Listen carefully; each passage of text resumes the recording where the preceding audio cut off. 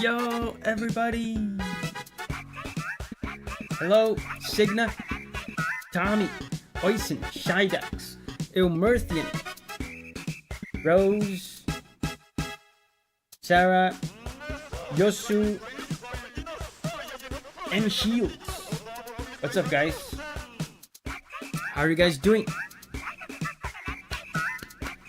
Early. Wait, was it early? It wasn't early. It was precisely 3 minutes before the scheduled time, which is precisely when I always start. How are you guys? Are you ready for capitalism? Today we're doing a capitalism music stream, as you guys know. Martin says, was this rap always here? What do you mean rap? Are you not familiar with Malomar theme? Martin? So yeah, we're gonna take suggestions from super chat today, guys. So Austin is here.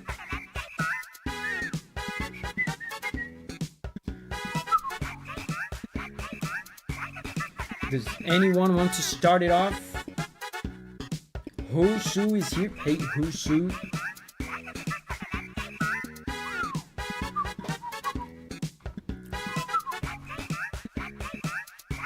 M Shield says, been busting my butt going through Dark Souls 2. Oh wow. Got almost everything done, but right now I'm grinding for Lois Souls. What is Lois Souls?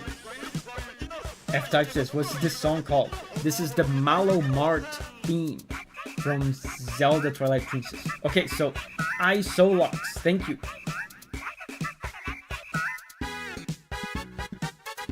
Isolox kickstarts the playlist with some Xenoblade.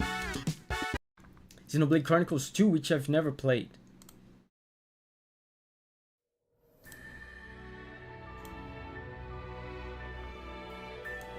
Oh, let me put the list on screen.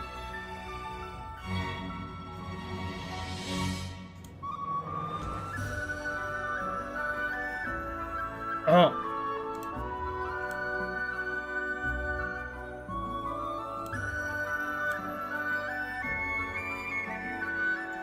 Sigma says, all the Toho fans should pay for their songs today. They do. Toho fans are generally... they're kind of wealthy, I want to say. Some of like my most generous supporters are Toho fans.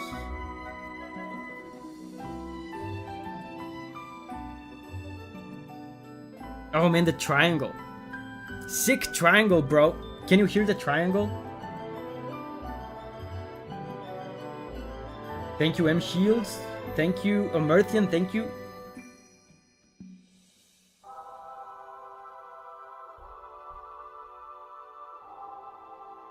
Man, I have to play Xenoblade 2.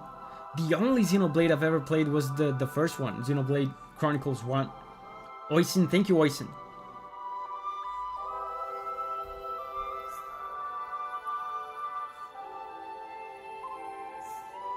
Sigma says, I'm in a server with them because a friend runs it and he made me a mod. You're a mod in a server full of Toho fans. That's a bad idea.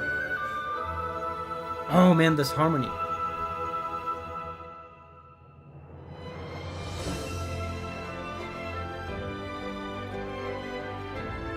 As far as I know, Yoko Shimomura did not compose for Xenoblade 2, right? It was Yasunori Mitsuda and the other guys from Xenoblade. Storm, hey Storm. Thank you.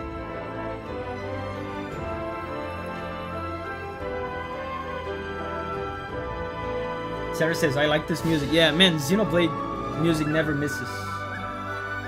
In case you don't know, Sarah, remember Chrono Trigger that we played on stream? This composer is the same one from Chrono Trigger from way back in the day. Ganot says, is this Yoko Shimomura? I think not. I don't think so. Because I think, as far as Xenoblade goes, I think she only composed for Chronicles 1. I think. Vera, thank you very much. Dark in Blade Gaming, thank you. Let me update the list.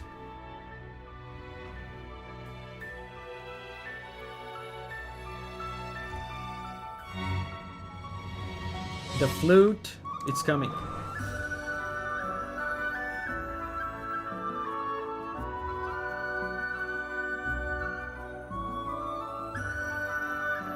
Have any of you guys played Xenoblade Chronicles 2?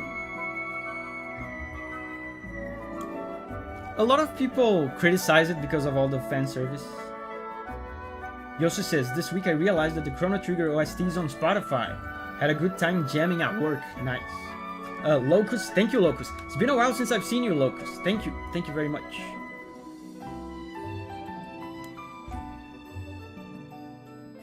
Signa says, I've only played Shulk in Smash Bros. Oisin says no, Tommy says no. Certi says, have a listen to something from Nine Sols, please. Any track is good. People often do recommend Nine Sols in these streams. But in case you don't know, Certi, I'm going to stream Nine Sols soon. It's not gonna be tomorrow, but it's gonna be soon. You should tune in.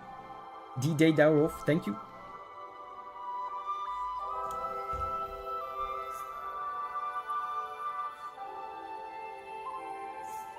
Oisin, thank you.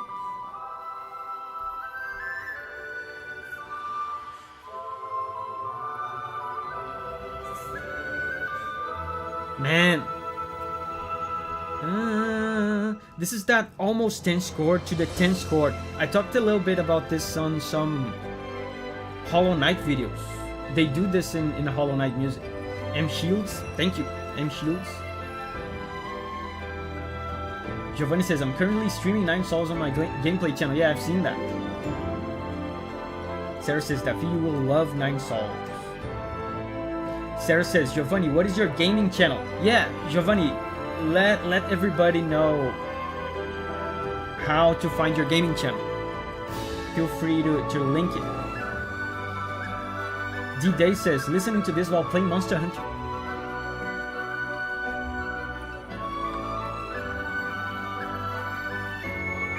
Veggie says, I was looking forward to Nine Sols, but I saw the post about more Monster Hunter tomorrow. Yeah, we didn't finish Monster Hunter. We have to finish it first. But tomorrow is the last episode of Monster Hunter. Okay, this has been playing for... It's already looping and it's been playing for almost 6 minutes now. So we're gonna move on to... M Shields, Dragon Ball Xenoverse. Thank you, M Shields.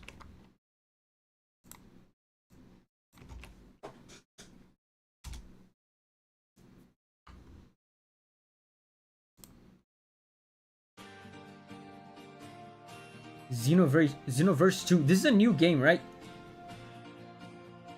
M Circle, thank you. M Shields, thank you again.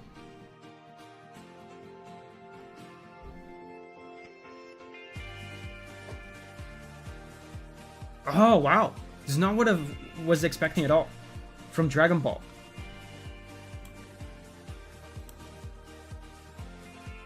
Oh, it's almost 10 years old. I thought this was one of the new Dragon Ball games.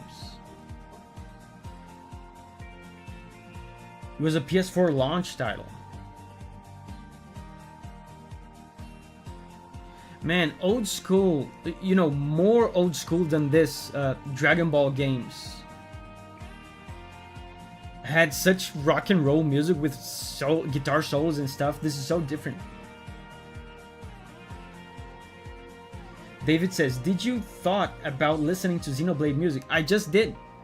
The track previous to this one was Xenoblade and it was amazing. I love Xenoblade music.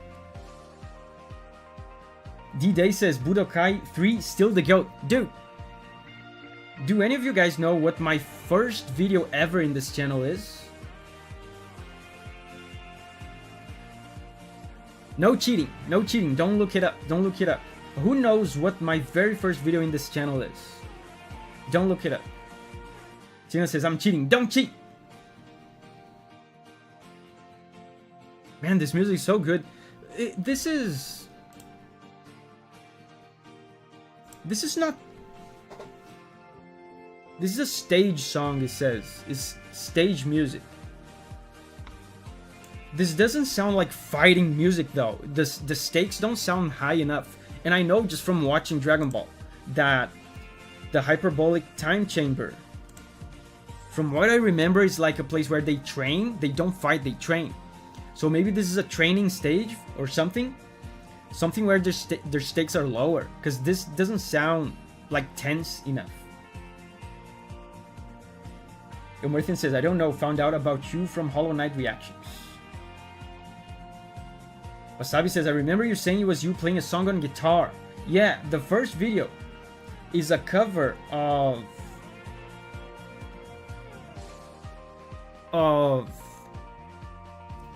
a Dragon Ball game song from Budokai 3. Is you playing the guitar? Yeah. Shidek says, any YouTube payment gurus? I paid for a chat and it's giving me an error that I already purchased it. I haven't seen my chat yet and can't submit anymore. Oof, man, that sucks. And you already paid for it? You already paid for it. And it didn't show up. Hopefully, like, if it doesn't show up, you can at the very least contest it, like dispute it with the credit card company. Man, that sucks. And what sucks even more is that I can't do anything about it. Yeah, so next up is Oisin, pierced by spikes from Ambidextro. But let me know, Shidax, if you can resolve it. It's on my bank statement already.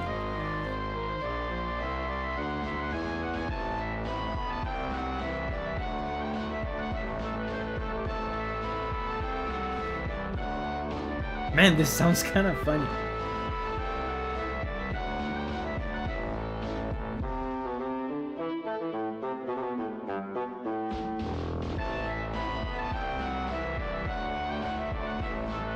Sounds Celtic. Yeah, there's a touch of that, but it also sounds...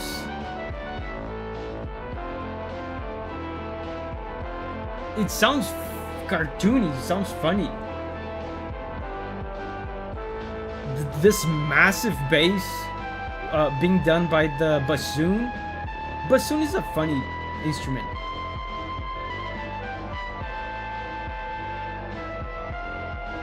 The quality, like the mixing quality, the audio quality seems bad as well.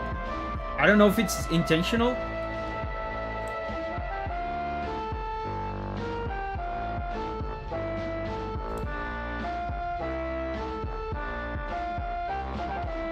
Stormblade says, Davi, did you see my question in DMs? I don't remember. I'm gonna check later. I've seen you send me some music.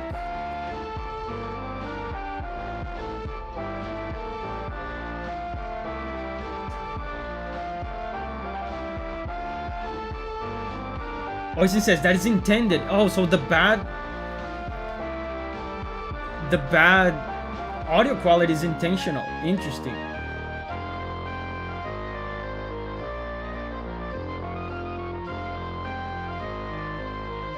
That's so interesting. Now I'm curious about the context of this.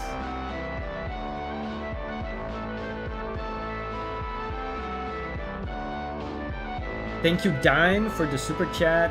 Candle.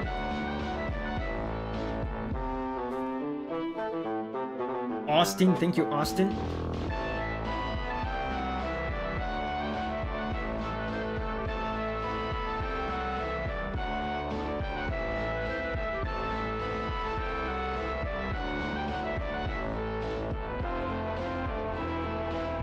Man, I'm feeling bad for Shidex. Shidex, are you able to, like, do you have an app or something where you can dispute transactions? On my credit card, there's a button I can just click to dispute some transaction, like if something goes wrong, and they refund me the money. Another one from Austin. Thank you, Austin.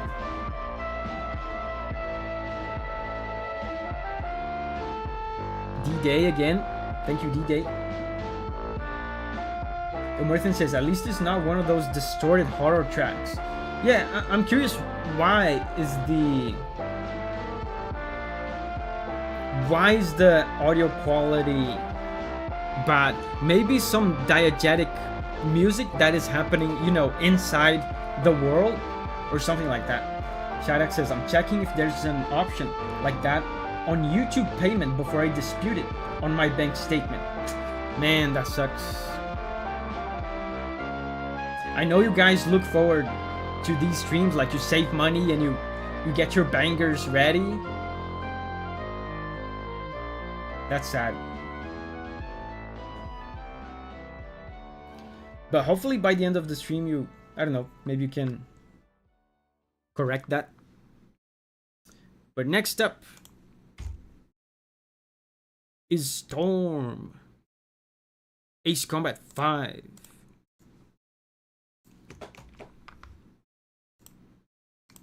Wait, you asked me, Storm, if I read your DM. Hold up. Super Circus. I'm gonna check it out right now.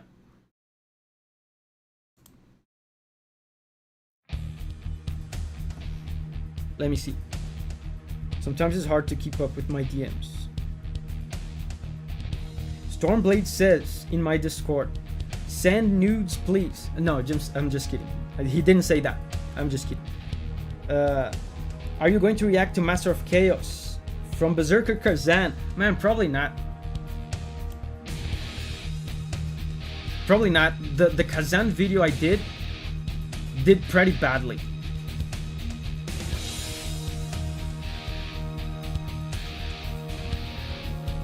So unless someone asks for it on Patreon,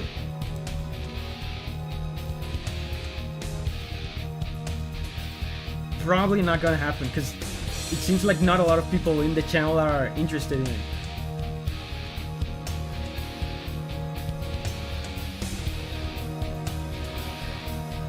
Oh, I forgot my water.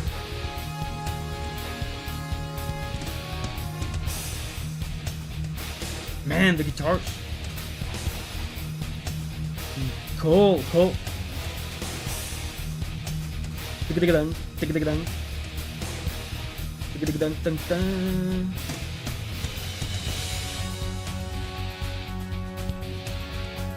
That's some nice rhythm playing. You know, it's hard to get rhythm guitars to feel this snappy and this rhythmic without double bass to like punctuate the rhythm.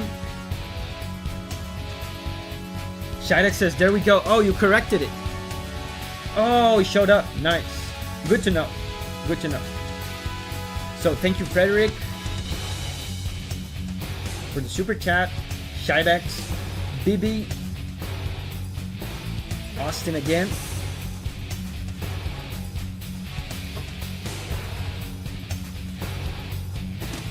Storm says, that's fine, I might just request it here. Yeah, it's a good idea. Or on Democracy streams.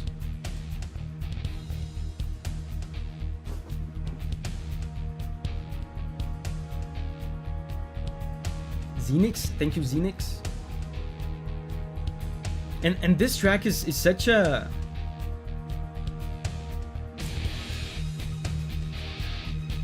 background vibe, a background tension vibe kind of a song, right? Listen to how the guitar stays on the same note.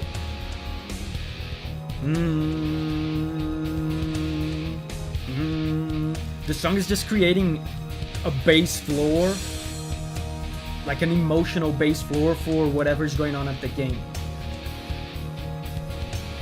There's probably dialogue over this, I imagine, because the music is clearly trying not to draw too much attention. And Jeanette is here. Hey, and Jeanette.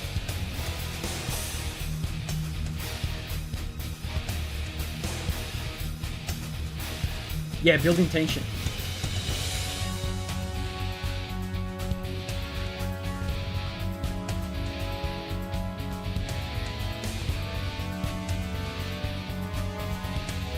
I feel like there was another Ace Combat song like this.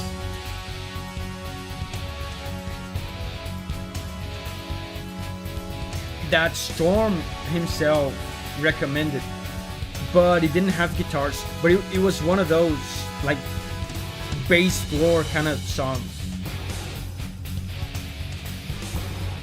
Husu says, love your music, but I must get back to work. Bye, Davi. Bye bye, Husu. Thank you for hanging out with us. Storm says, naval blockade. Yeah.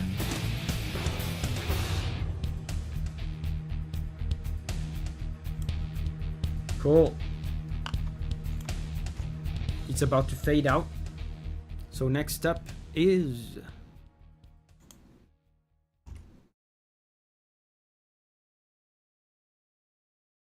Locust. To you, my love rings true from Toho.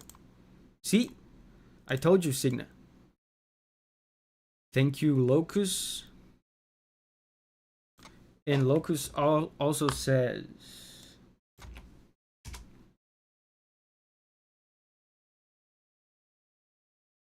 this game is called Toho Hero of Ice Fairy. That's a weird name for a Toho game. They're usually just numbered. But anyway, let's see.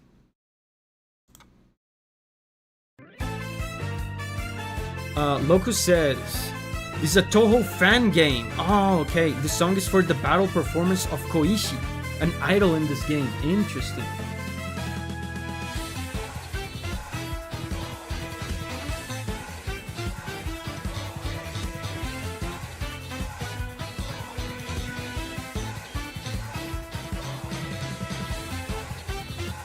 Yeah, guys. Am I gonna get canceled for this? This immediately sounds kind of better than most Toho songs.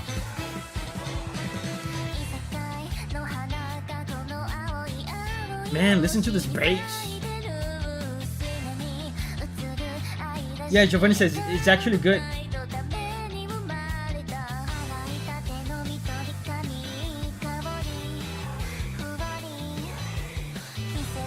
Cancel Davi. No!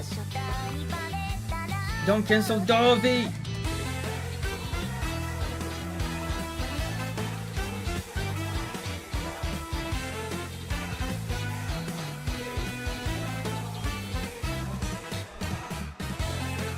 This one has real recorded instruments, which is very uncommon for actual Toho.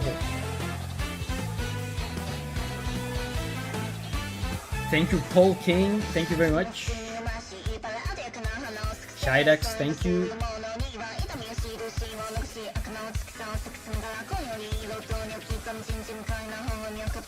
Even the crowd is chanting cancel Davi.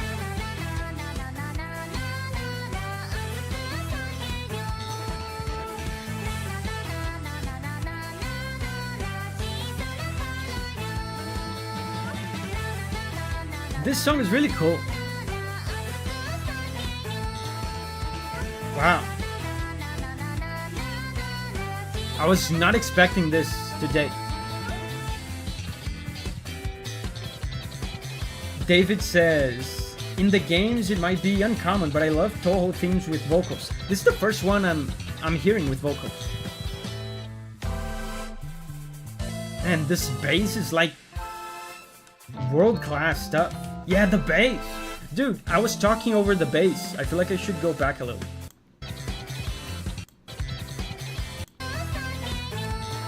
The bass.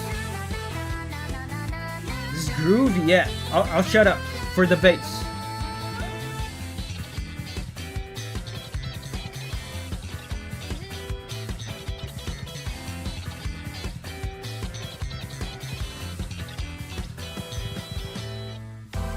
The bass kind of makes me think of Persona. Yeah, because it's like funky slap bass, which is what Persona does.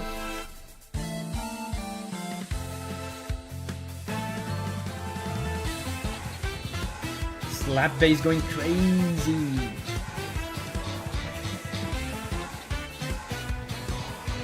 Dude, I hear it. They're chanting cancel Davi. Can you hear it? Cancel Davi.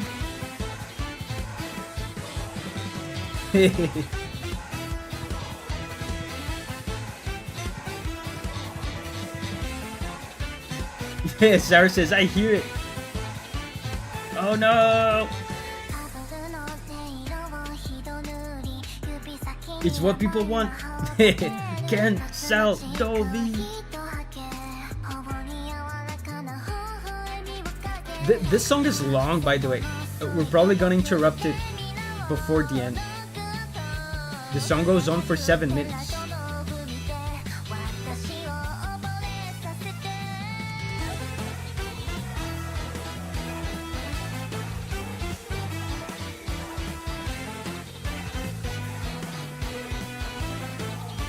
Now they're chanting something else.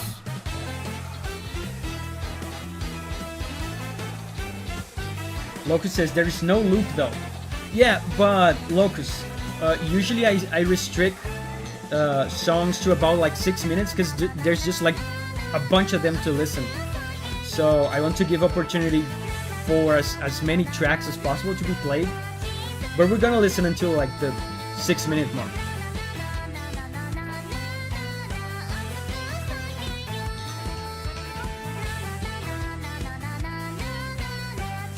Jonasu says, I think you covered an analysis for the Zoon's original song, which this one from the fan game is based on. Not entirely sure. I don't know which one this is based on. It doesn't ring a bell.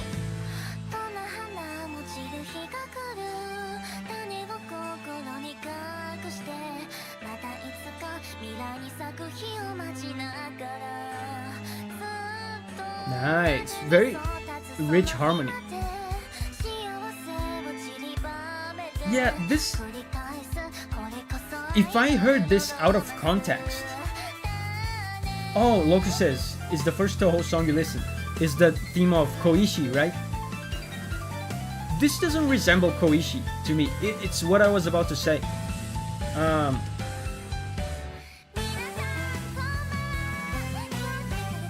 If I heard this out of context, I wouldn't be able to tell this is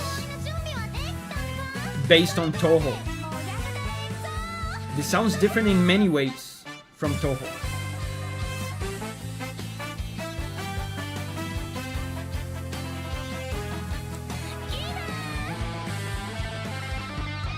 Guitar!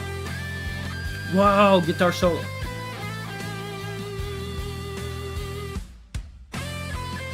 Nice.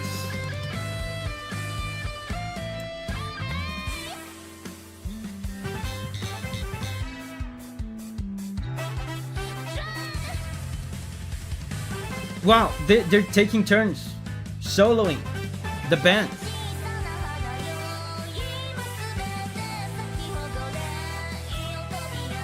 Wow, this really is a long song. So we're now at the 6-minute mark, so let's skip ahead a little bit. Let's listen to the end.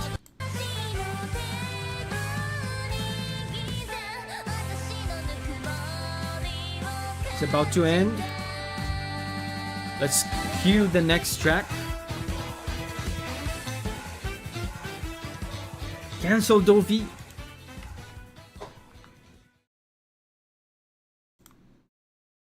M Shields, speaking of Dark Souls 2. Dark Souls 2, theme of Aldia, scholar of the first sin.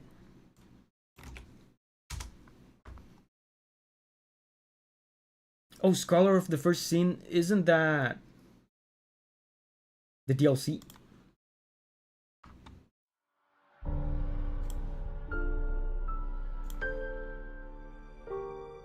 The Dark Angel, thank you for the super chat.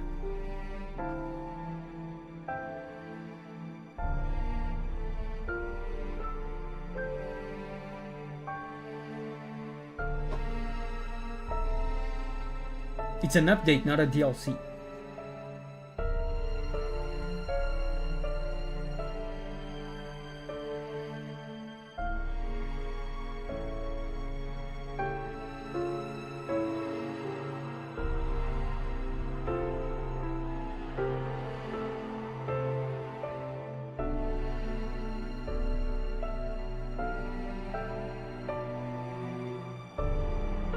was Dark Souls 2? It was already Yuka Kitamura, right?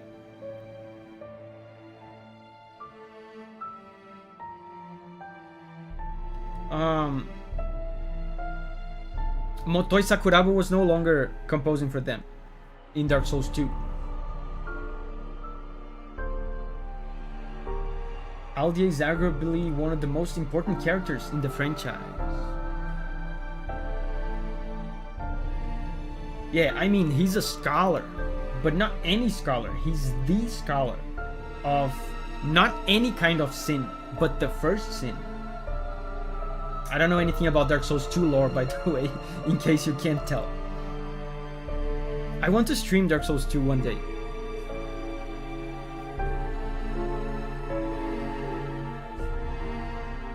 It's gonna be a ton of fun raging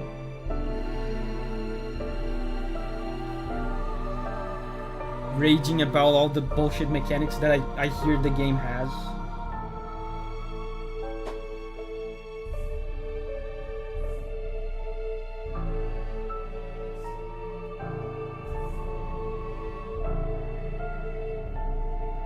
Man, this is very interesting. I almost never hear any music at all from Dark Souls 2. Oisin says, I'm curious about it. Yeah, I'm curious about it musically too.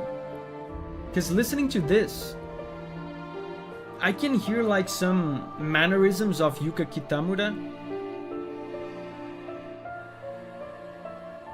But it's still like such a prototype of her style. M. Shield says, Dark Souls 2 music is kinda hit or miss. What was the next game Kitamura composed for? It was Bloodborne, right? After Dark Souls 2.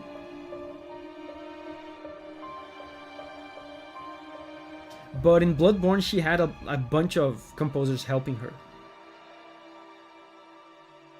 I think the next game where Kitamura was lead composer was probably Dark Souls 3.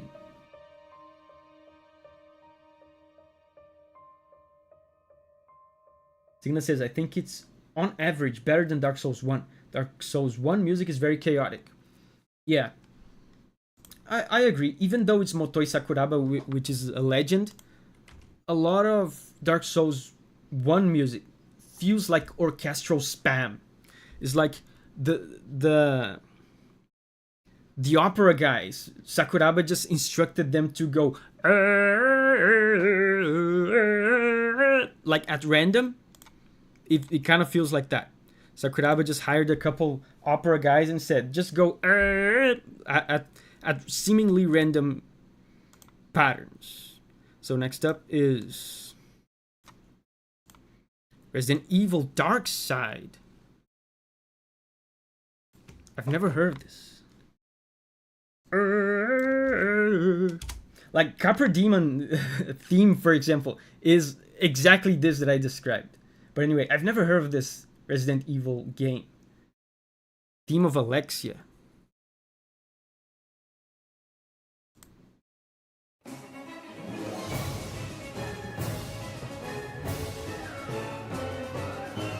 Is this 30 minutes long?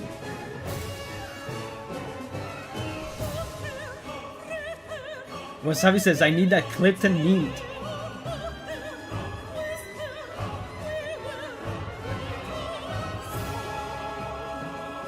Wow, I've never heard of this.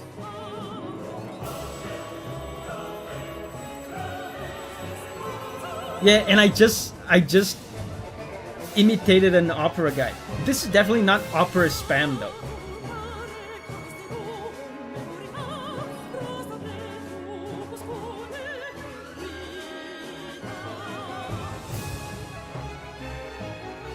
This is amazing, bro. How have I never heard of this Resident Evil game?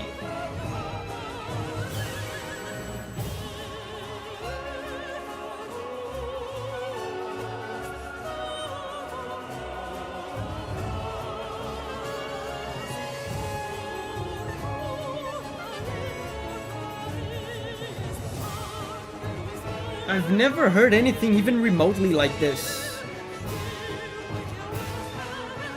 in any Resident Evil game.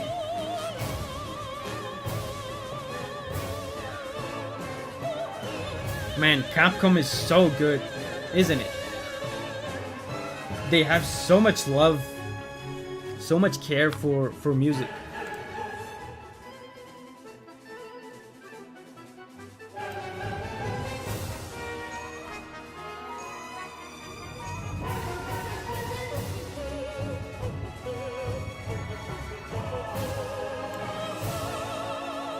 I was not expecting opera. Yeah, me neither.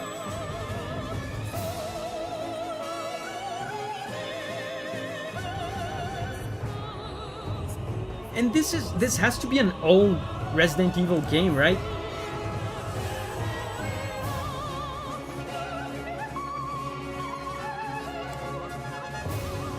Old Resident Evil gameplay is so awkward and stiff.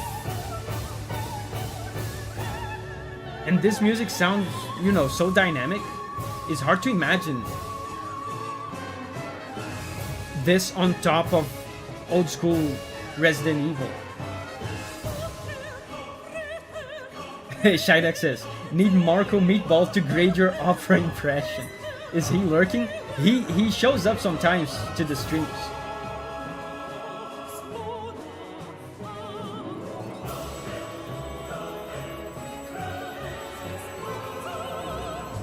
Austin says, think Noble Woman Gone Mad. Interesting. But what year is this from? Resident Evil Dark Side Chronicle.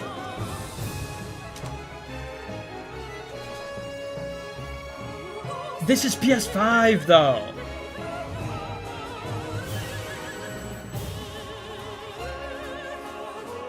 Oh, originally released on the Wii. Wow.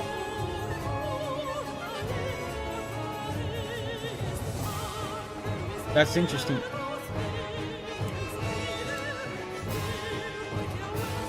Yeah, 2009. I think this is looping already.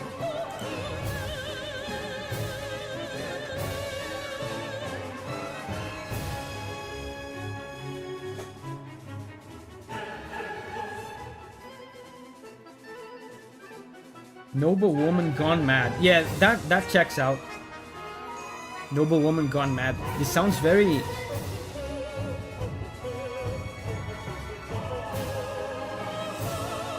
Oh.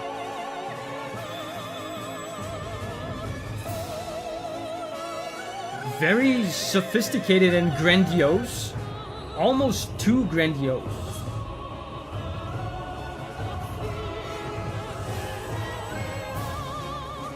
Austin says, there's Resident Evil Code Veronica. Yeah, that I know. I know that one. They remade some games into the Dark Side Chronicles. Ah, interesting.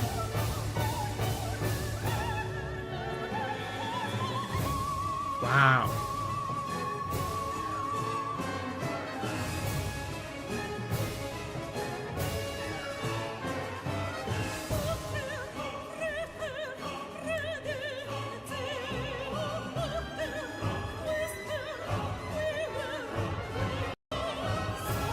Goes hard.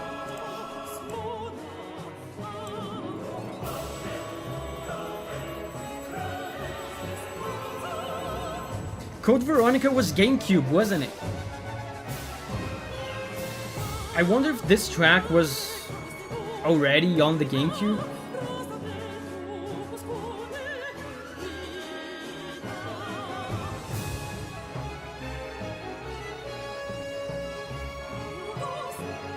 Man, the strings. Listen to the strings.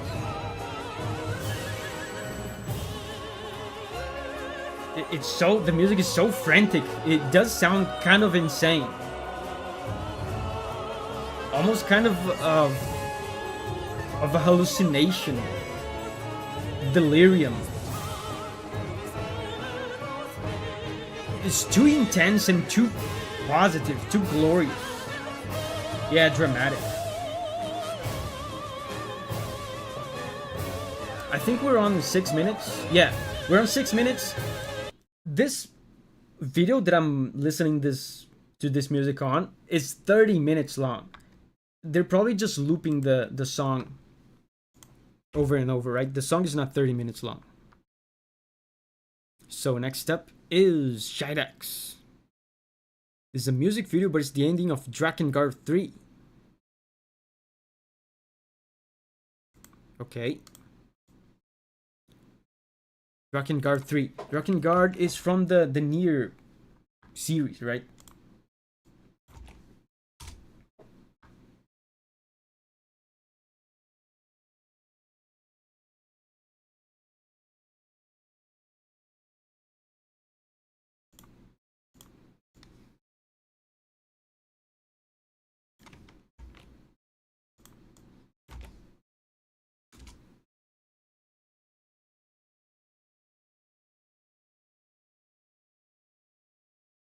Is it this one? I wonder.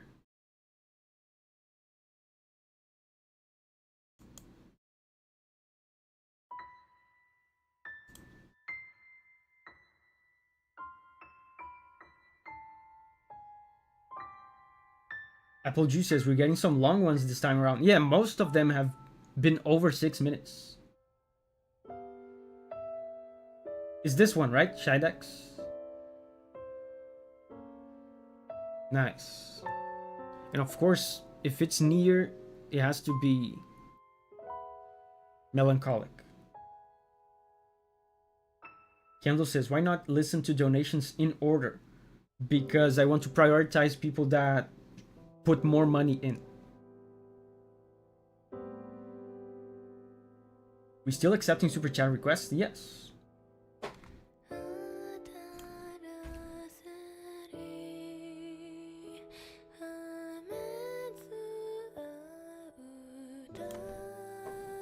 Oh, there's vocals.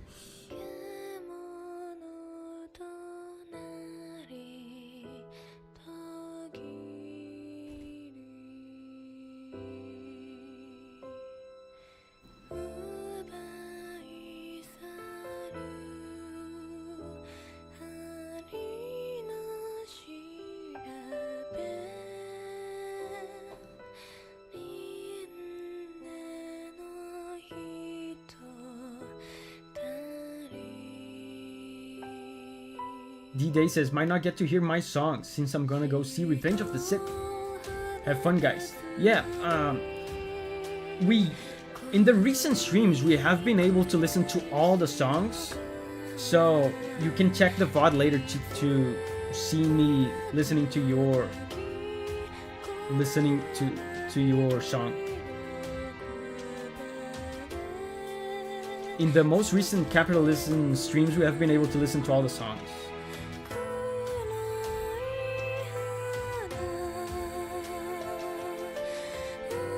Thank you, Sacred. Thank you very much, Sacred, for the support.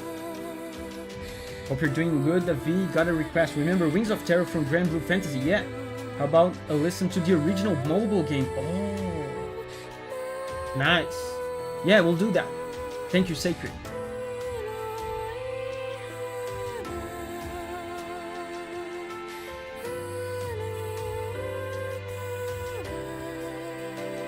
And this song was not composed by Keiichi Okabe, was it? This is like a licensed song from someone else that they put in the game, I assume? Because this kind of does sound like Keiichi Okabe. Even if it's not him, he kind of has his style.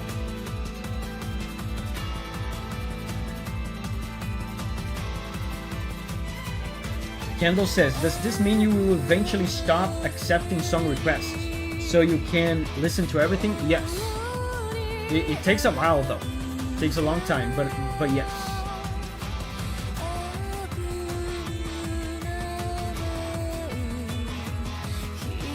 Did the song just go into mini boss mode? I mean, Shidex says this is a song for the ending. So it's not gameplay.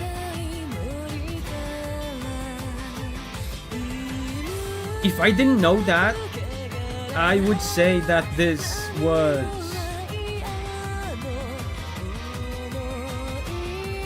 I would say that this was dynamic music for some sort of gameplay scenario.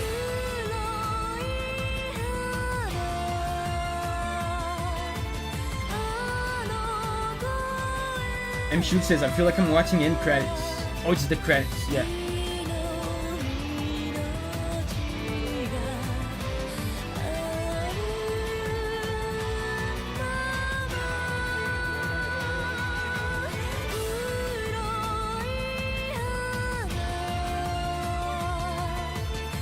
Shadox, do you know if this is Keiichi Okabe?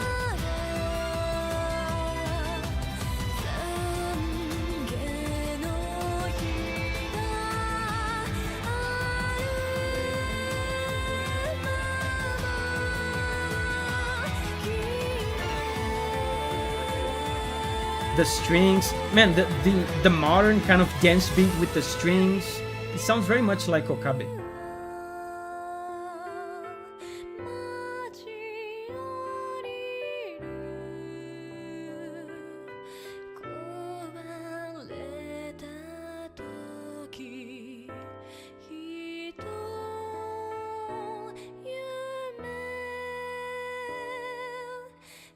Shadex says, not sure.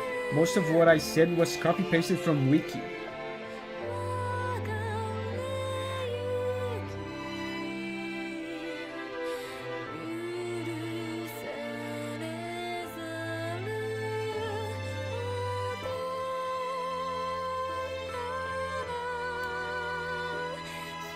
Oh wow, there's a woman singing. I didn't notice.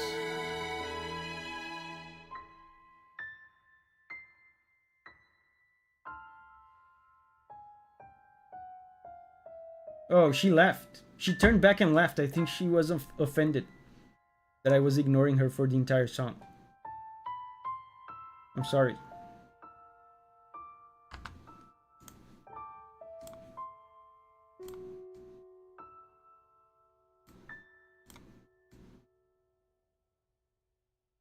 So now we're going to listen to Wings of Terror from Grand Blue Fantasy.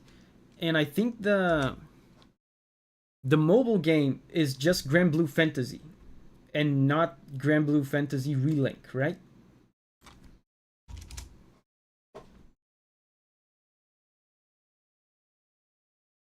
Wings of Terror. Yeah.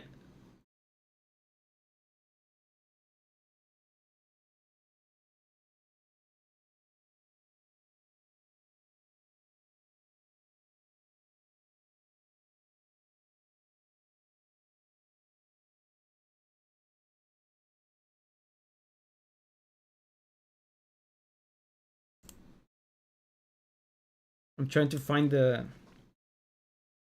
track. I can see Grand Blue Fantasy Versus.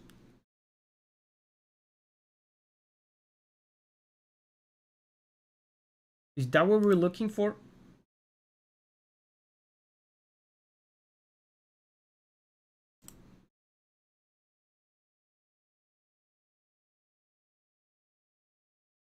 Let me see.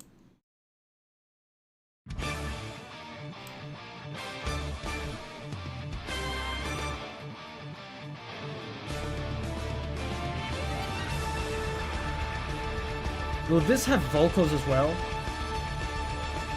And Jeanette says, I thought I had gone deaf when it all got quiet. I was just trying to find the song.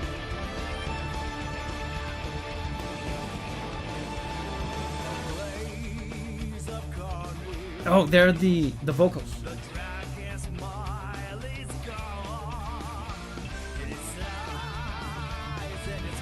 Oh yeah, this is different. The singer is the same. Abken, hey Abken, what are we listening to? What's the game?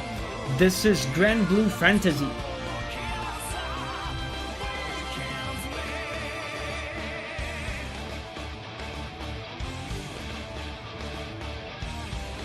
Sacred says no phase 1. I can't find phase 1.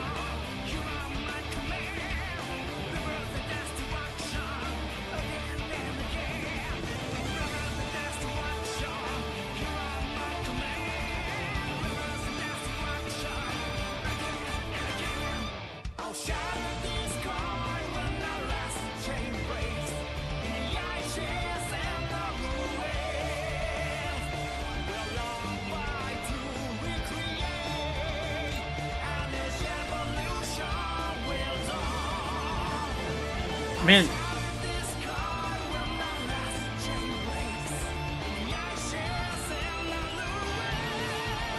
Some of these melodies got stuck in my head like for days after I did the video for the song. Yeah, the song slaps.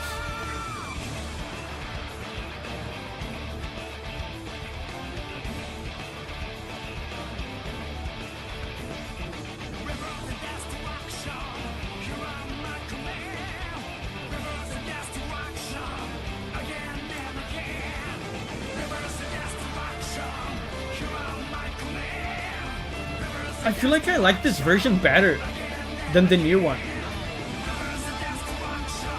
I really didn't like the vocals in the new one.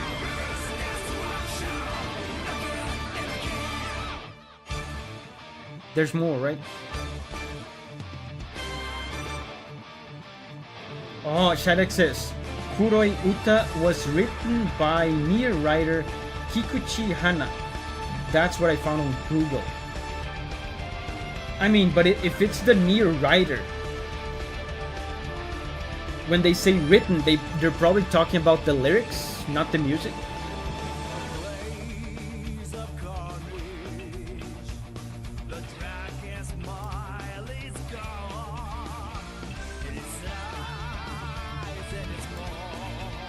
So it's looping now.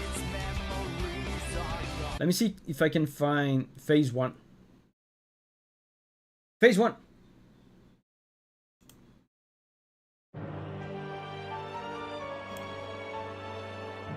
Phase 1 and phase 2 were separated.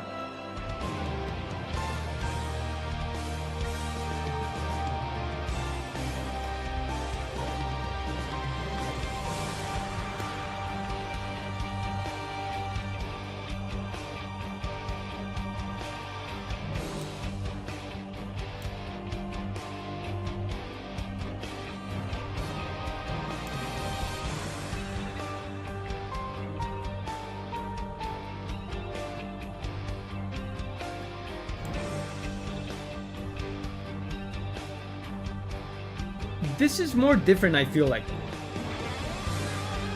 Oh yeah, now I remember this guitar. I remember this guitar.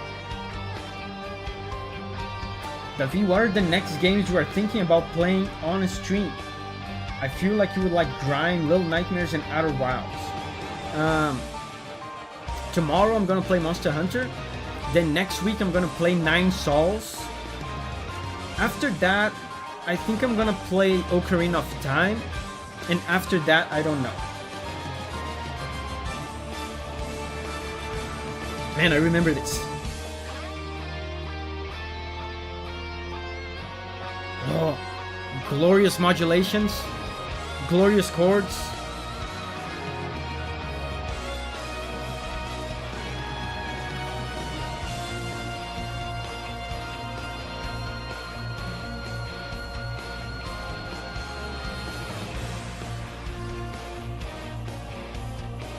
Hot and Spicy, thank you, Hot and Spicy, for the super chat. And this riff, I remember in the video.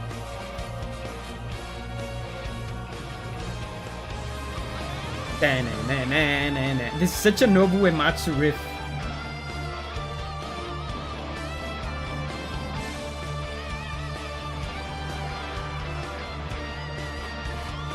Do do do do do do do do.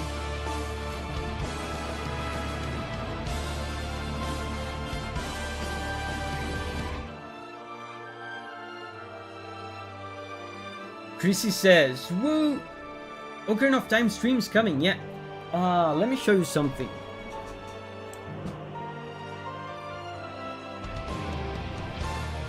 I think this is looping already.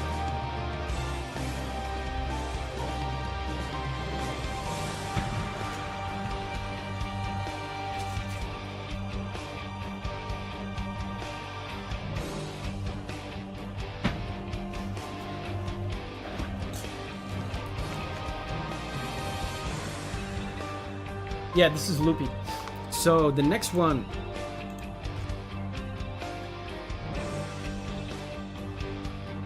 is BB Silva, Brazilian fan here. Can you react to Immortal Kane or Memoria Timoris from Enigma of Fear soundtrack. It's a Brazilian indie game released last year. It has a very good soundtrack. So let's go Memoria.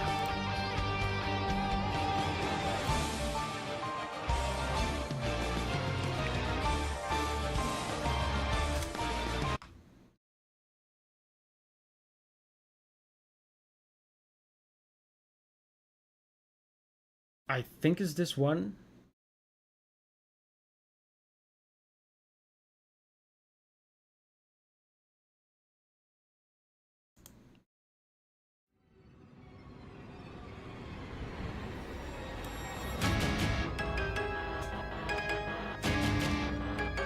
Yeah, I was going to show you guys this. Speaking of Ocarina of Time. Look what I have here.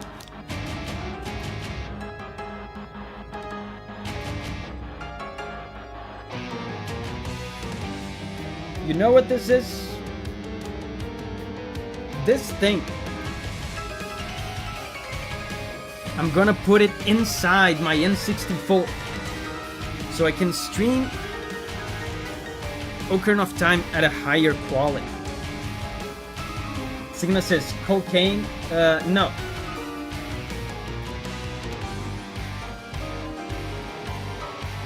Oh, is this a horror game, right?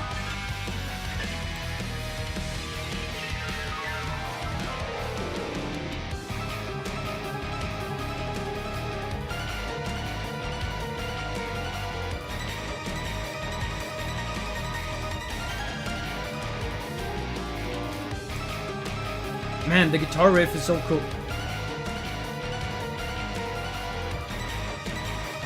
The title means memory of fear. I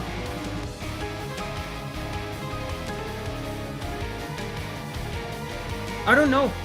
It's not Portuguese. Memoria Timoris is not Portuguese. I don't know.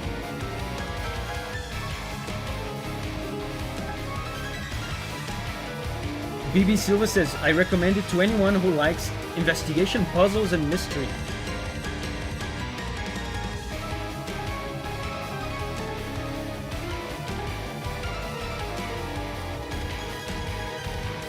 Rex says Latin? It might be Latin.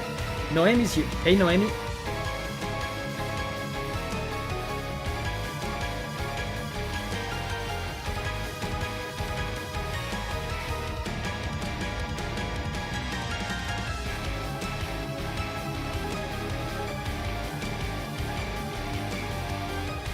Man, the guitars in this are really cool. The drums.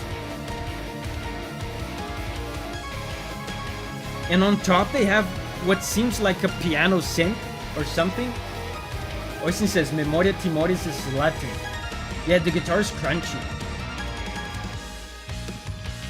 Oh, the bass. Listen to the bass.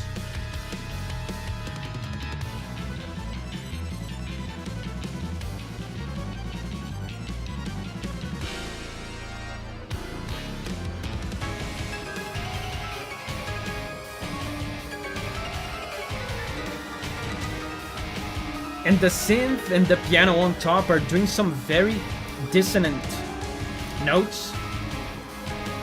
Obviously intentionally disturbing.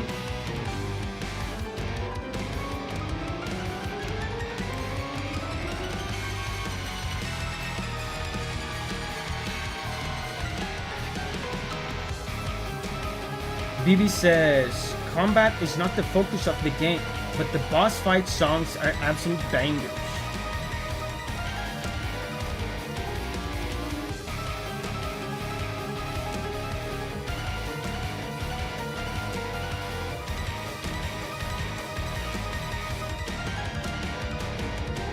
And there's so many notes, man. There's so much happening.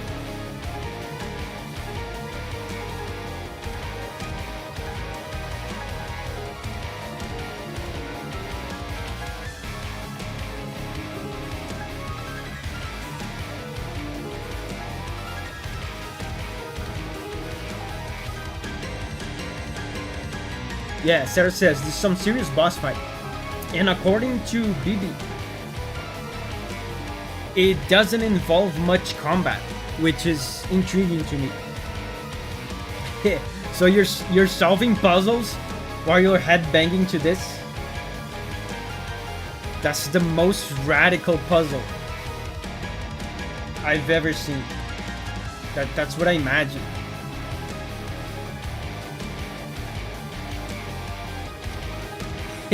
Imagine doing a jigsaw puzzle to this. Like one of those really easy ones for kids. Where it's like a picture of Elmo from Sesame Street or something.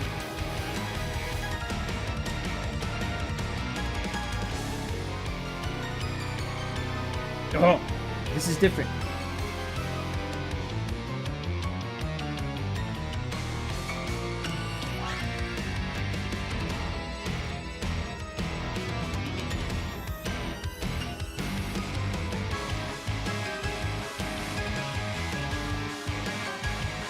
Davi says it's a maze puzzle. You're running for your life while being chased and trying to learn your way around. Man, that sounds so... It sounds so urgent, so tense, like you're basically being chased, yeah. The music is very appropriate for that. Piano guy popping off. Nice. Very interesting. Next up, More Than Happy, Zenless Zone 0.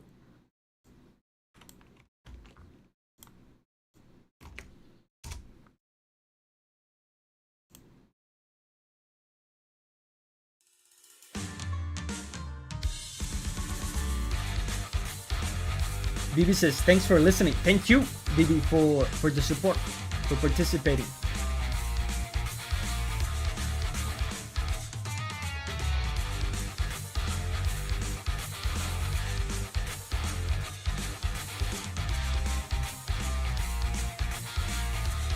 Man, that triplet rhythm.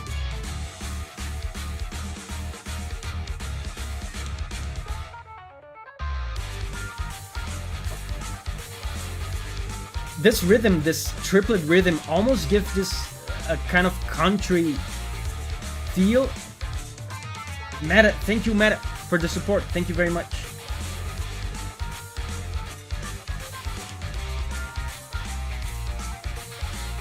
Ibrahim is here. Hey Ibrahim.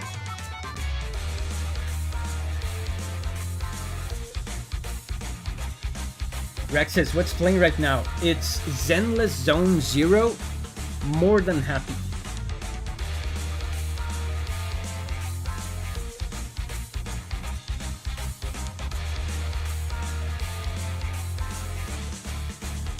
Mr. Hart says, this feels like a Mario Party track to me. Recent Mario games have been using a lot of guitar, I've noticed. Like Mario Odyssey and... Remember that game, Bowser... The one with Bowser that had like heavy metal?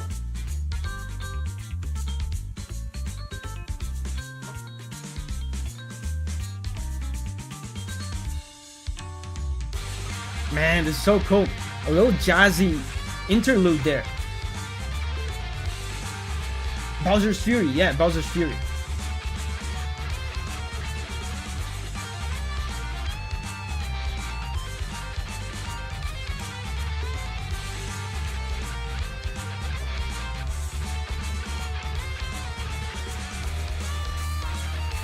Sick solo, man. I love the rhythm in this. This is really cool.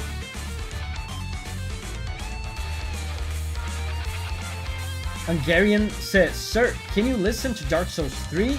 King of the Storm music. Hungarian, today we are accepting requests from Super Chat.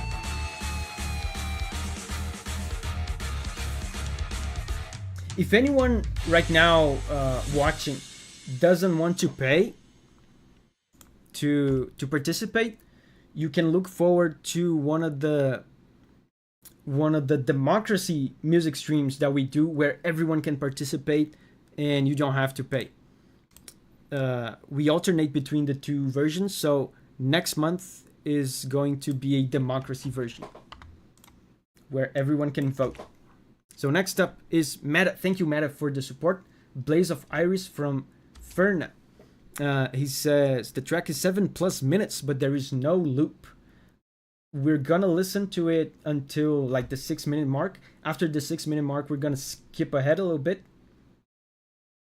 because we want to give opportunity for as many people as possible to get their tracks in.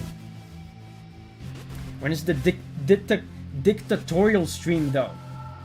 I mean, we've done some dictatorial streams. Dictatorial streams are streams where we just listen to what I say we listen to. We've done a lot of them. Oh man. Nawaf, thank you Nawaf for the support. Locus again.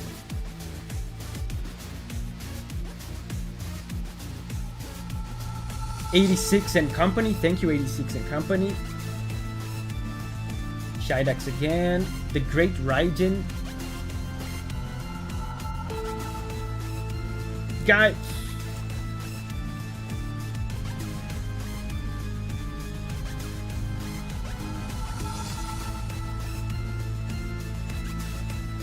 Organ.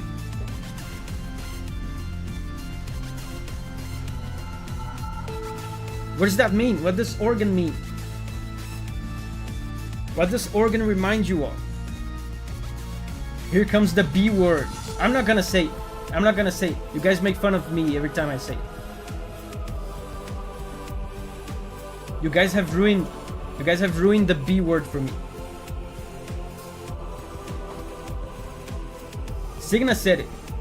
Potentially Baroque. Bamboo. It's not bamboo. It's not bamboo, Sir Pogs. Balls. Man, this rules. Listen to the vibes in this.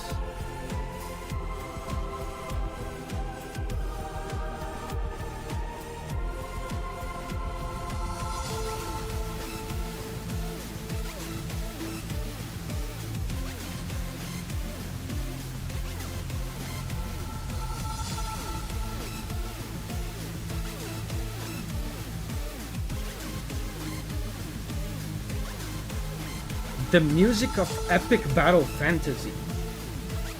I've heard music from this before.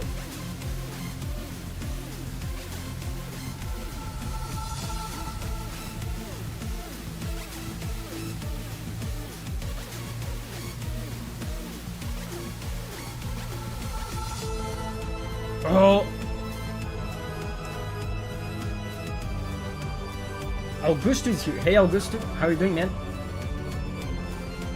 Meta says the last 2 minutes are really amazing though, I promise. We're gonna listen.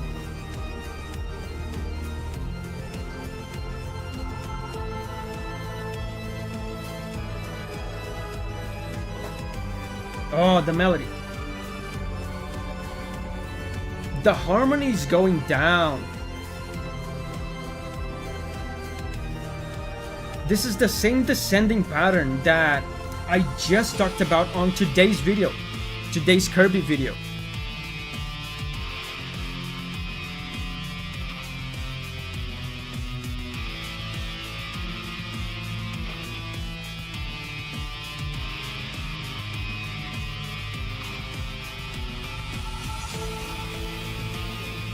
Sir Bog says, where have we heard this progression before? I mean, it's just a chromatic descent, Sir Pogs.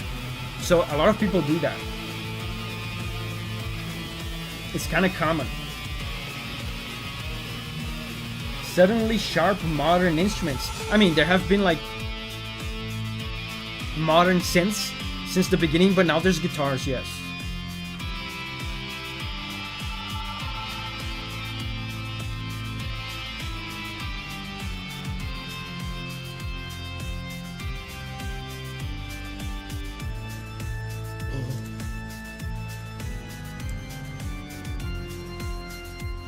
I love how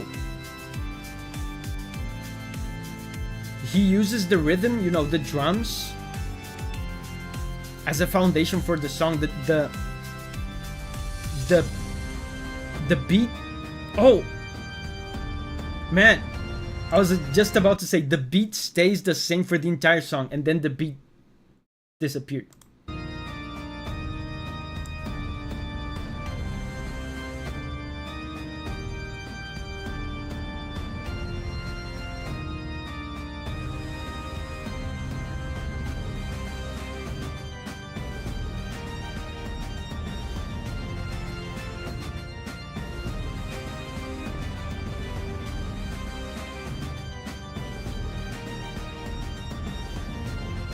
Some strings, I feel like I'm hearing some brass, some low brass on the right speaker. The theme right now is a reference to Epic Battle Fantasy 2 boss fight music.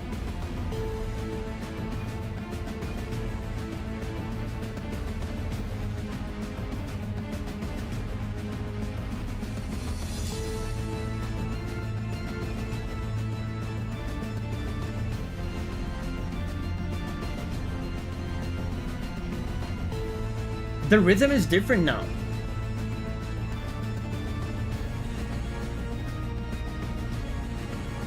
It's not the old straightforward like.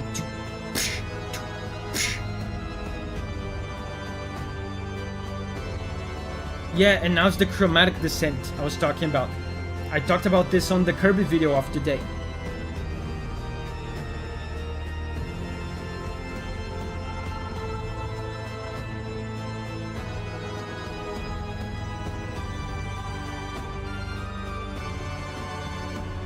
There's a satisfying sensation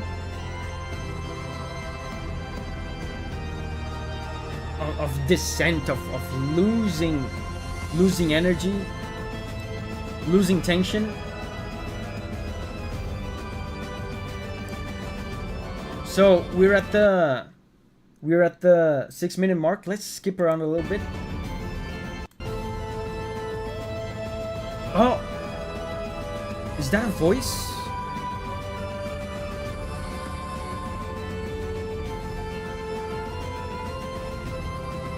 And they're still doing the chromatic descent, but now with the voice. Man, I love when they...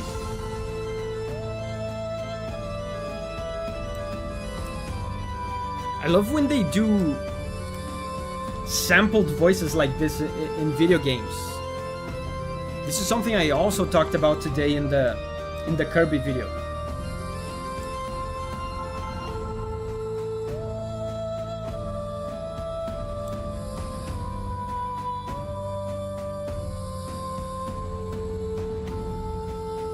It's about to end.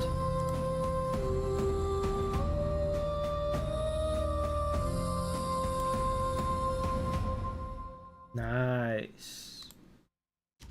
So next up is Dark Angel. Could you please listen to Hope Runs Deep from Gears of War 2?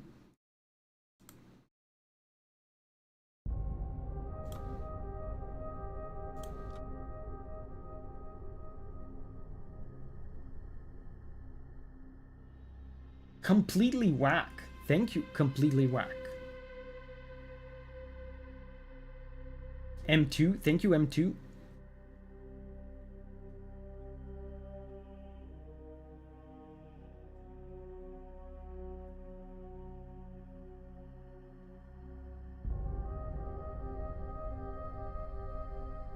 I don't think I've ever played Gears of War 2. I remember playing the first one a lot.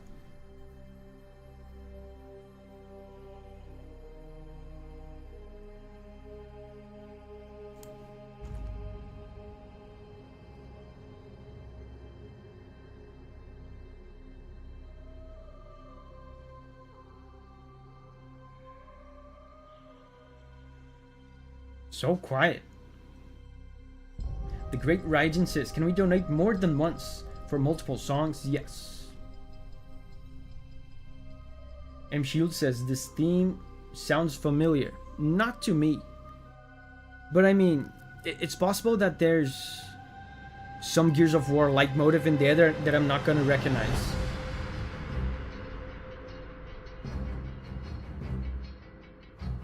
Yeah, I remember a lot of music like this in Gears of War.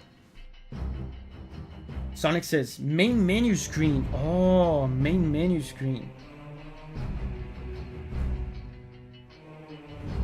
This could be gameplay music, though. I could honestly have guessed gameplay. Because I remember music like this, like during missions and stuff.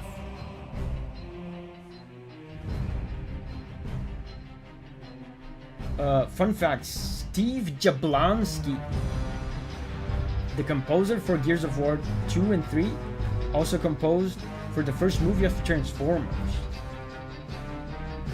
I remember that, man. There was an era in video game music where they were trying to get Hollywood guys to compose for games. I remember that.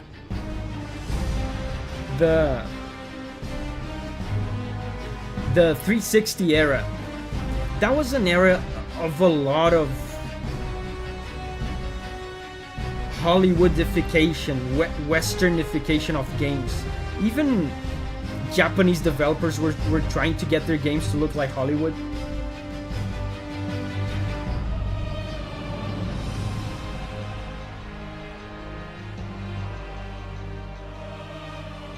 Crysis was Hans Zimmer. Metal Gear Solid 2, which was not 360, right? It was PS2. But Metal Gear Solid 2, Metal Gear Solid 3, and 4 and 5 all had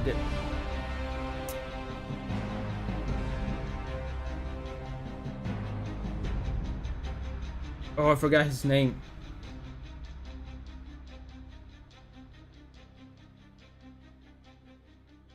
I forgot the name of the Hollywood guy that made music for MGS. And Kojima wanted Hans Zimmer, but he couldn't get him. And Inon Zur as well for Fallout and a bunch of other stuff. He was a Hollywood guy as well.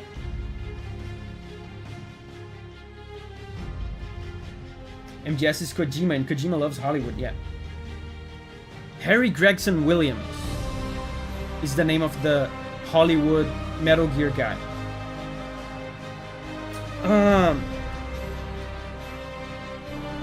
Fable. Remember Fable? Fable was actually 360, Xbox 360, and they had Danny Elfman.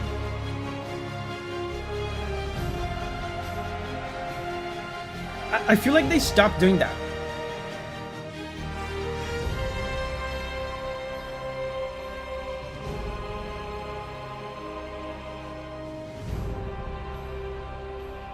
I feel like at one point game developers were like, wait a minute.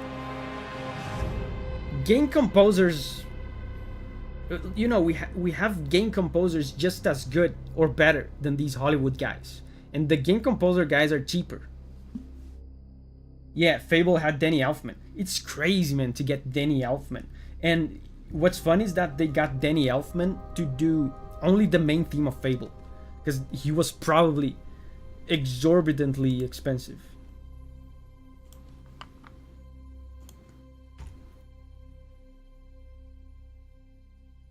Now we get Toby Fox doing Pokemon instead. That's amazing. That's an amazing comment, Veggie, because it really does highlight the change in the times. Next up is Crypt of the Necro Dancer. So the video game industry went from seeking out expensive Hollywood dudes to seeking out just dudes, right? That's what Toby Fox is just a dude. Metal Mancy.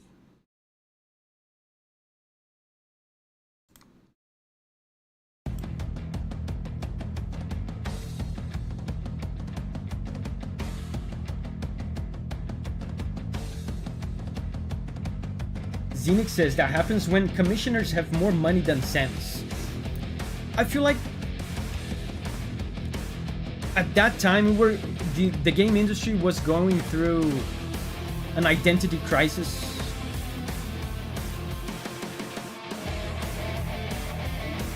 Of like trying to be validated.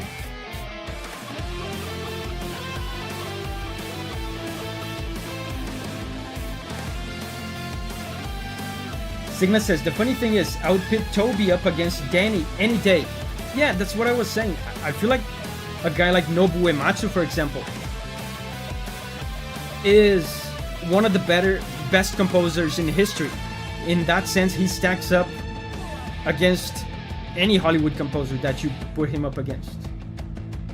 But I guess the video game industry wasn't ready to realize that yet.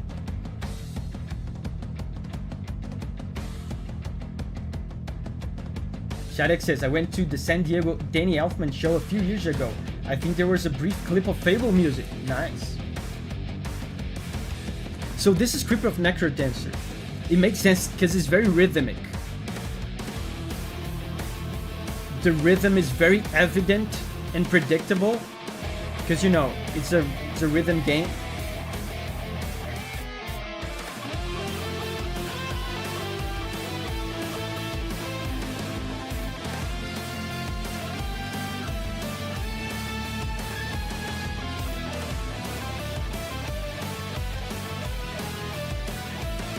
Sigma says there's a lot of inferiority complex in the game development industry. They never feel like they are as valid as movies. I feel like it's gotten a lot better. And I feel like we're mostly beyond that, but yeah, I do agree. Some developers, you can see in their games that they just wish they were making a movie.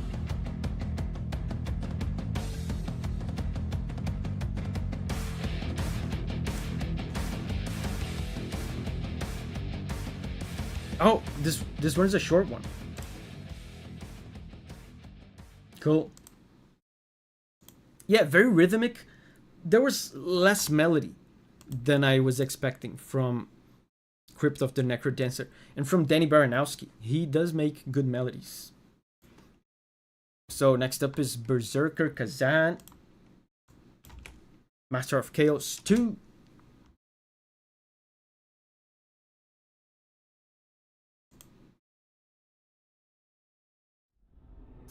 You know what I just found out? After I did a video on Kazan, I found out this is a Korean game, right? And it does make sense. It does have...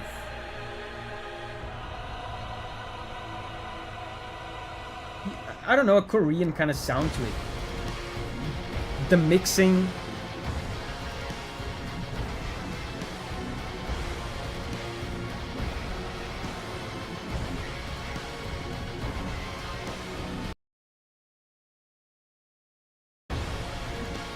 What was that? I think the video lagged.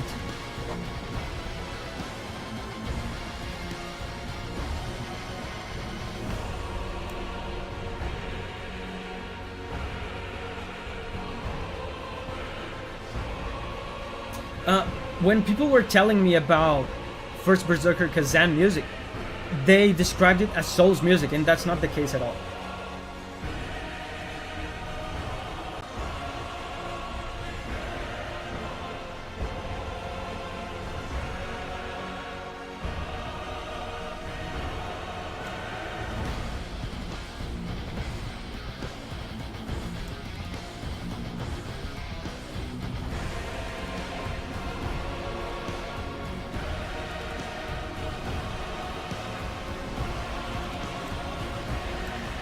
Man, crazy quiet. Am I lagging?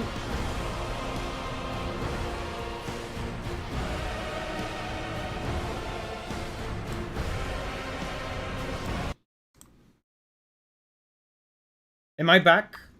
YouTube is telling me that the stream is fine. Are we back?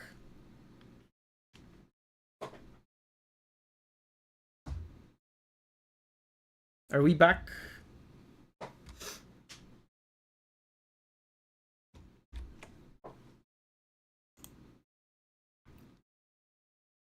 Oh, we're back.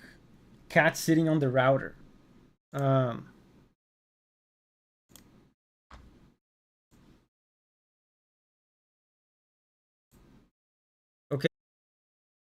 Oh, I had a disconnection actually. OBS is telling me that I had a disconnection. Uh,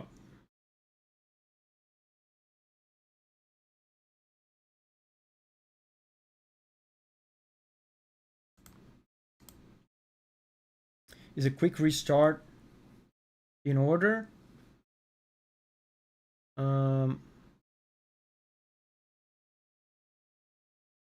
We're back.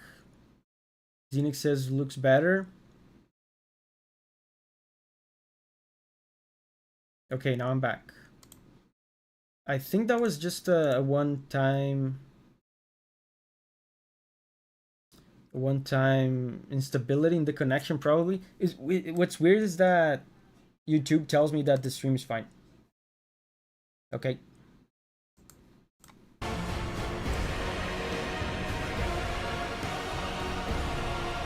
We're chilling.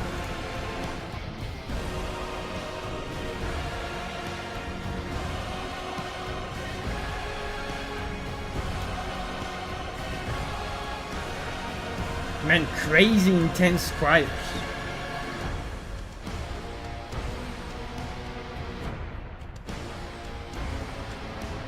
See, that's what I'm saying. You know, this is orchestral, intense, loud music, but it doesn't sound at all like Souls to me. Blacken says, what are your thoughts on the Expedition 33 OST? I have no thoughts, because I haven't listened to it. Storm says, very heavy percussion too.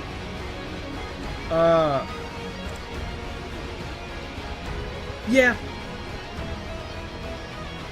I mean, Souls has heavy percussion too. What they don't have is stuff like this. Solo guitars. Man, sick guitar.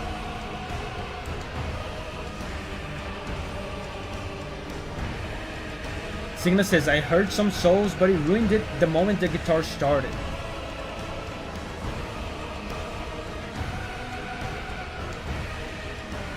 Yeah, even when there's no guitar, like now for example, there's still a drum kit. These kinds of things, you know, where they mix like electronic beats or heavy metal beats with orchestra is something that Souls doesn't do. They're usually like pretty... They like to use like the pure orchestra with a purely classical approach to it. Thank you, HH Main. Thank you. Ghost Yuki. Thank you.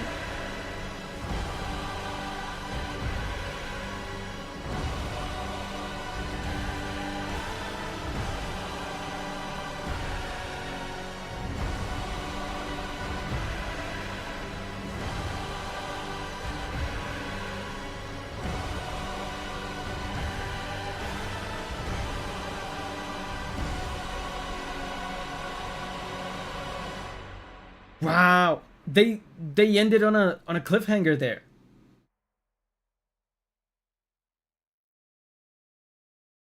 Like harmonically? Interesting, they ended on a 10 chord. Giovanni says, straight up Dark Souls. Yeah, some parts of it. Some parts of it. I don't know if this is just me. When I hear this, I don't hear Souls at all. Even the way they... Even when it's just the orchestra. The way they handle the orchestra is a little bit more modern. Souls likes to be like very, I want to say almost like historically accurate, like kind of classical about it. Surrogate Vulture. Grime.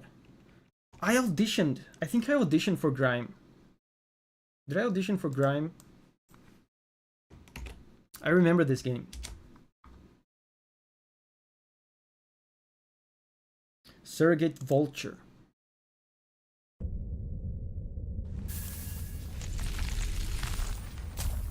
Giovanni says, sorry, I meant Demon Souls.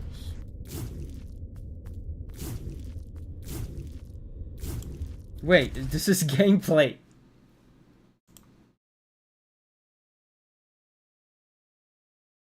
So, Grime, Colors of Rot. I think this is it.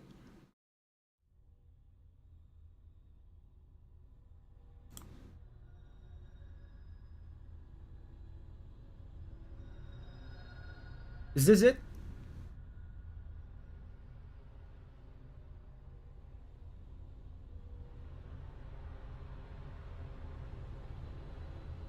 Okay, that's the name of the DLC.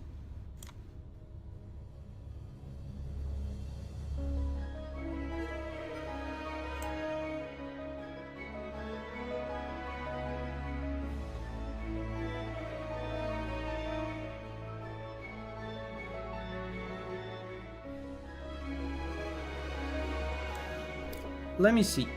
Let me see if I audition for this.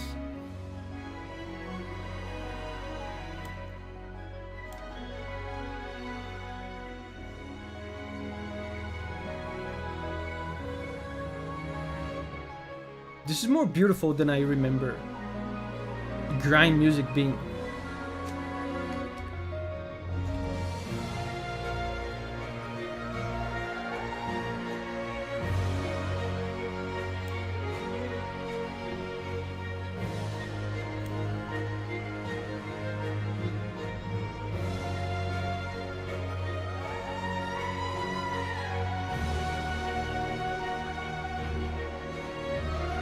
Yeah, I did audition. I didn't get to an audition, like I didn't get to make a track for them, but they did request like some samples from me. In 2018, wow, in 2018. Okay, Giovanni says, Davi, I need those 15 minutes now. Okay, guys. I think I'm gonna keep the requests open. Giovanni has to leave for 15 minutes. I'm gonna keep the requests open. After Giovanni comes back, he can catch up to any new super chats. I think that will work. It's not like we're getting like 1 billion super chats a minute.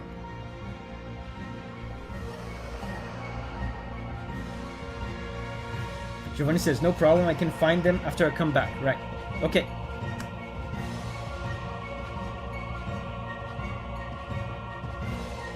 Tommy says, no, Davi, then the music sucks. Yeah, they didn't hire me. This sucks.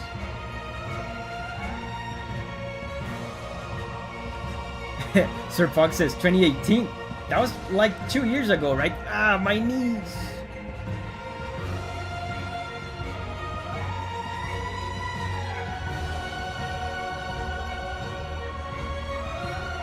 This is very different from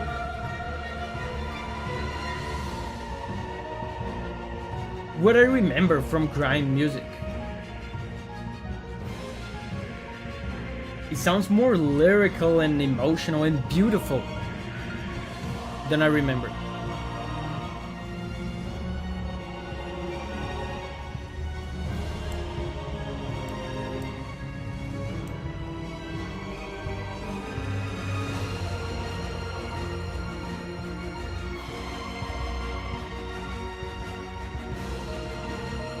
This is glorious. This is really good. Choirs.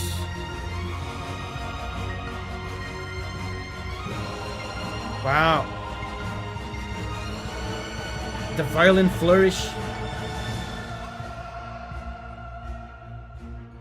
The violins on the left speaker almost sounded... Oh, it's fading out. Almost sounded like they were crying in despair. Listen.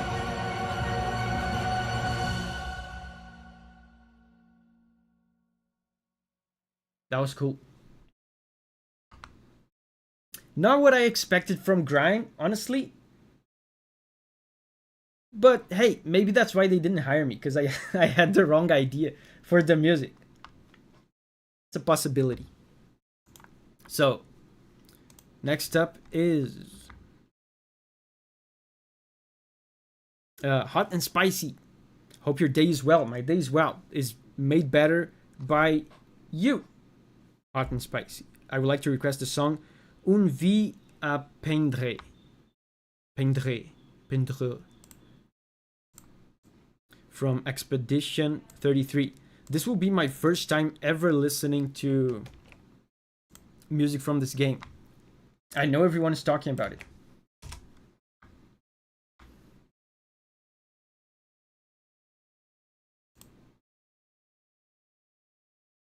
Wait. Wow, that's 11 minutes.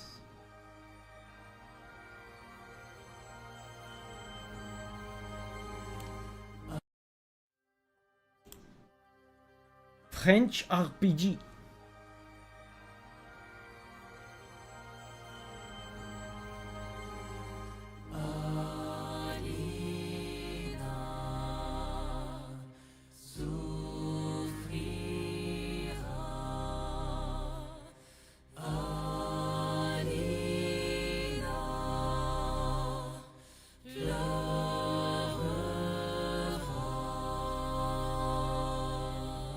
Are they singing in French?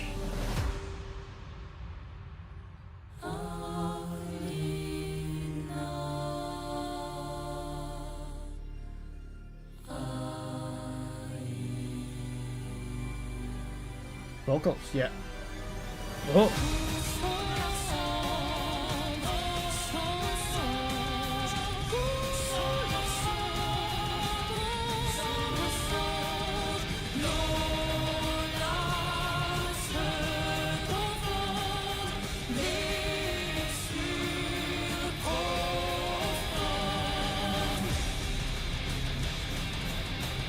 The drums are going crazy. The vocals are kind of, you know, I said that about that Proto Bahamut song as well. The solo vocals are so loud though.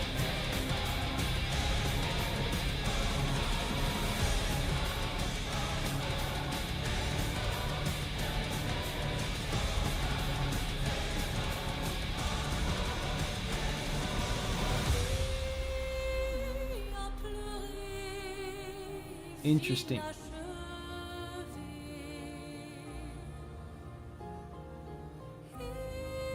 French music is nuts. Yeah, this is traditional French music.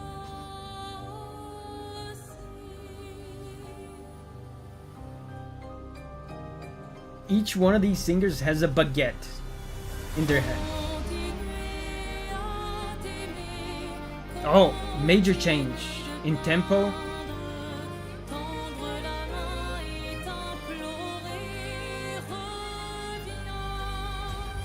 Yeah, it's French.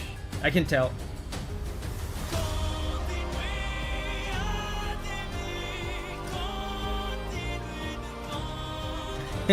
Wasabi says, all French music sounds like this.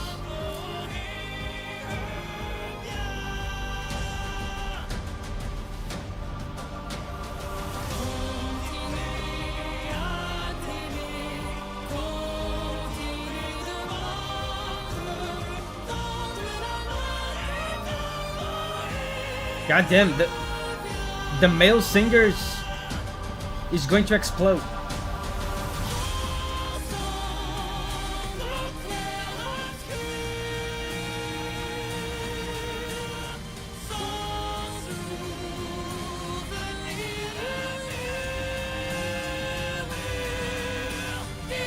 Holy crap, these vocals. The male guy is giving his soul to this performance.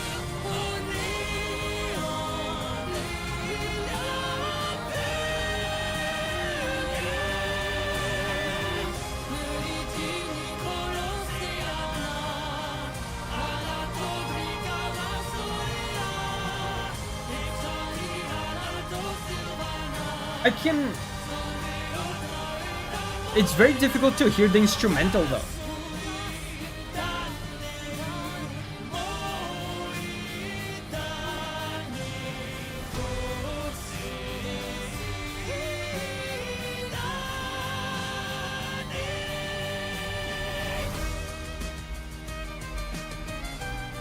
Wow, major change again. Violent.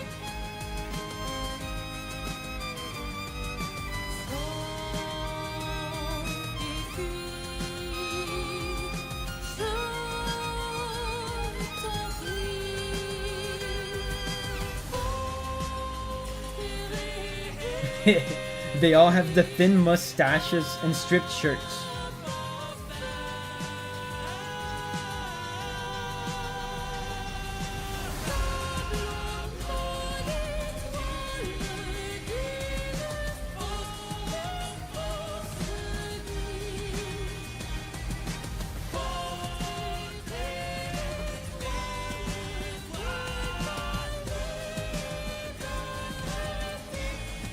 Oh, disturbing chord there.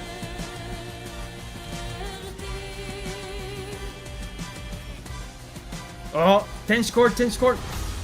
Building tension.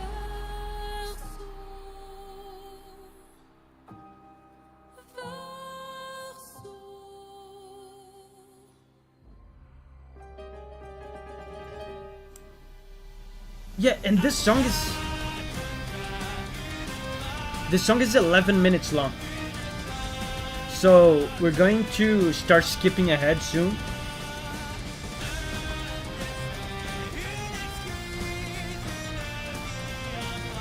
Blacken says, I personally recommend Alicia from that OST. It has more focus on vocals.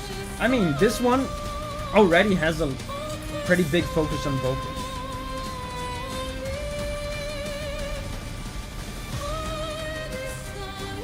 So we're at the 6-minute mark. Let's skip ahead a little bit. Oh, guitar solo.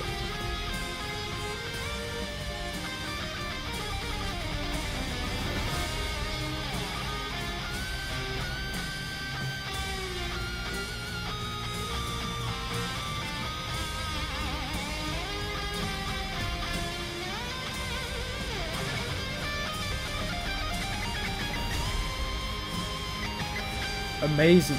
I feel like the song is much better when there's no vocals, like mixing wise. The vocals kind of crush the rest of the song when they come in.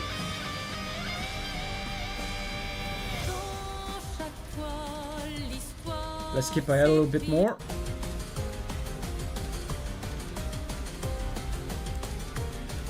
Wasabi's leaving. Bye bye, Wasabi. Abken says long turn-based boss fight, long tracks, right?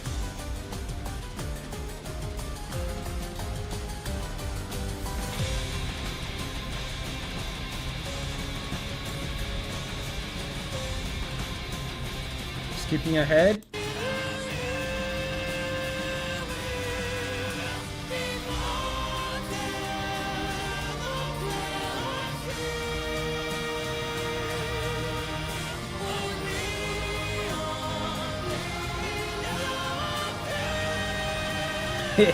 Man,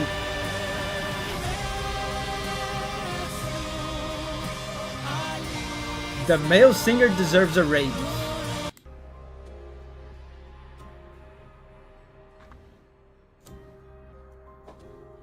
Next up is The Great Raijin. Thank you, The Great Raijin Epic Battle Fantasy 4.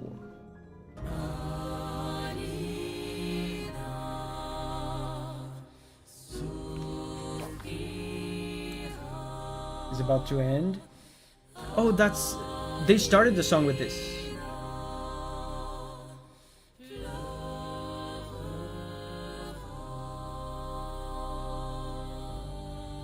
Cool.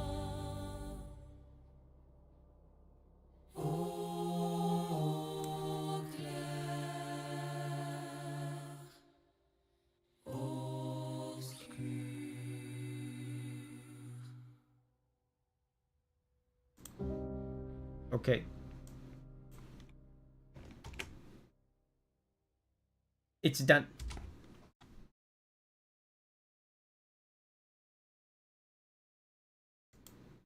Next up is Epic Battle Fantasy. And The Great Raijin says, enjoy the tranquility. I will enjoy the tranquility after hearing that intense singing. Is there somewhere where we can see a queue of all the requests? No, but I can scroll down here for you. These are all the requests. We're listening to this one right now from The Great Raijin. Then we have these.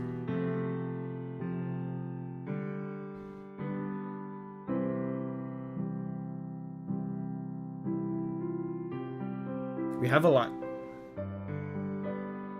Man, this is nice. Yeah, the last one is D-Day Direwolf.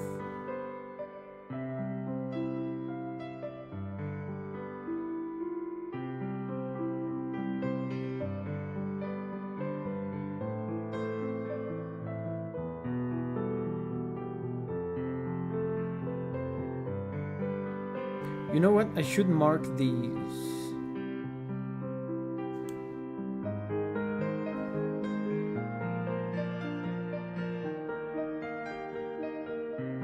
Lysander says, wait, Shidax, did I see Gargoyle's quest?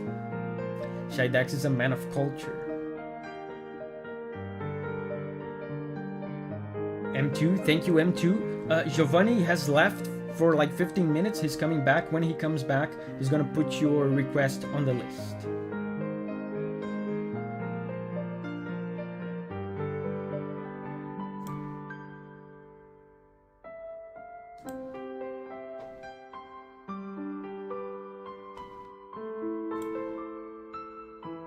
Epic Battle Fantasy.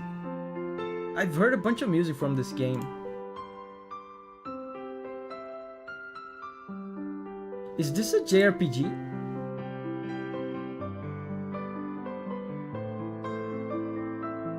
Nice melody in this.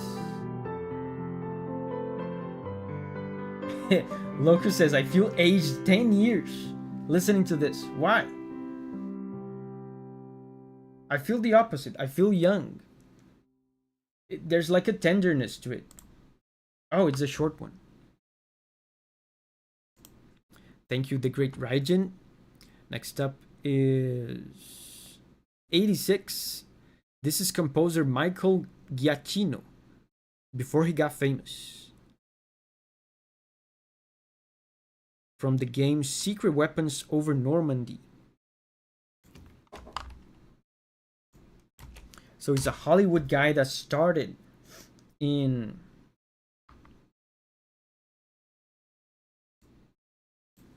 games.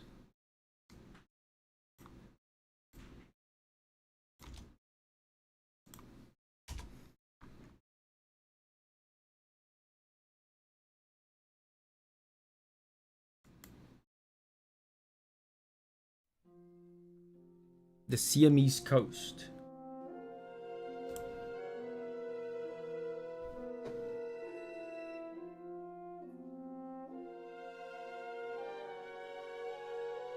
Ghost says, this is the kind of music I listen to all the time while working on things. You were talking about the previous one, right? The piano one.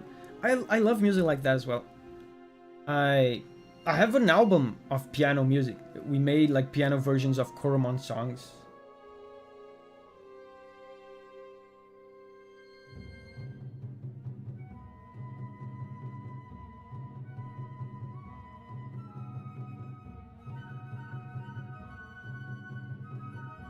Oh, the Great Raijin says it's an indie game Flash series, the previous one, right?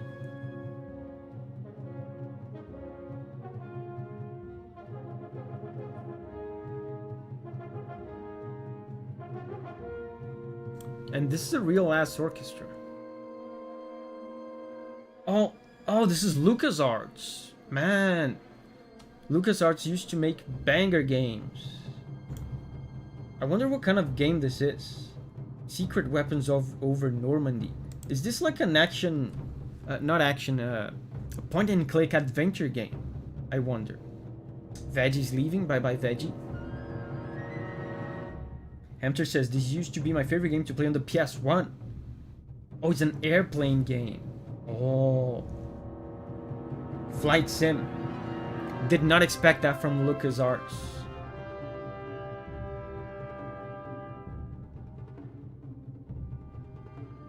LucasArts used to make some banger adventure games. Sir Pogs is leaving. Bye bye, Sir Pogs.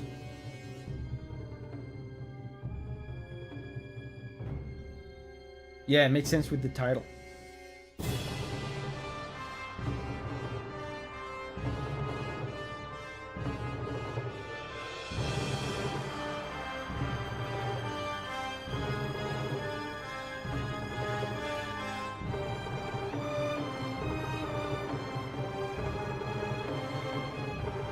Amazing melody on the strings.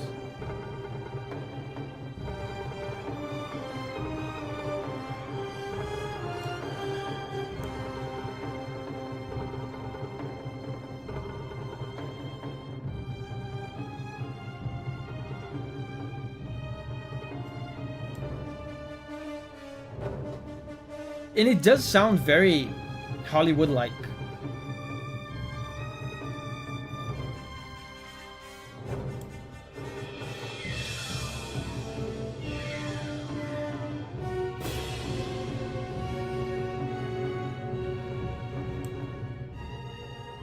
There's a plane in that game called the Flying Flapjack because it's really flat, and I modded it so it could go 700 miles per hour.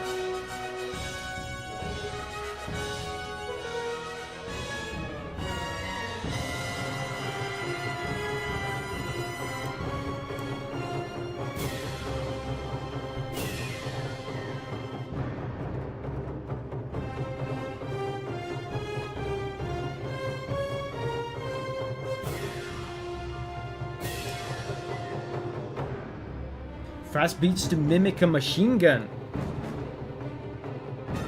It could be. There's a lot of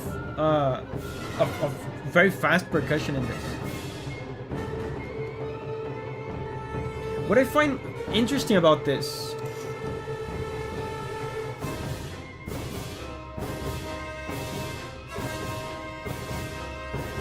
is this game on rails? Is this a on rails game? I wonder. Is the level like kind of scripted like Star Fox maybe?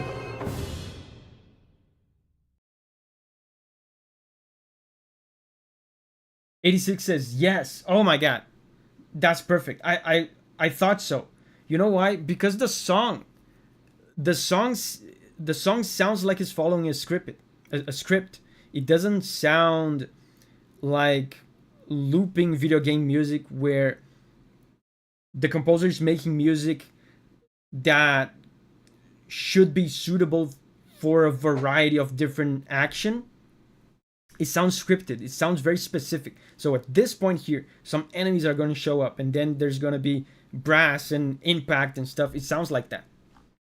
It almost sounds like cutscene music because it sounds scripted. It sounds specific. There's specific things happening in the music, but then you guys said it was from a level, and then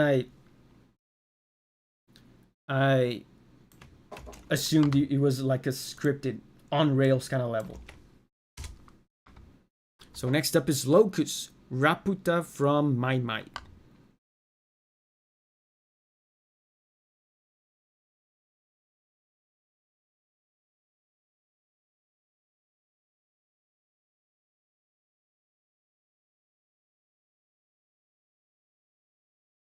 Let's see. Is it this one, I wonder?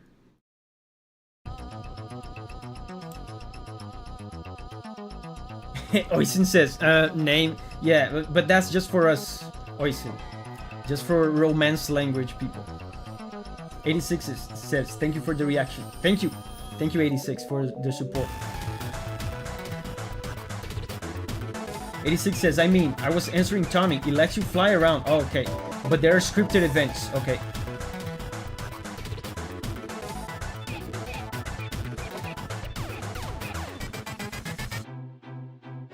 And this is a rhythm arcade game.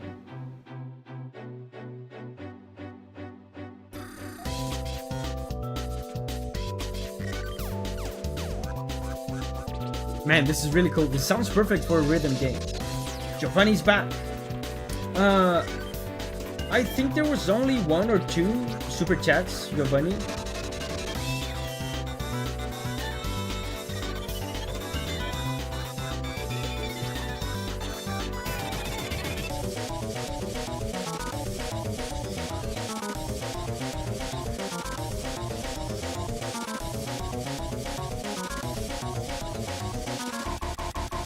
Wow, the crazy time signature.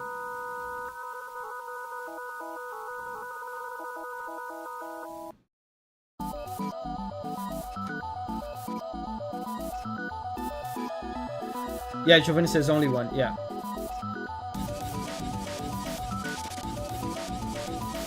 Man, this sounds weirdly like it's intense, like percussion-wise. Yeah, and now it's even more intense. But harmonically, it's weirdly chill.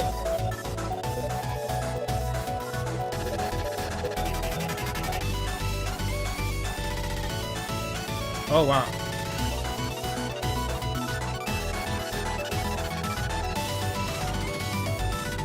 These little glitches in the music are not so chill. Total vibes.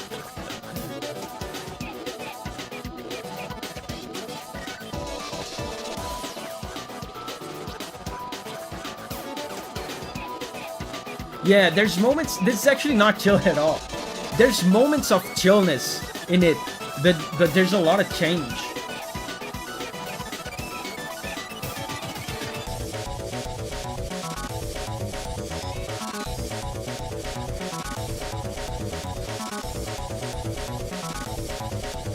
Oh, it's getting faster.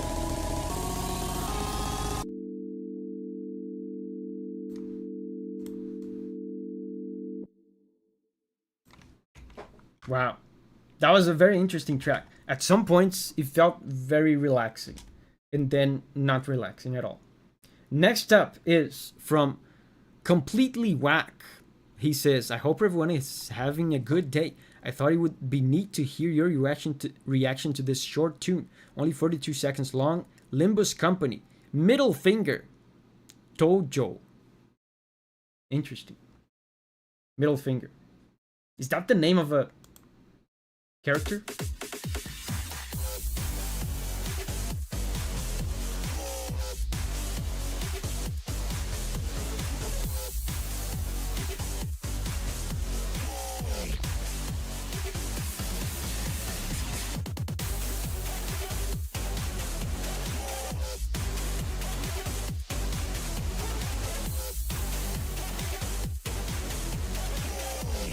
Nice melody.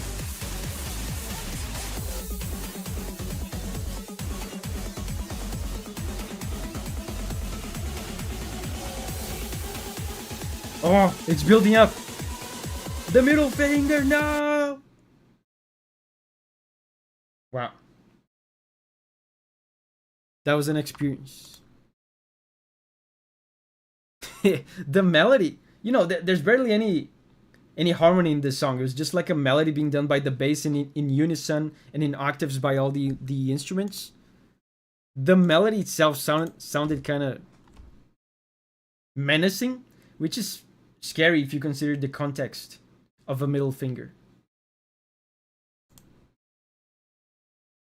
Next up is Tenshu, Wrath of Heaven.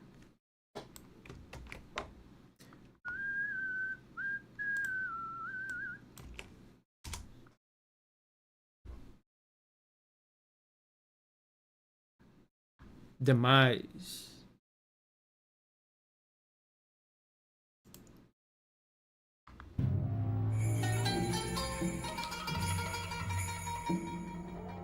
Sad that Sekiro was originally supposed to be a new Tenchu sequel, but became its own thing. Interesting. I didn't know that. I mean, Sekiro is a fantastic game.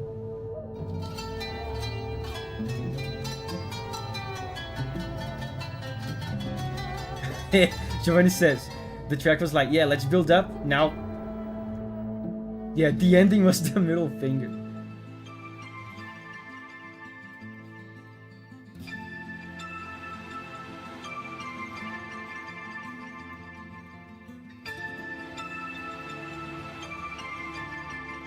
Man, this sounds so spiritual.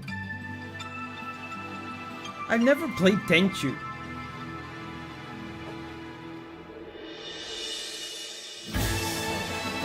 Oh.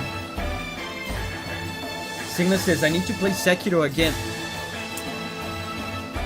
I feel like Sekiro is the only game I've ever, like, beat. Then immediately, as soon as I beat it again. and then I beat it again. I beat it 3 times in a row. I don't think I've ever done that with any other game.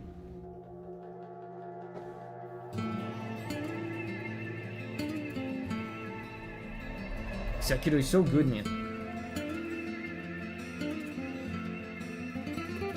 What was the latest Tenchu game? Did it die in the PS2 or something?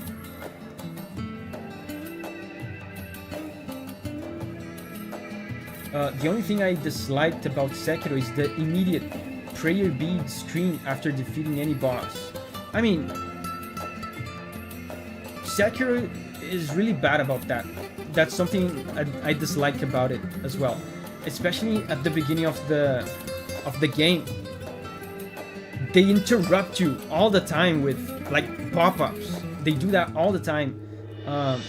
It gets better as the game goes, but yeah, with bosses, it's just always there.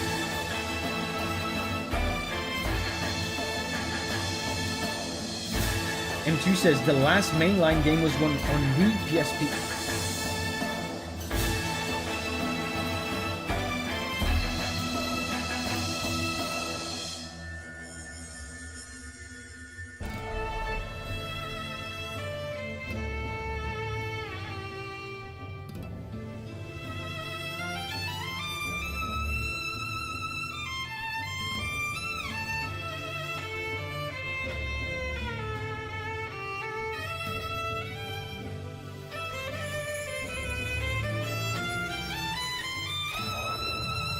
Oh, very soulful. Violent. Interesting choice, the violent.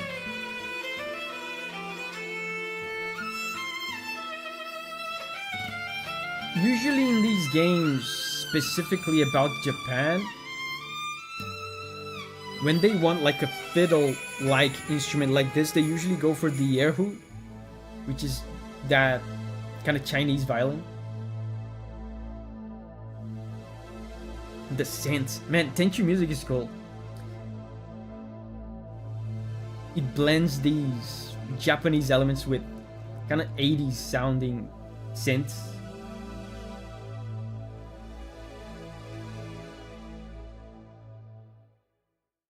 Cool synth, yeah.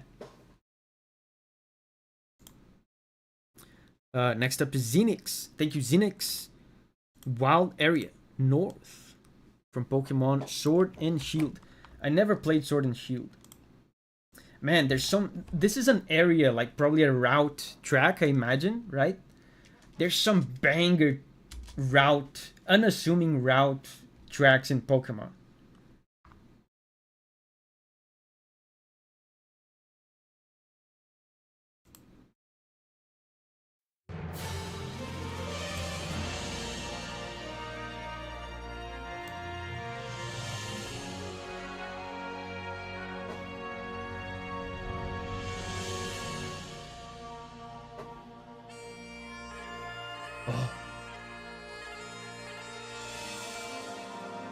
Xenix says the soundtrack is just about the only thing to come out of the game.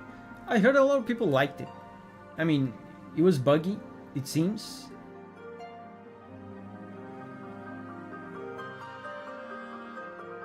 This sounds very different though from Pokemon music I'm used to.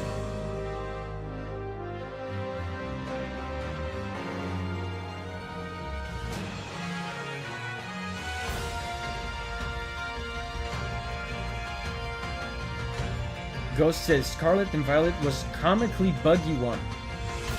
Oh, this one is Sword and Shield, that's right.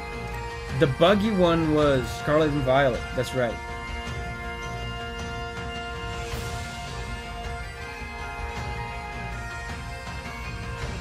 This sounds really cool.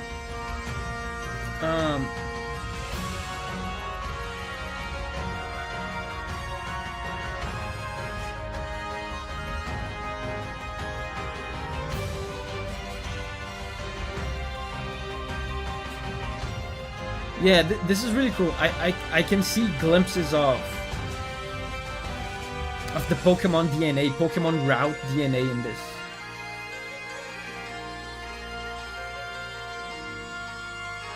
Ghost says, I'm on the I'm on the raid system and kind of annoyed how much easier they made getting shinies. That's one of the reasons why I stopped playing Pokemon. I kind of burned out on Pokemon and I never touched it again. The games just became like baby games. I felt... I know like people say that a lot in kind of a derogatory way, like baby game. But literally, when I played Pokemon for the last time in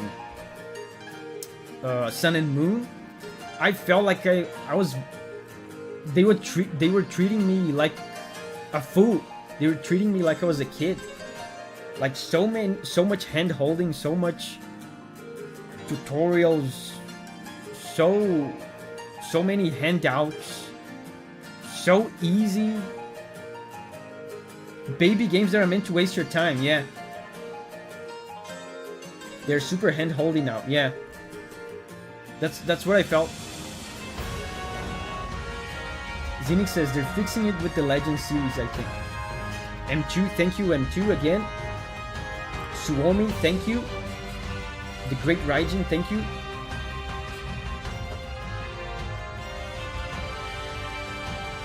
And it's a shame because the Pokemon formula is genius. I would still be playing if the games were still, you know, they had like a semblance of challenge in them. I still want to stream some Pokemon game. I think that would be really cool. Some of the old ones. But Martin says, stop handing out fully evolved Mons. Yeah, like they just gave you so much stuff, man. It felt like they were terrified of making us lose.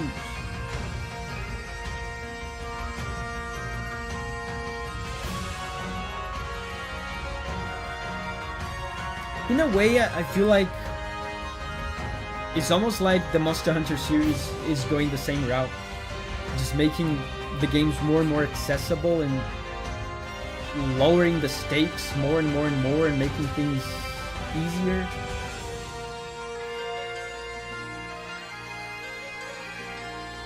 Nolik says that view lagged and I had to reload the page.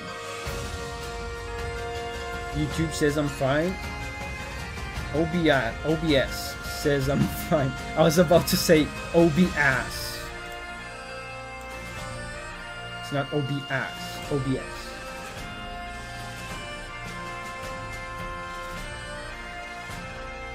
Nine ass. And this is... Oh no, this is a... This track is about 6 minutes long. We can listen to everything.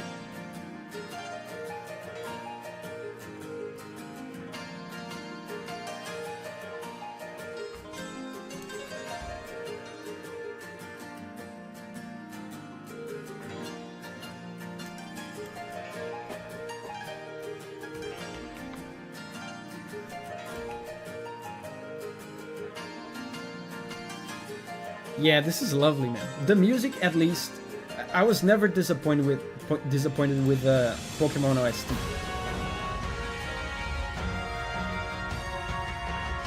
Yeah, exactly. Omerthin says raising the Pokemon from the first stage isn't an inconvenience. It's the appeal. Yeah, it's the game. Ghost says, not sure I would call Wilds easy, depending on what you're fighting, but I wouldn't want it to get easier. The end game of Wilds is hard, but there's a lot of things about it that are made more simplistic for the sake of welcoming new people. But yeah, the end game of Wilds is harder than World, I think. Maybe that's the solution to this Pokemon problem, right? If you want the games to appeal to as much people as possible, you need to dumb the game down a little bit, but that will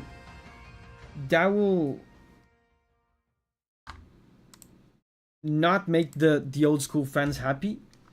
So what you do, you make the end game hard, I guess. It seems like that is what Monster Hunter is doing. So next up is AJ's main God of War Ragnarok Grilla OST.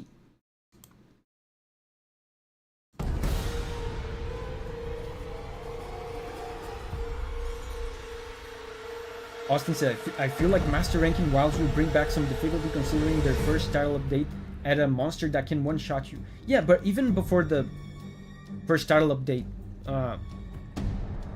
Gore and Arkveld, I feel like they are tempered, like, right? The tempered versions are harder than anything in Endgame world.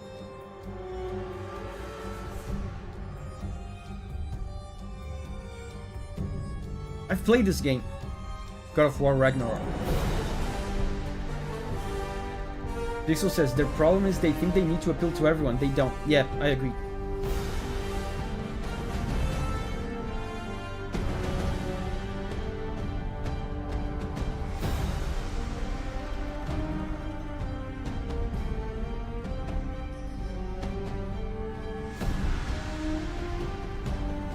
Who is Grilla, by the way? I played this game, but I don't remember who Grilla is. This is clearly his theme.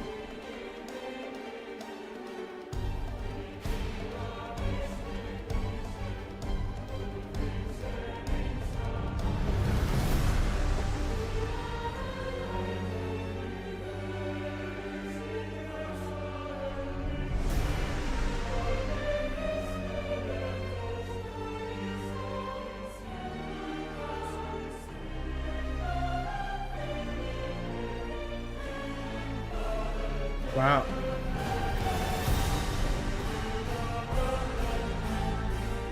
They keep repeating this phrase. Na, na, na, na, na, na.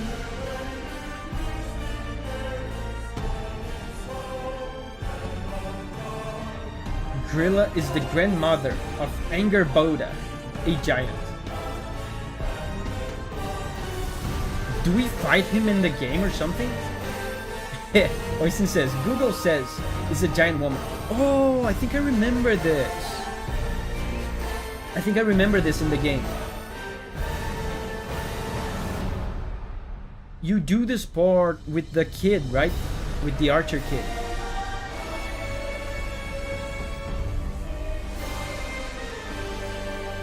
I don't remember much about it, but I do remember vaguely.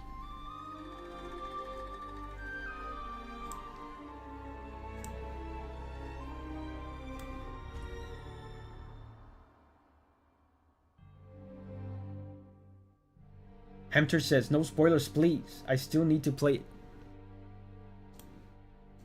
So next up is the Great Raijin again. Thank you, Great Raijin. Epic Battle Fantasy 5. Mechanical Condemnation. I gave you a relaxing song last time, so this one is the opposite. Oh!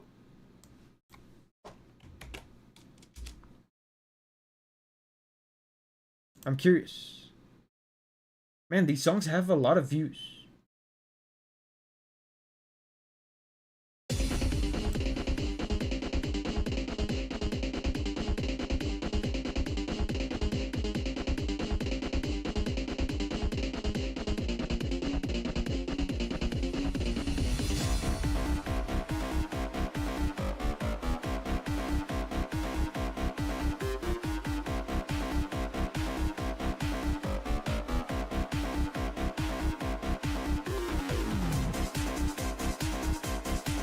I mean, it's not chill, but it's pleasant enough.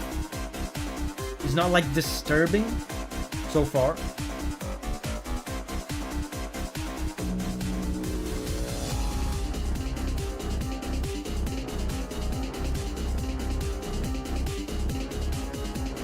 Oh, the low brass, can you hear it?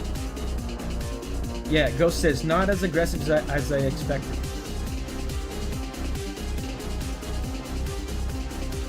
There's clearly some danger. The low brass communicates some urgency, some tension, some danger.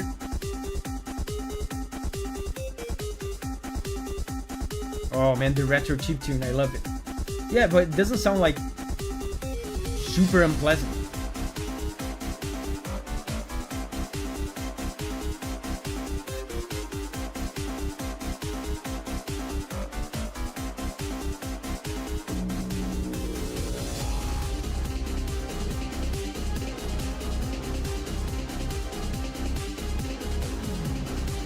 Bum, bum.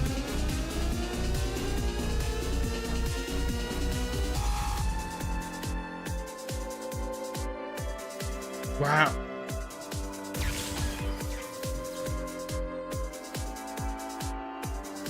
Wow, this sounds like it doesn't belong in this song. This almost sound like a flashback or something.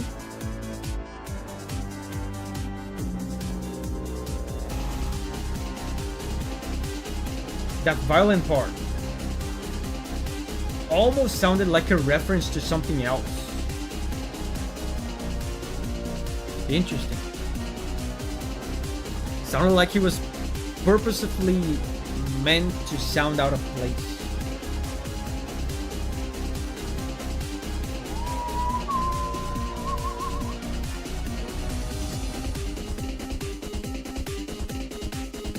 Xenix, thank you, Xenix.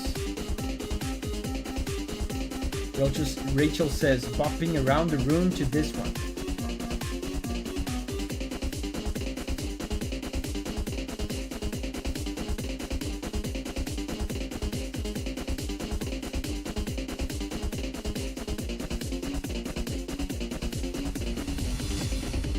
A lot of it is just percussion as well. That's why it's not as disturbing as I initially thought. It's hard to create too much tension, too much urgency with just percussion.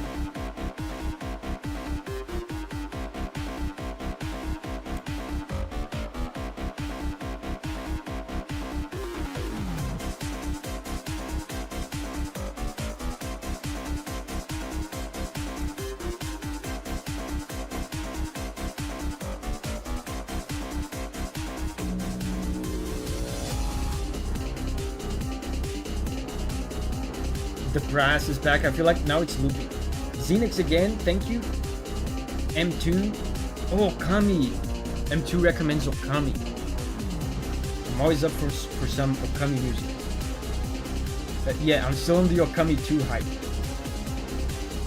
Signa says, I got busy during the hand-holding conversation. Yeah, it's a real problem.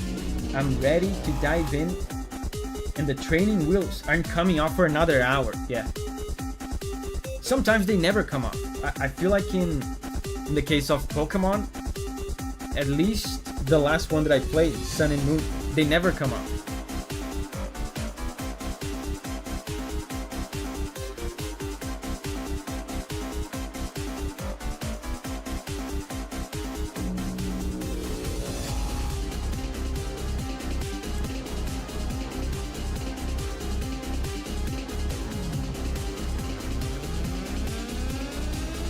Ghost says, Pokemon, it feels like the training wheels don't come off till the post game. Yeah, exactly.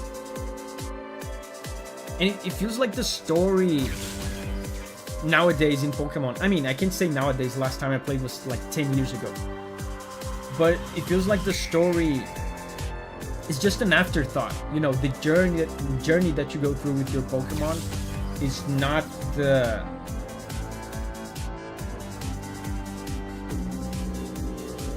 not the main focus. They just want to rush you to the end game so you can do the online.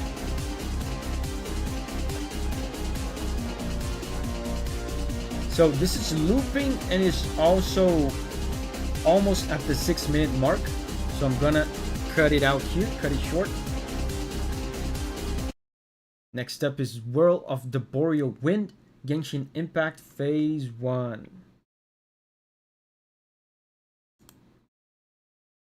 I love Genshin music.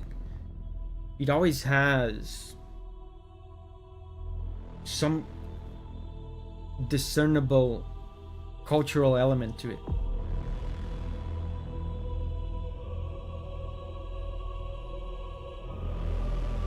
Remember back in the earlier gens where gym leaders could actually wreck you, and rivals as well.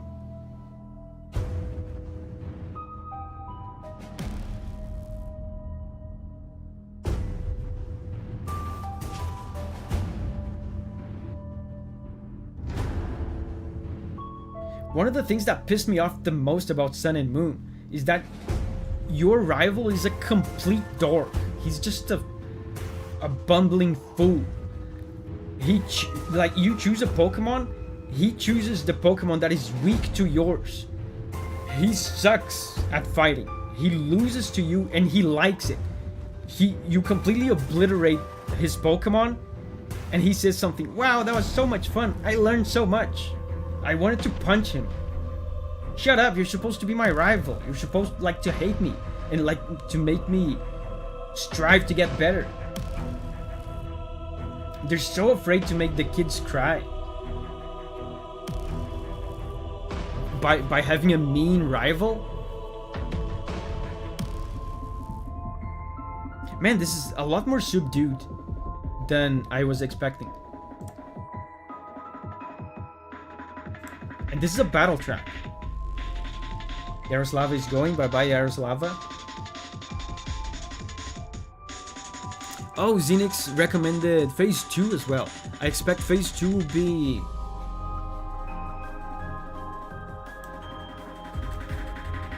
more intense.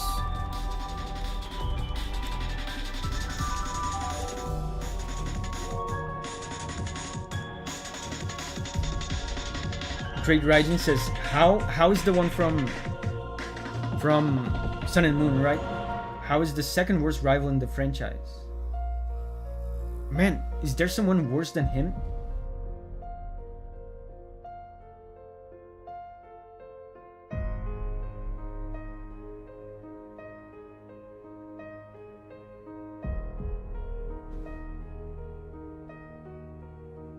Very subdued, this track. There was fast percussion before, but the harmony is always gentle. No melody.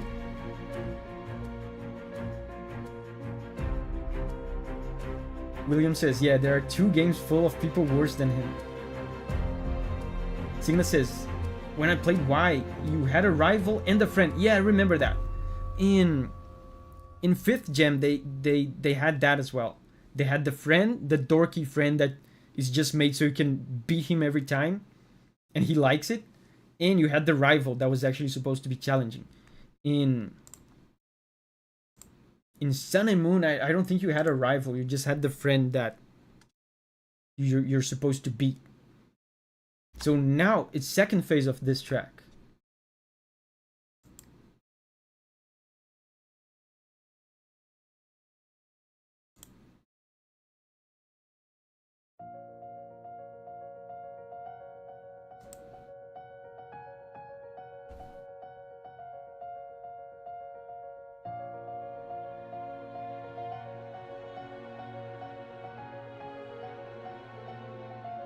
Xenix says, now they're tapping into the real power.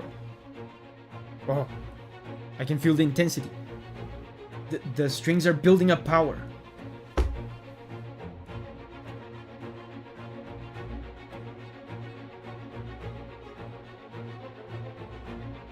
William says, how was a dork with no character development? He sucked.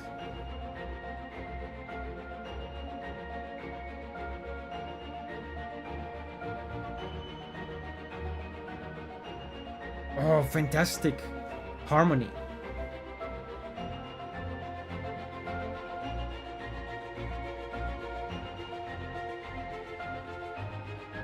Whoa.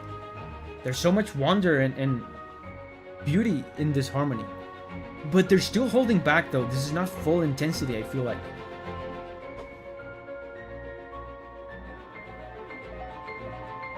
Shidek says, Sword and Shield rival was an idiot. I kept screaming at home to get rid of the damn sheep in his party.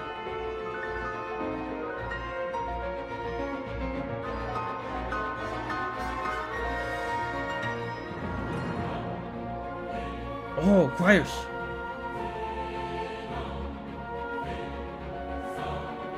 Man, I'm starting to think they're not gonna go like full power. Like, this is intense in the sense that there's choirs and there's a lot of instruments, but the orchestra is still holding back. The orchestra is still tame. I think they're gonna keep it at this level. It's like a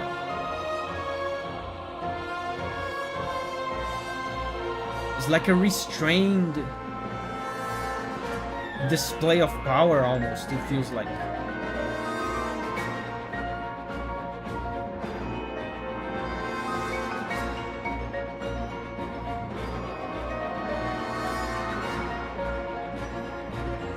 Zenix says, full power in game lore will literally destroy the country. Wow, so I'm right.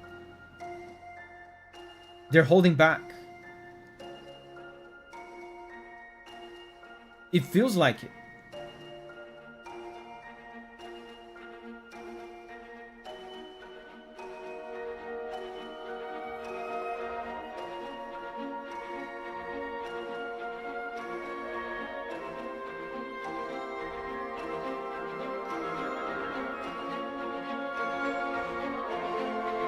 It feels like a very sophisticated, very intricate display of power, but at the same time they're holding back. It's not full power.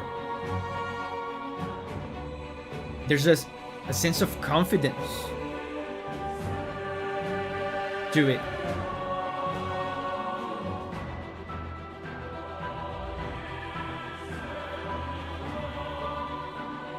The Fungus Among Us says, sorry Davi, I wish I could watch the stream, but I got work tomorrow and I can't be staying up late. That's fine.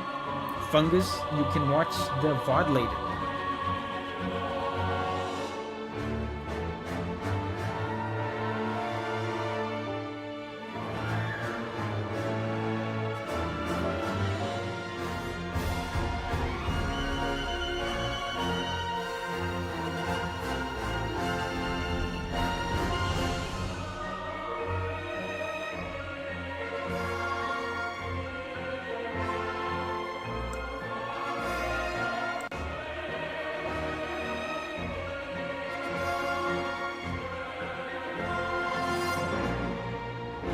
Yeah, you can sense some tragedy. Yeah, Sarah says, I like this music. Sounds glorious. It sounds like a glorious, like, display of power. But, like, here right now, you can sense tension. You can sense that the stakes are high.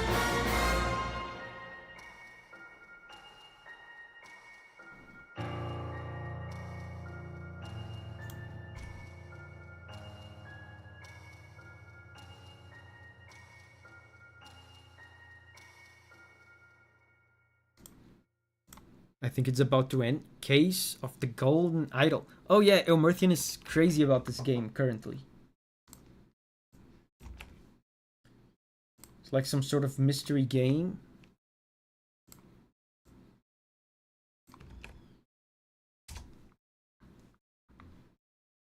Crowning Celebration.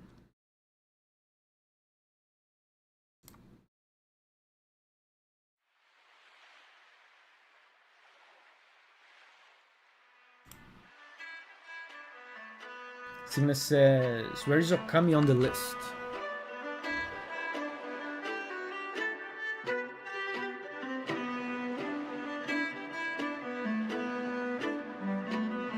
It's here. It's here.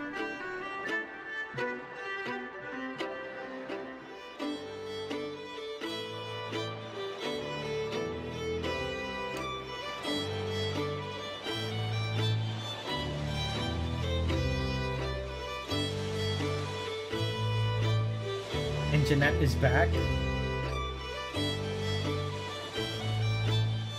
Who's developing Okami 2? Yeah, it's Capcom.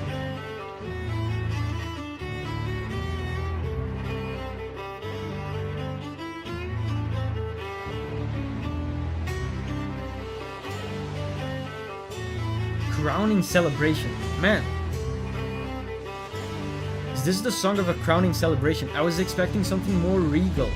But I guess it could be like a folk celebration.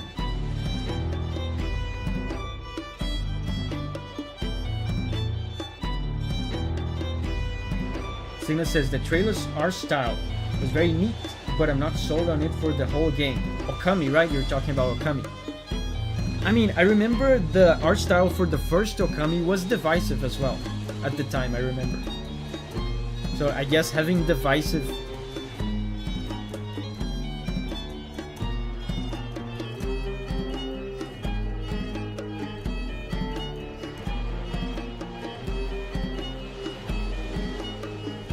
The pitch of the song is going down. It's like the song is dying.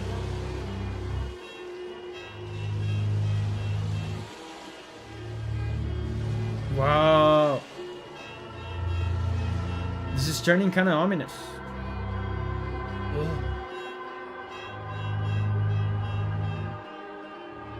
Something's not right. Okami 2 looks a little too much like paint and not a painting. Yeah, Shidak says it got nasty. There's something wrong with this celebration.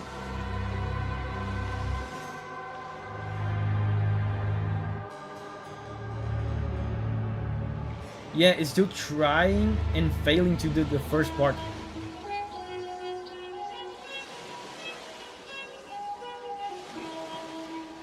And there's ocean sounds.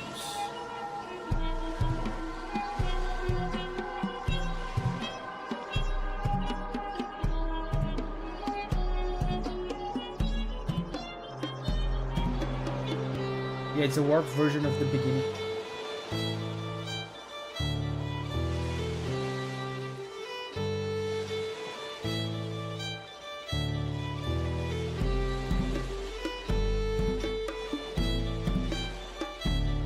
Now it seems mostly normal. And Martin says it takes place at a lighthouse.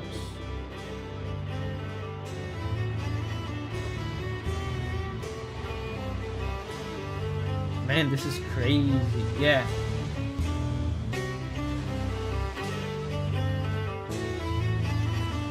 It keeps...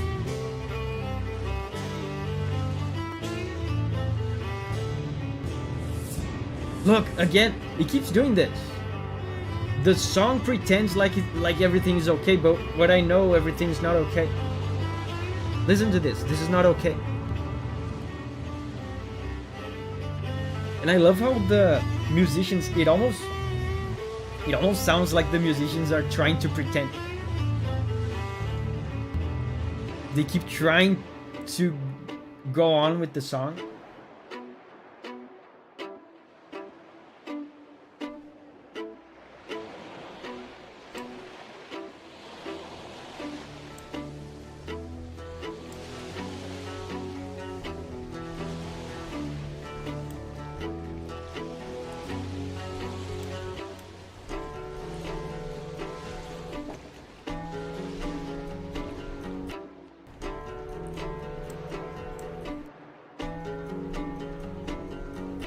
Martin says the second game is lighter on the deaths.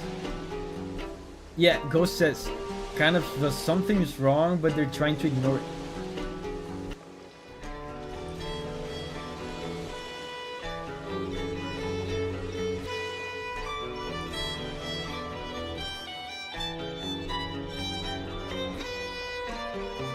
Oh. Some major changes in the harmony.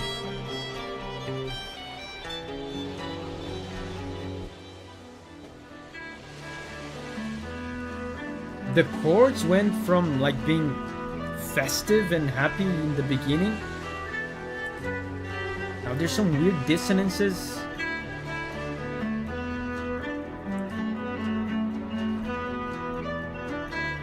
Crimson. Thank you very much, Crimson, for the support.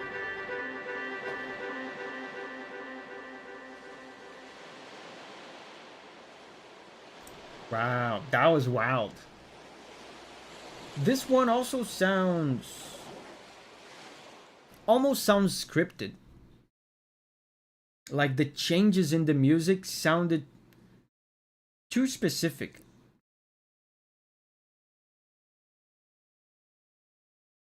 Almost sounded like a scripted sequence, a cutscene, or some sort of scripted gameplay part. So next up is M Shields. Spider Dance. Spider Dance, isn't that from Undertale? He wants us to listen to a remix.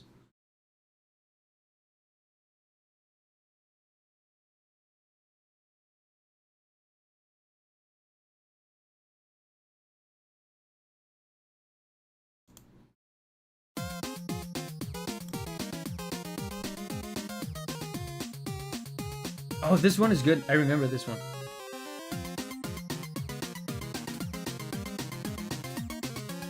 Ibrahim is leaving. Bye-bye, Ibrahim.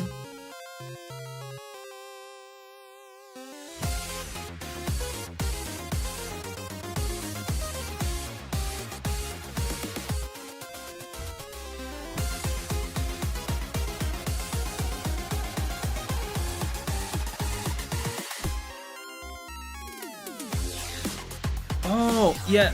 Giovanni says refresh the list. I think I jumped ahead of Tainted Delirium. I jumped ahead of someone, I think, because I didn't refresh the list. My apologies. Sarah says I miss Undertale.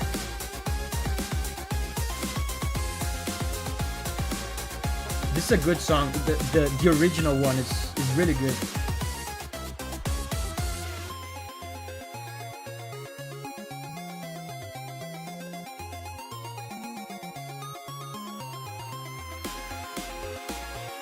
Thank you very much, Tainted Delirium, for the support.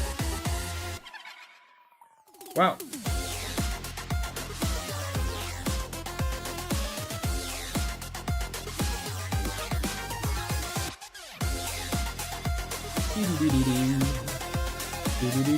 This almost sounds like Phantom of the Opera, this part, this chromatic up and down.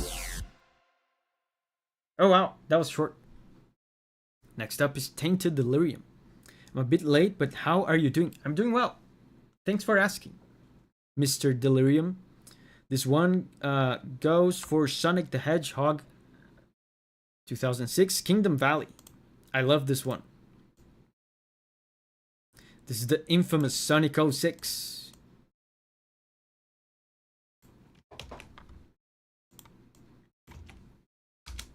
Let's see.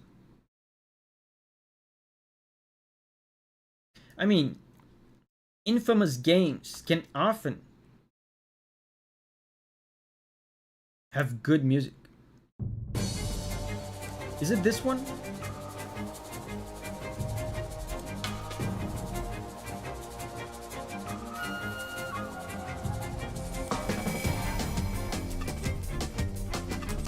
Shidax, thank you. Tainted says yes.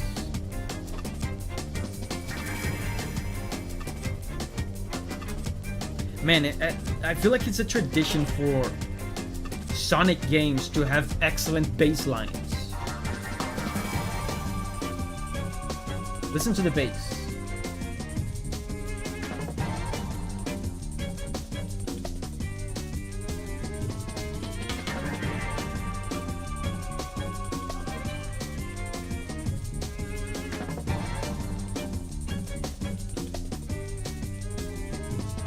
Man, it's really cool how the strings kind of swell. They do it crescendo with a delay.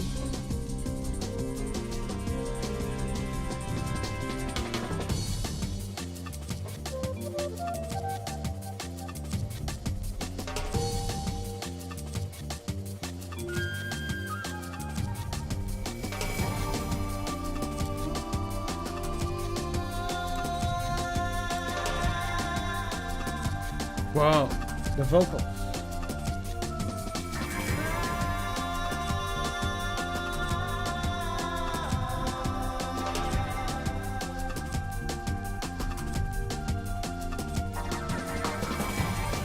And what I remember from Sonic 06, the levels were pretty long, right? And they were kind of like open. They had to have very varied, lengthy music like this, because the music was playing for a long time.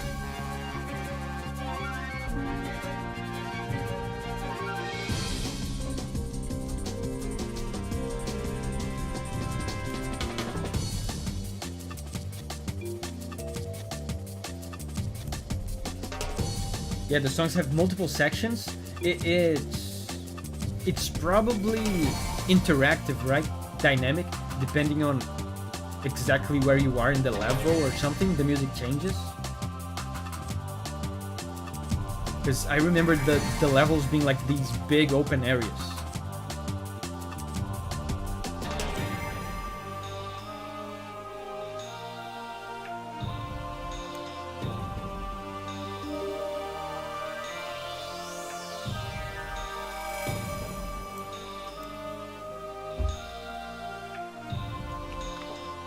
This was on the PS3, right? Sonic 06 was PS3. The levels are split in sections.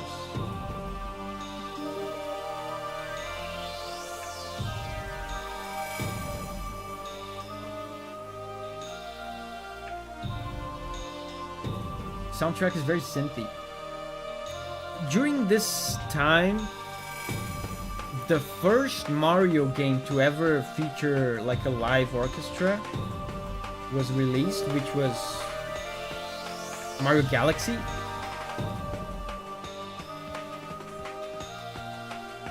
For the orchestra here, they decided to go with MIDI.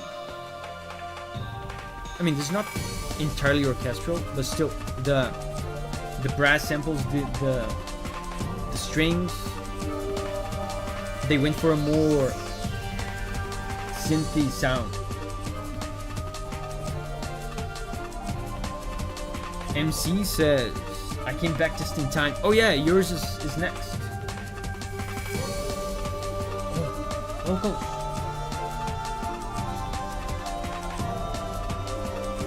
Whoa!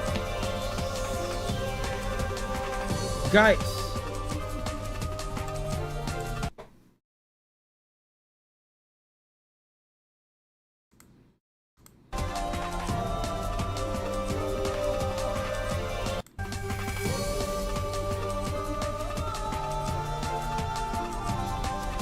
That's crazy.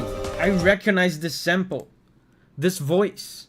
I never knew it was a sample. But you know, I should explain this to you guys. Like composers, you can buy these packs of samples of audio files. Like this voice, for example. This voice. You know, you can buy these audio files so you can use in your songs. So you don't have to hire a guy to do that. You can just, you have the sample, you put it in the song. I recognize this sample from Dragon's Dogma. Has anyone here played Dragon's Dogma 1? The first village, Catharsis. What is its name? I forget the name. Catharsis. The name of the first village where you start in Dragon's Dogma 1. Shidex says yes. Do you recognize it, Shidex?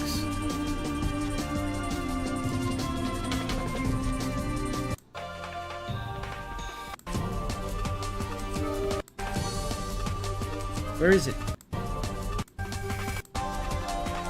This.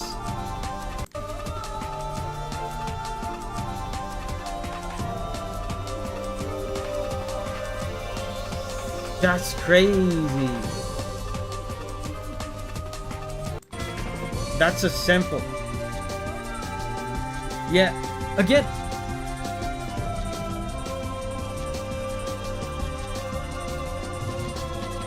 Catharsis. I think it's Catharsis, the name.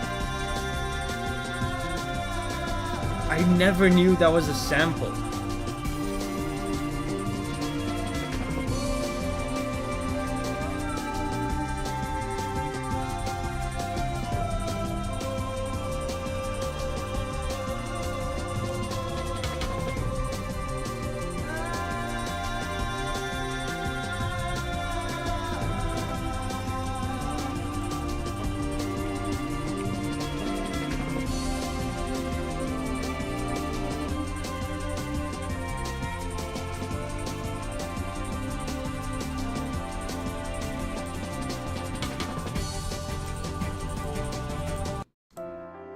Listen to this.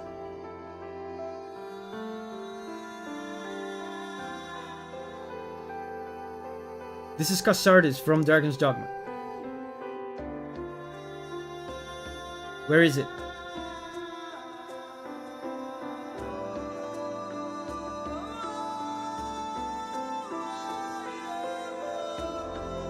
It's the same guy.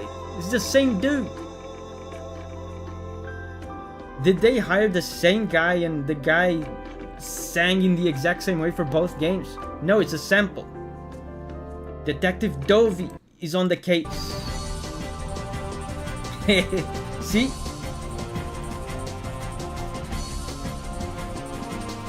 Detective Davi. Man, that's crazy. Yeah. Wow. That was crazy. So, next up is Sprawl Battle from Darkest Dungeon 2.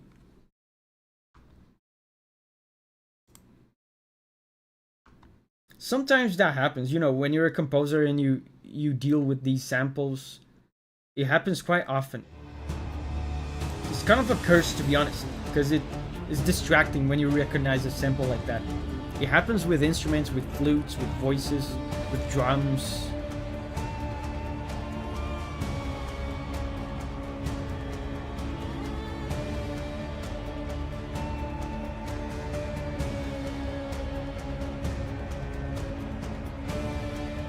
This is Darkest Dungeon.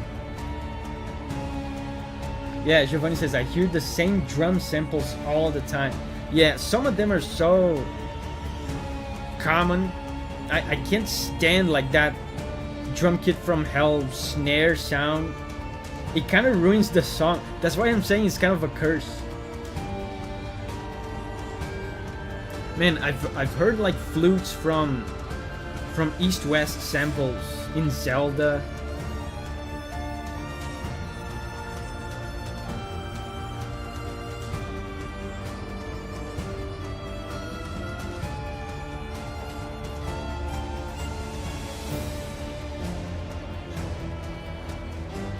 Man, Darkest Dungeon music is so heavy. They always have this thick bass.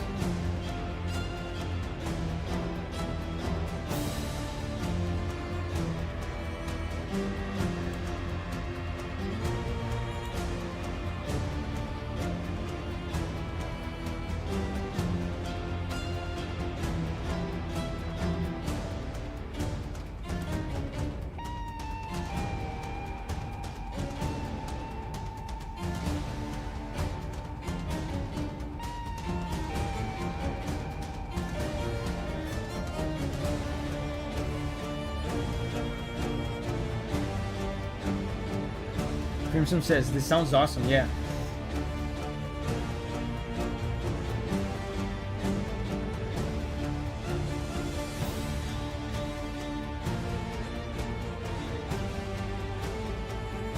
It's like the whole bass, the bass brass instruments, the bass strings are all doing the melody.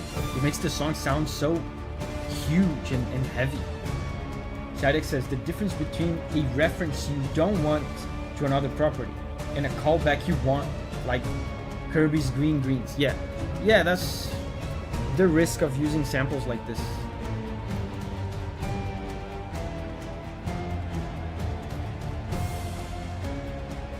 Austin says, the post-combat theme here is even better. It adds a low hum in the background.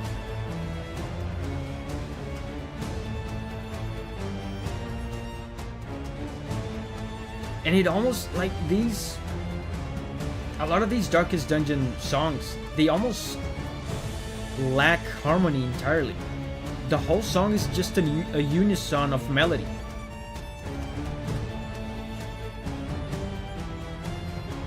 It makes the song sound huge.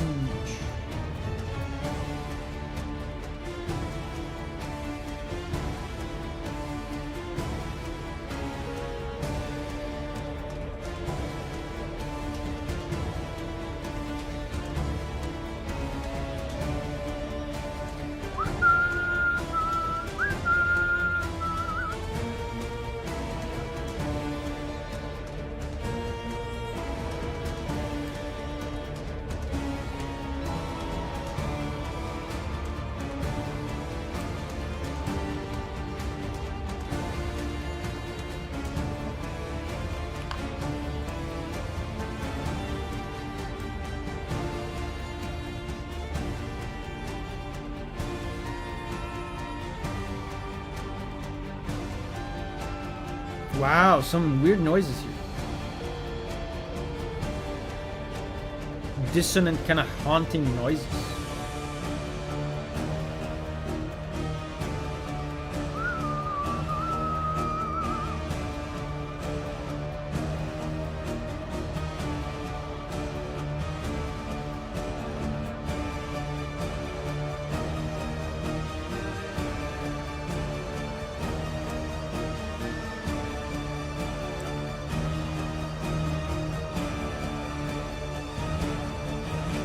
Oh.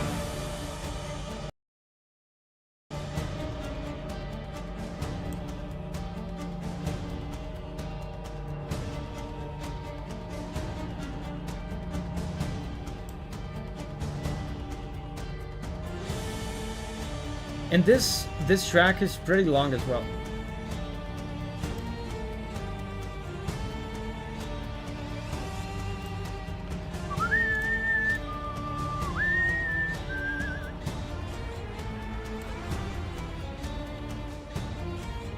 See, this is what I was talking about the whole song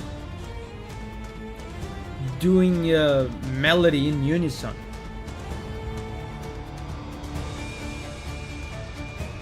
You could say it's sprawling. Yeah, it's so big it's sprawling. Today everyone decided to recommend really long songs. So we're coming up on the 6-minute mark, so I'm gonna skip ahead.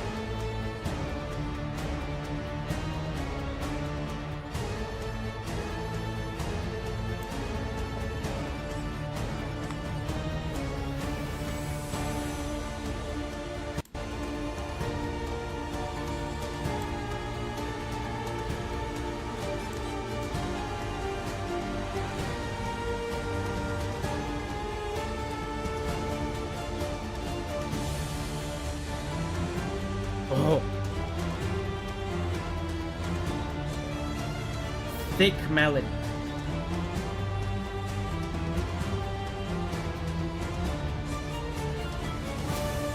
This, I wonder, you know, I've never played this game. This is not a normal battle, is it? It's not a regular battle. The stakes seem too high.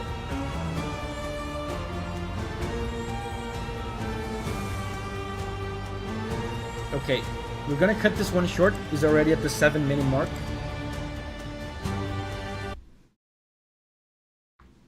Next up is Destiny 2 from Austin Wilson. This is the Witch Queen Insurrection.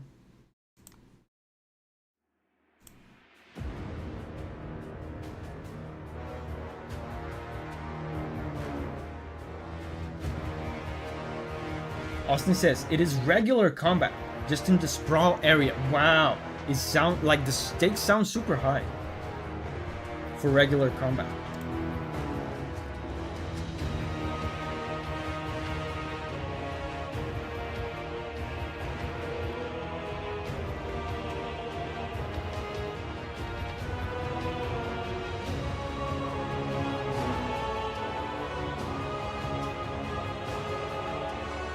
Dun, dun, dun. They're using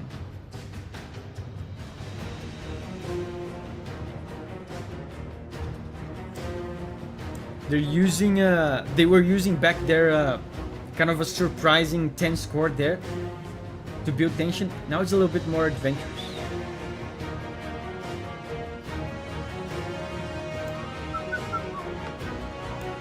Oh, this is very adventurous.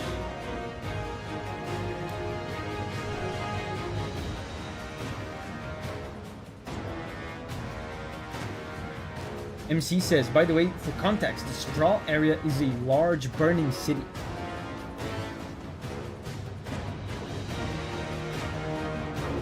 Shadek says, my song coming up loops halfway through.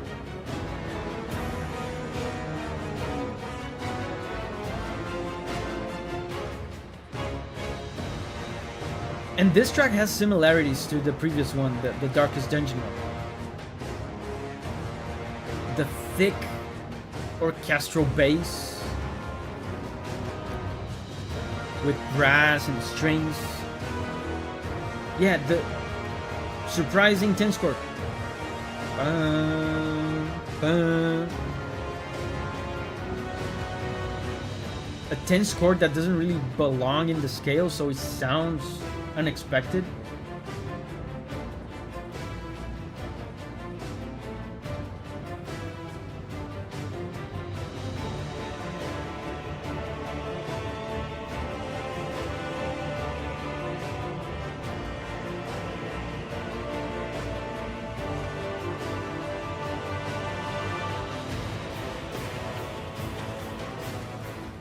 Oh, the percussion is building up.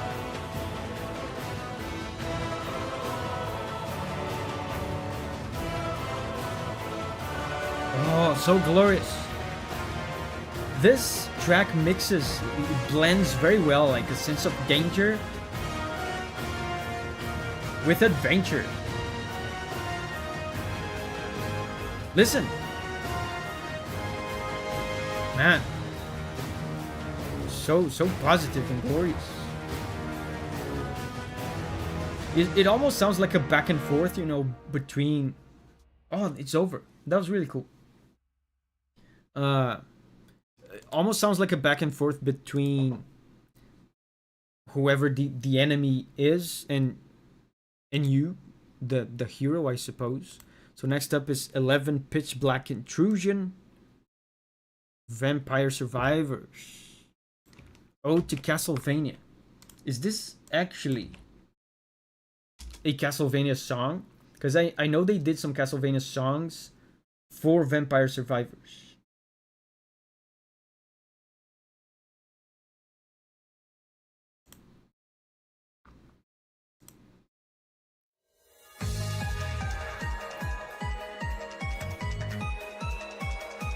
Oh, it sounds like it.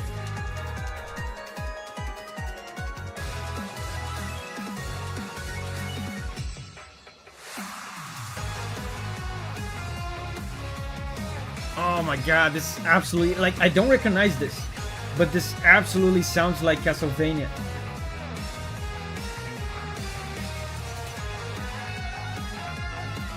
And it's so good, bro. Castlevania music rocks, slaps so hard. This is from Castlevania Dawn of Sorrow Level 1. Man, some of the best music in games. Castlevania. Like, consistently putting out bangers since the inception of the series. It's kind of sad that the series is kind of dead.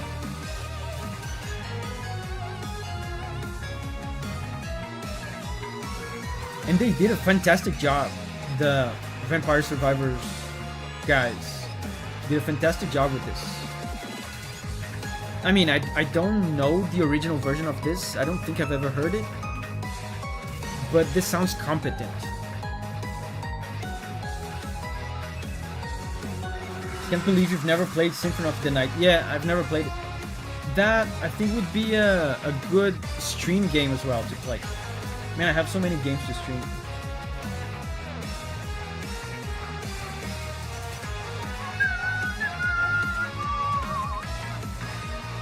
Is this Key Gen Church?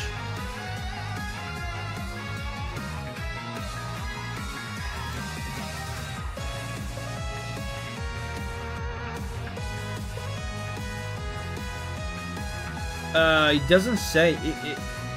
On the description here, it only says the name of the composer. The composer of Vampire Survivors, I mean. Not the composer of Castlevania.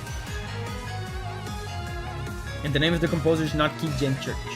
It's Filippo Vicarelli.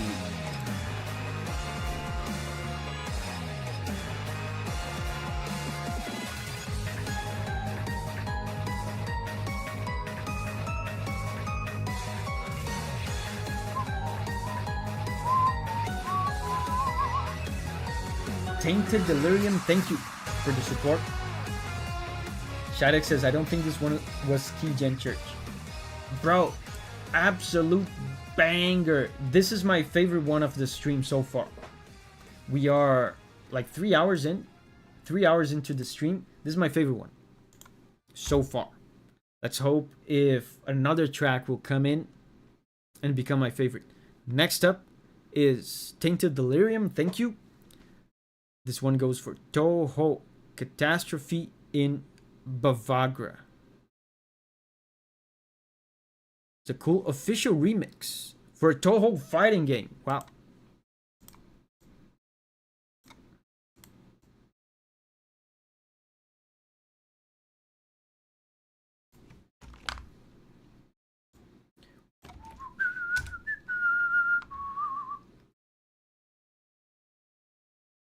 Wonderful Heaven.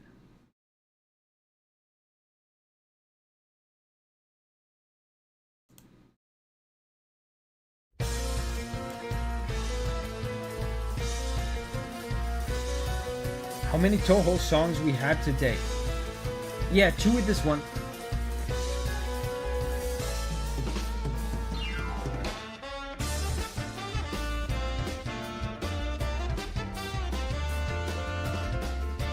And immediately, again, I can tell this is a Toho song that's very different from usual Toho. Actually sounds a little bit like Mario Kart. It has that big band kind of feel.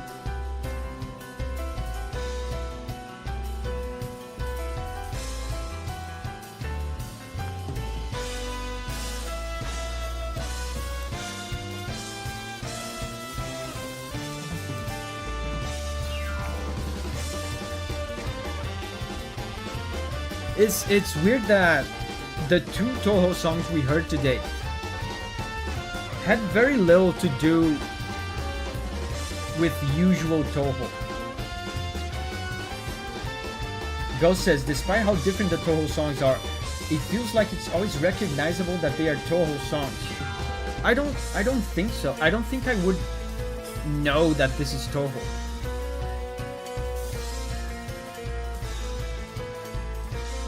Signa says they all sound basically the same to me. Even these ones, Signa, these ones sound very different to me. Look at this. This is good.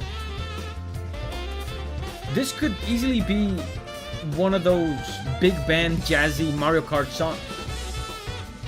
Right? Don't you imagine you choosing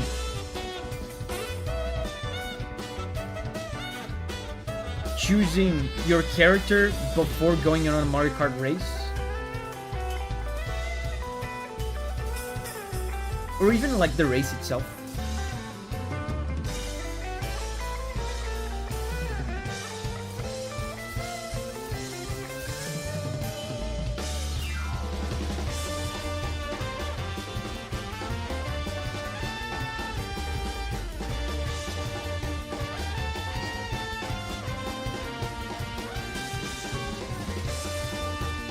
Crimson says the .5 games always had a bit of a different musical approach, in my opinion, but it's still good.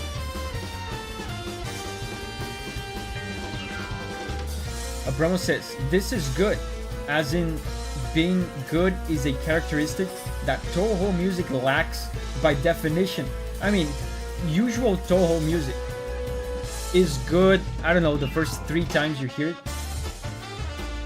Then it becomes just very repetitive.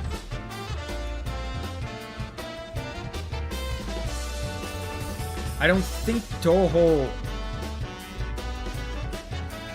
by definition is bad, it's just very, very repetitive.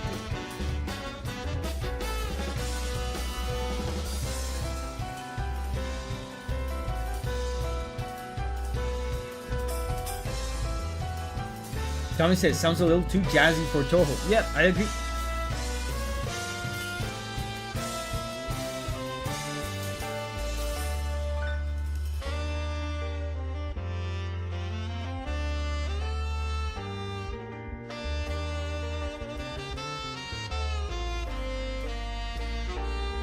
The other Toho track we heard was based on a regular Toho song. Is this one as well based on a regular Toho song? I wonder.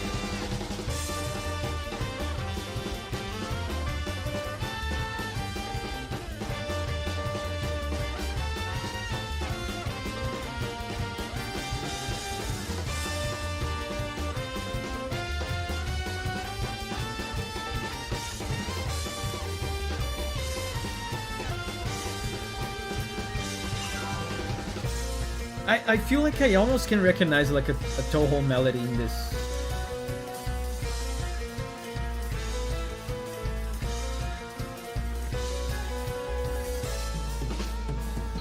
Tainted says, the original is from 10.5 and it was composed by Zoom.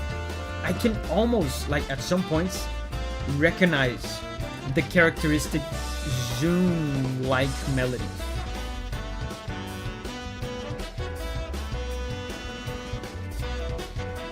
Locus says, this is made by Zoom. Yeah, but Tainted says it was arranged by a different person.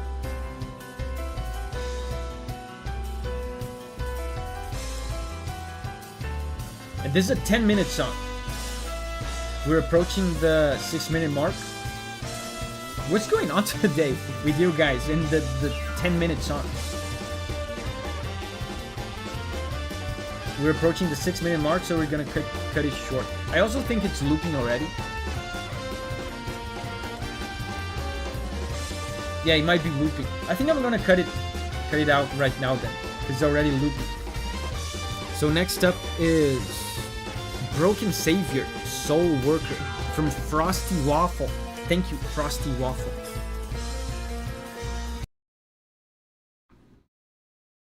Soul Worker. I don't know this game at all.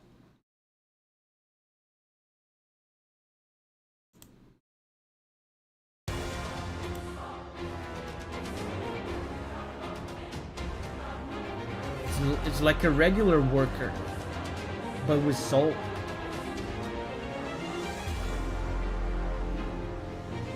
Mr. Oreo says, hi Davi, I love watching your videos, but this is the first stream of yours that I've watched while it's live. Man, that's a momentous occasion. Welcome, Mr. Oreo.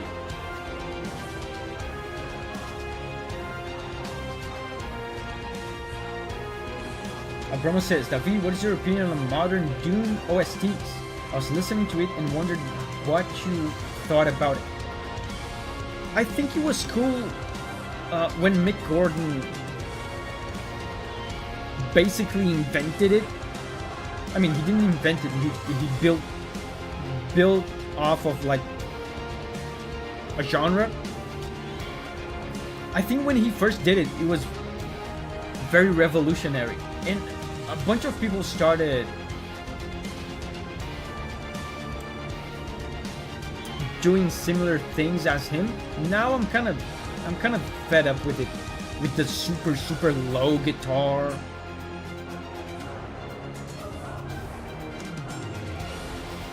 It's not a style of music that I really enjoy. Man, this sounds a little bit like Genshin. Yeah, but I admire the creativity of Mick Gordon in basically creating that style. I feel like that style is very easily becomes like filler. You just put the guitar, you just tune the guitar very low, you get some double kick drums, and you just record some kind of mad riffs. It very easily becomes kind of filler, especially now that they are Bethesda is hiring people that are not Mick Gordon to make the Mick Gordon style.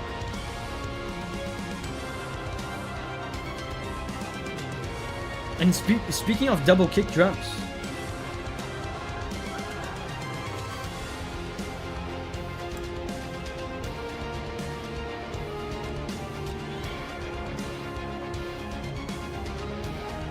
oh, Super Adventures.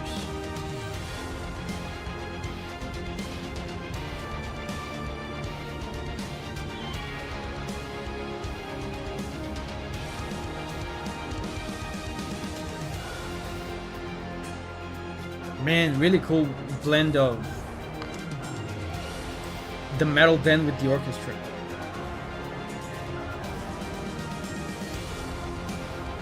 Shadek says, 8th string, genty riff, synthify the riff, add an extra evil synth, shotguns, go. Yeah. I guess the style that he created was so good that, you know, a lot of people started doing the same thing, and that says a lot about the quality, the uniqueness of what he did.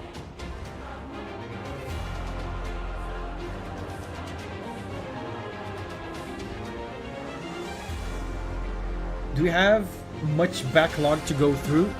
Let's scroll.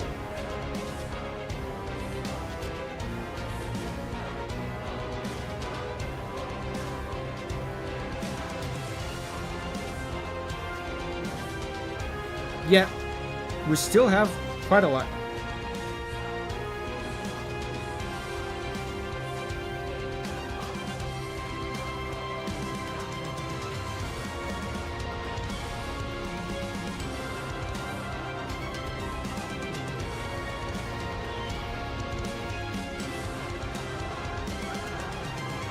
I counted 25.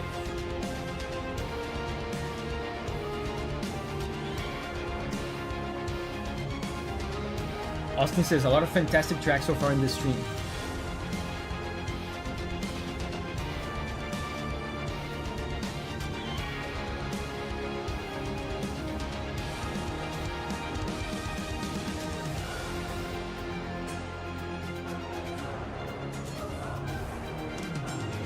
The choirs, man, the harmonies just 100% hype.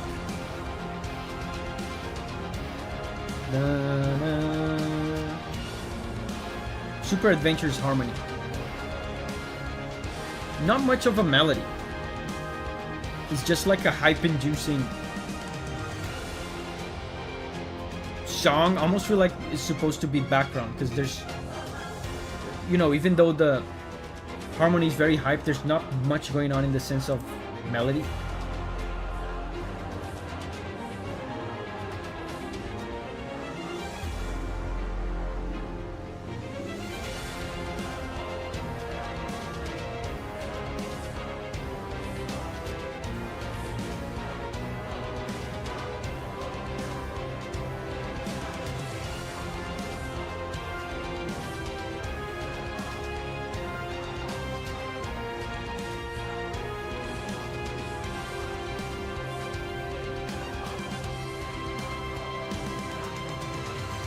Is it too late to request anything? Signa says 25 songs at 5 minutes means 2 more hours.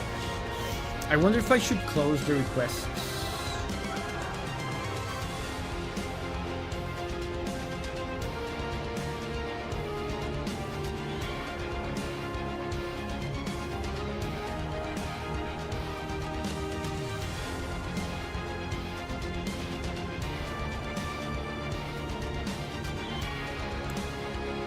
Oh, we're past the 6-minute mark. So next up is Nawaf. Thank you, Nawaf. Enam Kara from Silent Hill 2 Remake.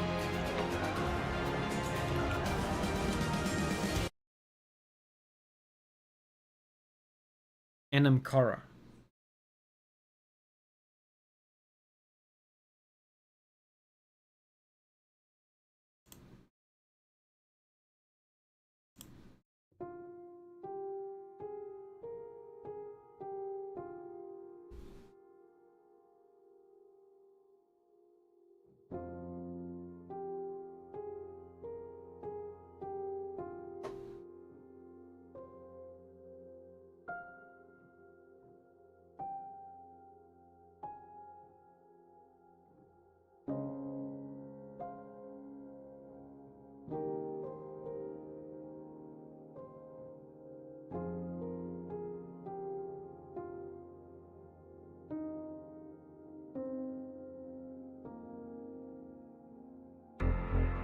Wow.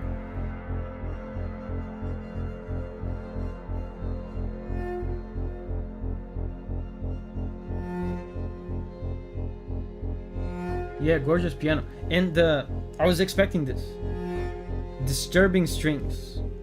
The song was too beautiful to be from Silent Hill.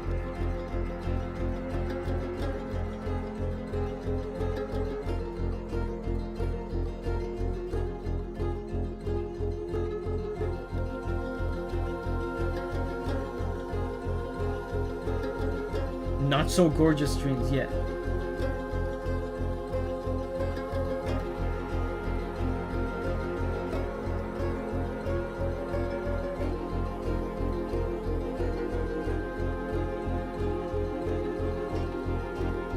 Lead says, I'm a little surprised you didn't like Mizutsune's new theme. Yeah, I mean, I wouldn't say I didn't like it. I called it disappointing. When something's disappointing, it doesn't mean it's bad or you didn't like it. It means you liked it less than you expected.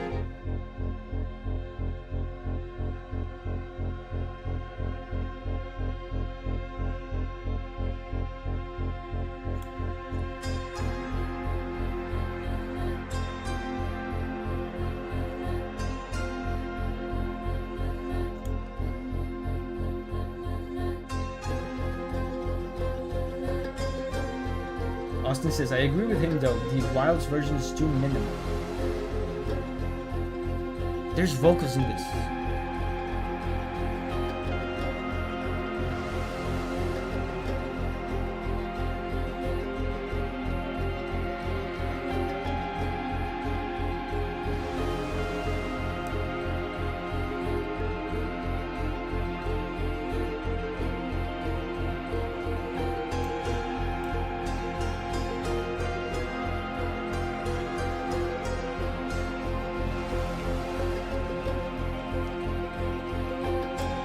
And apparently this remake, this Silent Hill 2 remake is good, right? I've seen people saying good things about it.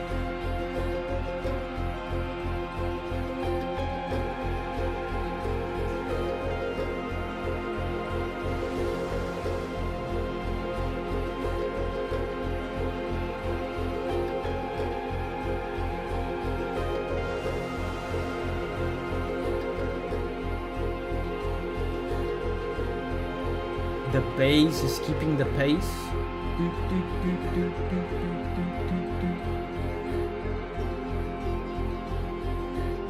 This is actually, you know, there were some disturbing parts, not as horrifying as I was expecting.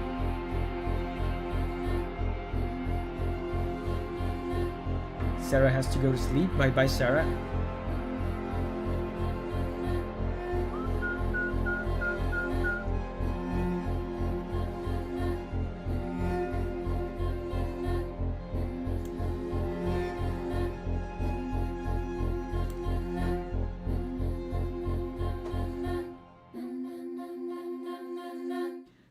Na na na na na na. Touching lyrics. Guys, did you hear that time where they sang like this? Very touching. Next up is from Ghost, Ezeksphilia from Artonelico 2. I've never heard any of these words in my life before. With lyrics. Oh yeah, he says, points if you've even heard of the series. Never. The channel Mirror Slokov has a video with lyrics.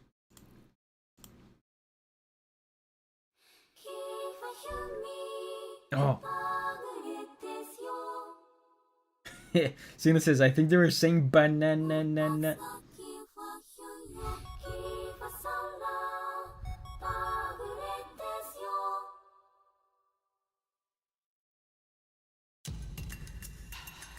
Whoa.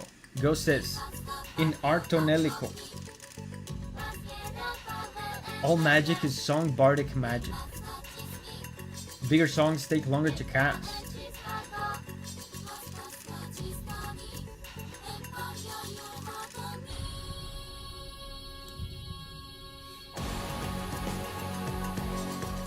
Oh, guitars. This almost sounds like old school Revo music. You know Revo, the composer from Bravely Default and Attack on Titan.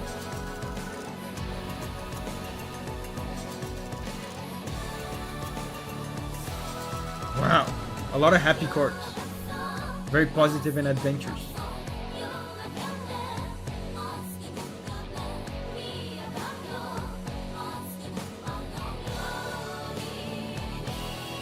What language is this though? They have translations here in English, but they're not singing in English.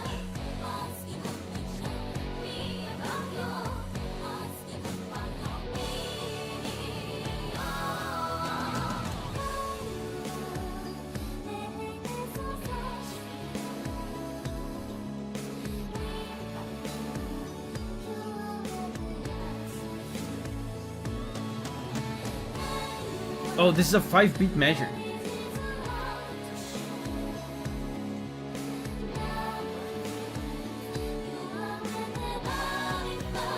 Wow, crazy rhythm there. I feel like they were alternating between 6-beat measure and 5-beat measure.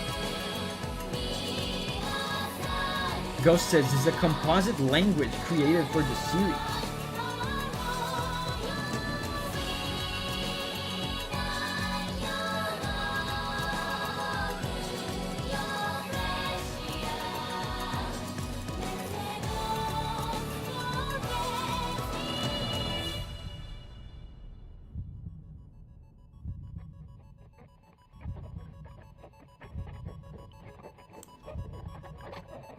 Oh, chiptune.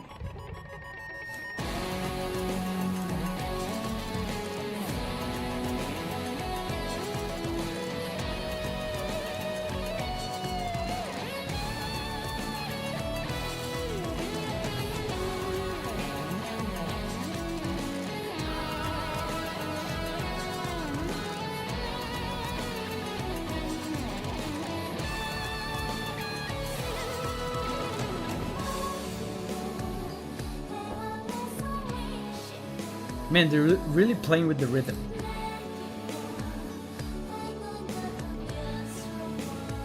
The tender embrace of your parents is what they're saying in the lyrics.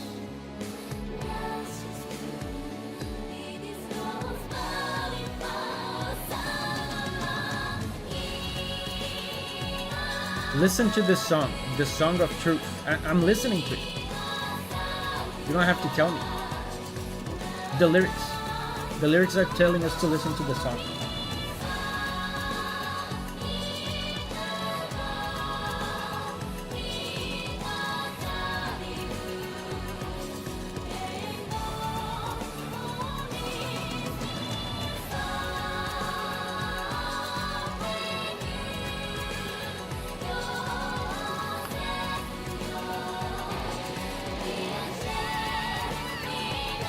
Both the singer and the one being sung.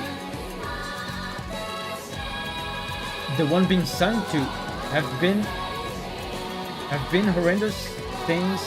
Have been through horrendous things. That's what they're trying to use to connect. Interesting. Guitar solo.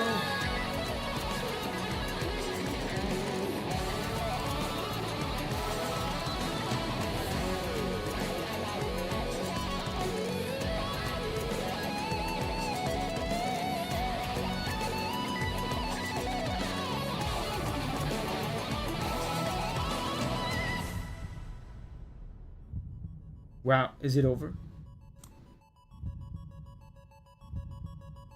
Man, that was very interesting. The vocals were really good. Like I said, it reminded me of the style of vocals that Revo used to have in his very old songs. Next up is M2. Xenoblade Chronicles 3 Shining Aspiration. Still cannot believe this game lost Best Music Award. I mean, didn't Xenoblade Chronicles 2 it didn't even get nominated? Remember that? It doesn't matter. Awards are subjective anyway. Bravely Default didn't get nominated. Did Octopath Traveler... I mean, Octopath Traveler definitely didn't win. I don't remember if it got nominated. Triangle Strategy didn't even get nominated. The soundtrack was made by Akira Senju, one of the best composers alive. Didn't even get a mention in the Game Awards.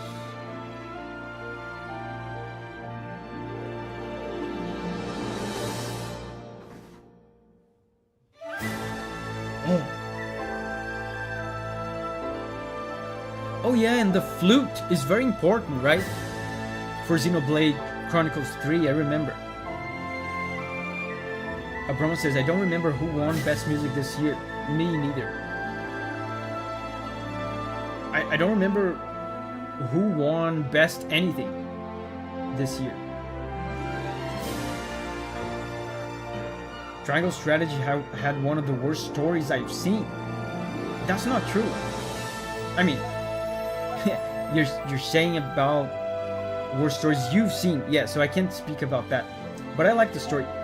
The English voice acting was awful.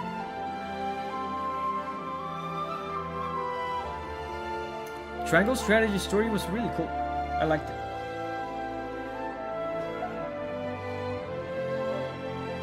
Abromo says, Astrobot won Game of the Year.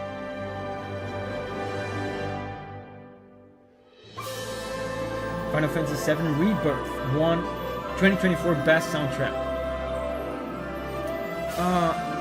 Who won over... Man, listen to this. It's like a song-like melody. Almost like a hymn. Like an anthem. Who won over Xenoblade 3 that year? Who was it? Was it Elden Ring or something?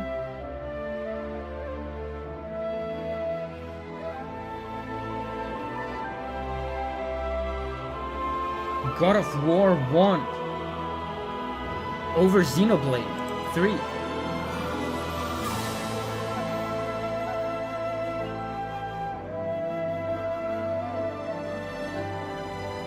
What year is Xeno 3? Xeno 3 is recent. Wasn't it like 2 years ago? –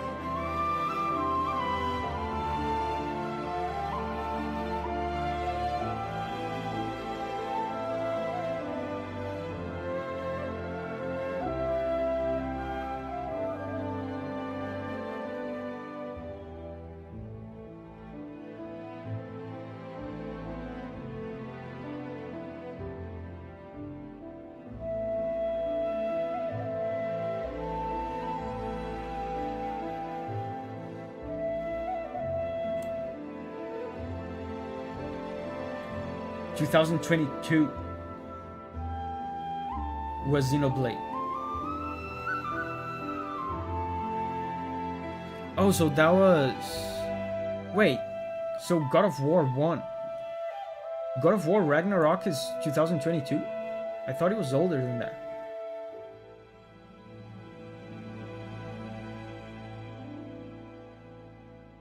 God of War swept the awards, but Elden Ring snatched Game of the Year. Next up is another M2, Suikoden 3. I remember you saying you never heard of Suikoden. I mean, I've heard of Suikoden. What I probably said is that I've never heard music from Suikoden. I definitely heard of Suikoden. What is Suikoden? Is it Konami? Opening.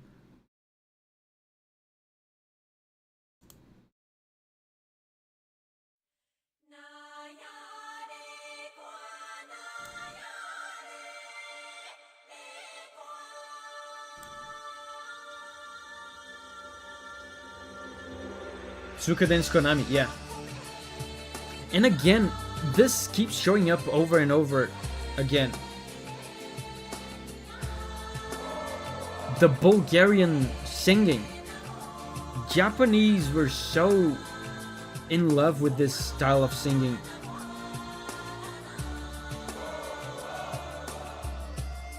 Like during the 90s and early 2000s. I feel like every other anime and game was using this.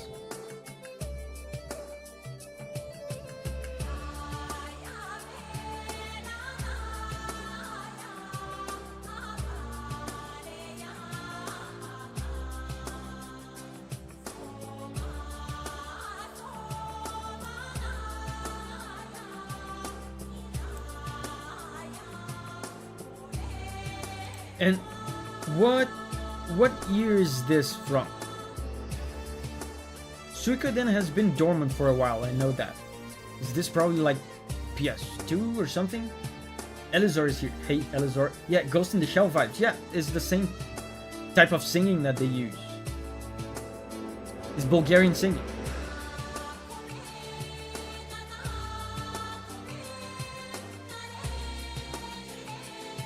They use this in Monster Hunter. Nine Souls recently used this.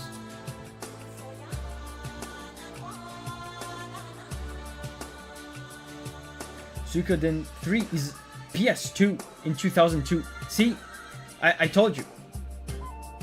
For some reason, Japanese people were really in love with this style of singing in the 90s. I mean, Ghost in the Shell is even older than that, isn't it? Yeah, but 90s and early 2000s. And a lot of people are still using it to this day.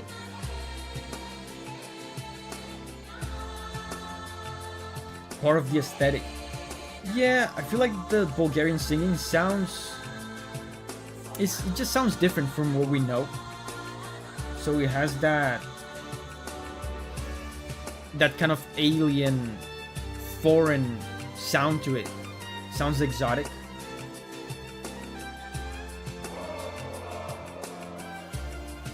This is really cool, man. I love the drums. The drums are so chill.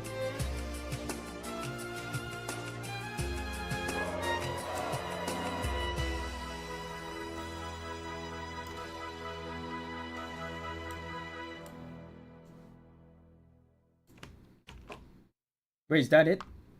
Man, that was short. Next up is Okami Reset, also from M2. I've heard this. I feel like I've heard this in a previous stream.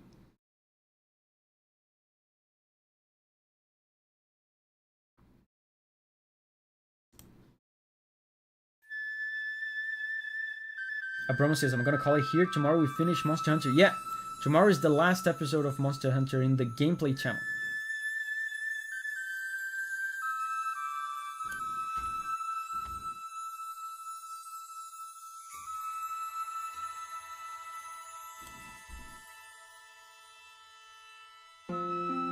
Tina says, one of the best songs in the OST.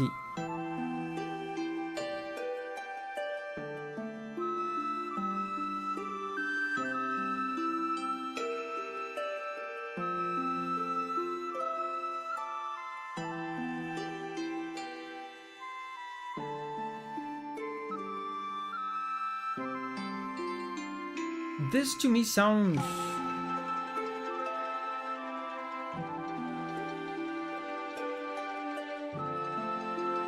This... Okay, I'm gonna take a wild guess here. This to me sounds like cutscene music from the very end of the game. Like, right after you defeat the final boss. You defeat the final boss, then there's a scene. This is it. Like before the credits.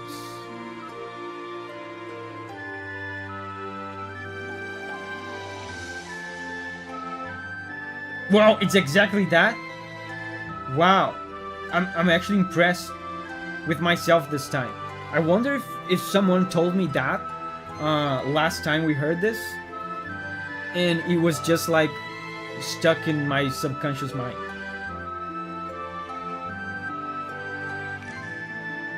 Pro musician time. Austin says so close. Wait, so it's not I didn't get it spot on. Signa says, you missed a little when it plays. Signa says, I said that before you said when it plays. So it doesn't play, it's not like after the boss. But it's, I guess I got it right in the sense that it's cutscene music at the end of the game.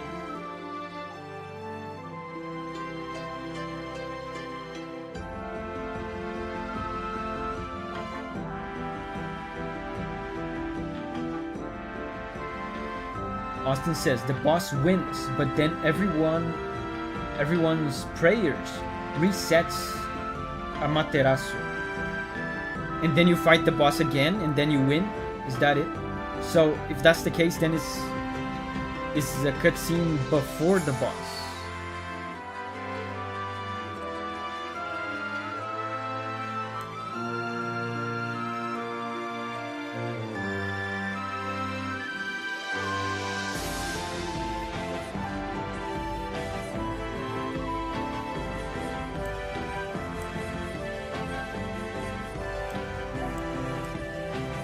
Man, that's a long scene. Because I don't think it's looping. Oh, it's in the middle of the boss. This tune has a vocal version too. It's like if Link and Ganon are fighting and Link loses, so Navi goes to Kakariko to ask for help and goodwill to help Link. Okay, so people all around the land pray. Oh, the main melody. Yeah, it's very long. It's not looping.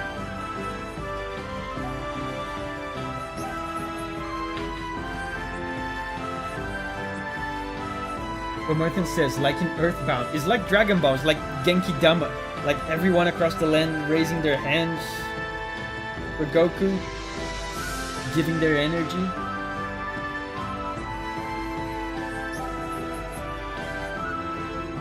You know what I think sometimes when it comes to Genki Dama and Goku taking energy from all living things? What if like someone was really sick and they were like on their last legs and they needed like every little ounce of energy they had? And Goku like takes the energy and they die, like your Uncle Bob was like sick in bed. Suddenly Goku needs to do a Genki Dama and your Uncle Bob's dead.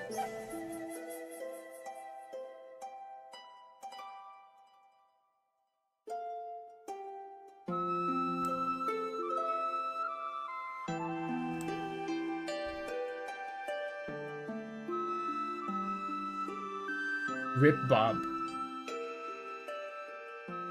Oh, now it's looping. That's why it's fading out. Man, that's a long scene.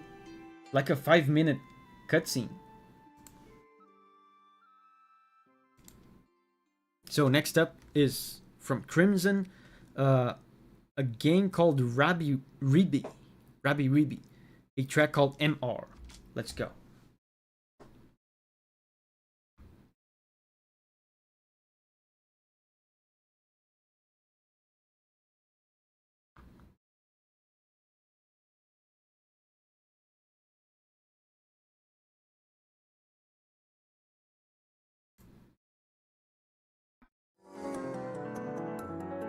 Wait, this is not it.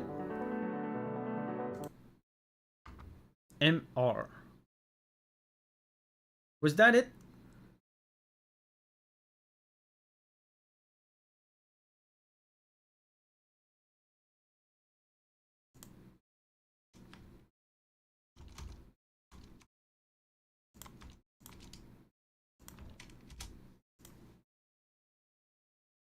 Chadek says, oh, hell yeah, this track slaps. I think that was the wrong one, though. Was that it?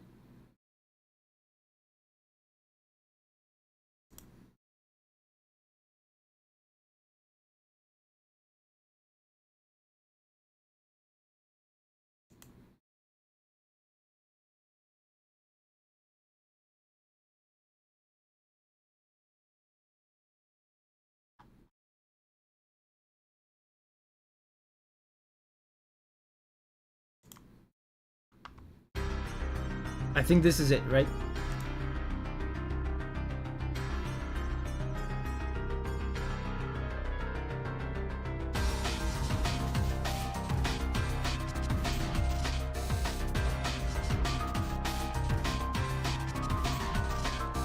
Nice.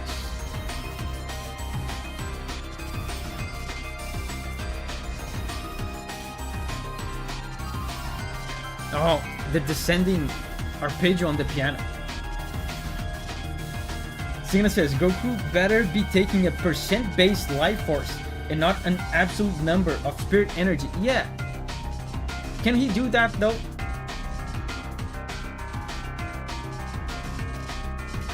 Percent-based would probably be fine.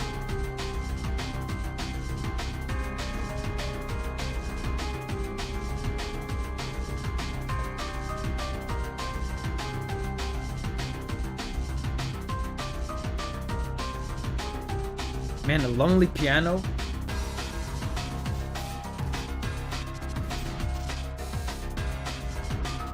The song is mostly drums with a bass. The rhythm is very cool.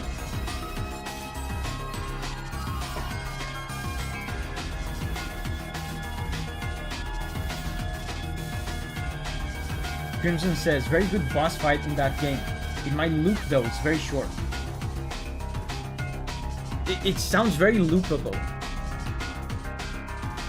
I think it's already looping.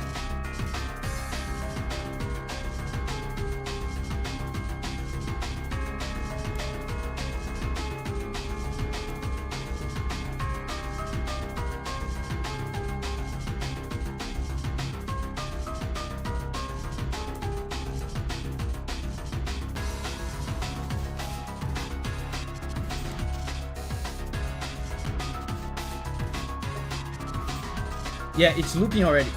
And, you know, I couldn't find another video for this. The video of this that I have on right now says it's the track, but it gets faster with every loop for some reason. I feel like it's already faster, so it's already looping. Man, very cool rhythm. It feels like a sort of background song in the sense that there's not much going on other than rhythm. But it's a cool vibe. Listen, the organ.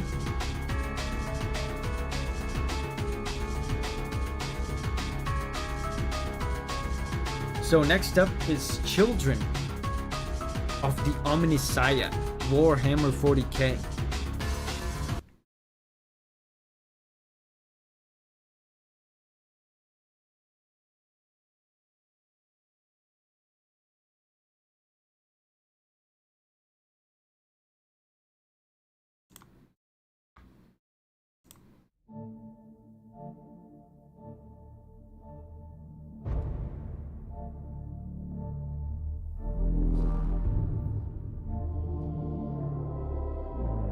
Shadek says, that game was a 2D Toho bullet hell. It needs to not distract you too much. That makes sense.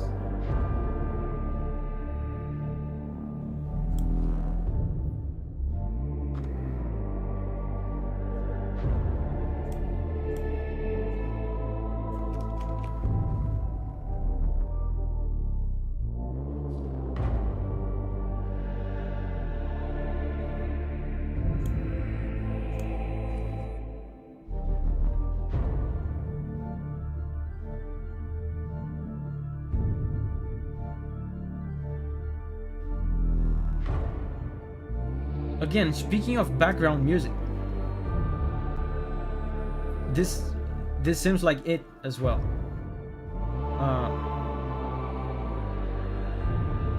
They're just setting up a vibe, but the song is very quiet. Seems intentionally subdued.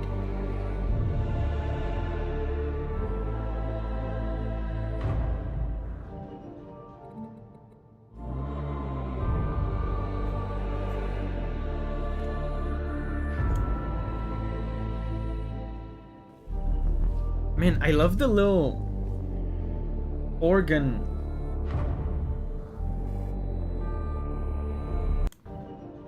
Listen to the organ little melody. That keeps playing throughout the entire song.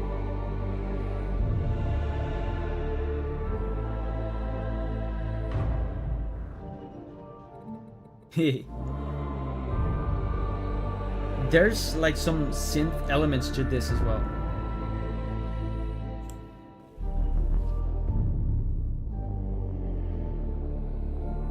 Darkened Blade says, praise the Omniscient, praise the Machine God, praise the Motive Force. I did sense some religious character in this song. You know, the organ, the choir. There's almost like a mass or a service, church service feel to it. So next up is Oisin. La Mulana remake, Sabat.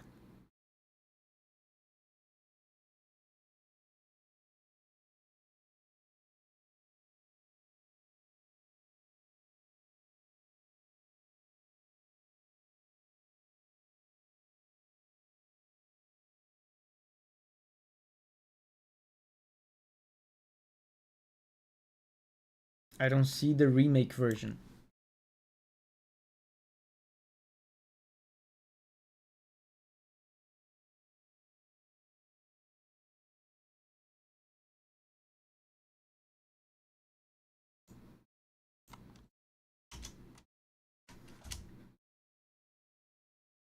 Oh, I found it.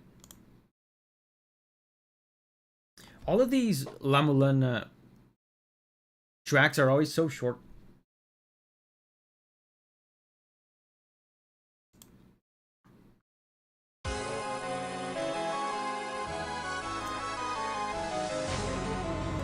Man, I really love the sound of...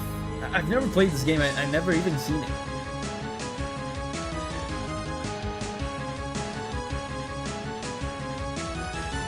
Oh, the triplets.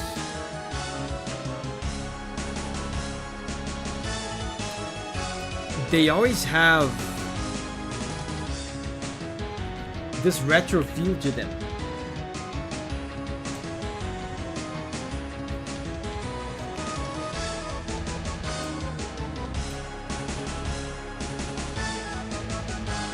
What's interesting is that this is the music of the remake.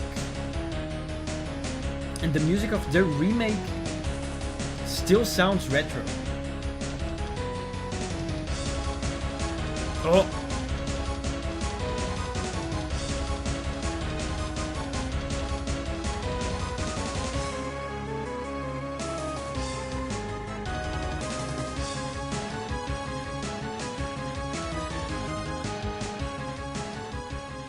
Wow, yeah, super short. Man, they're always so short and sweet. Nice. I have to look at this game at some point. I keep hearing music from it. I don't even know what it looks like. But anyway, next up is another one from M. Shields. Truckstun Arcade Level 1 music.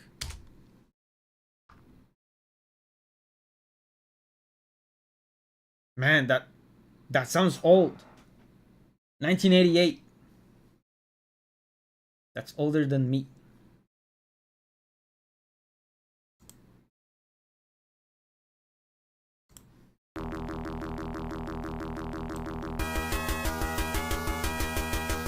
I do think we get very few retro video game music in these streams, both in the capitalism streams and the democracy streams.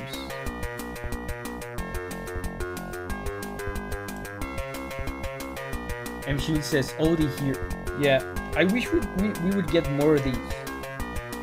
Like, there's so much good stuff from Super Nintendo.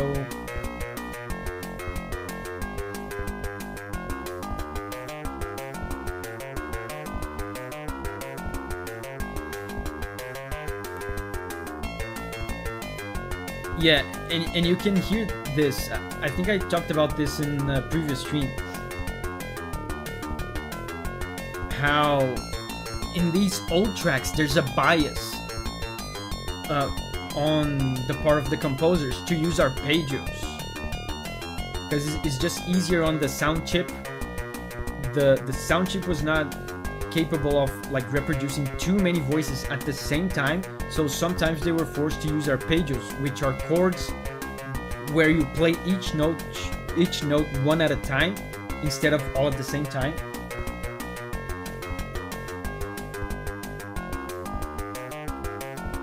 This game was on cabinets, the Super Nintendo Genesis, and you can now play it on phones. Nice.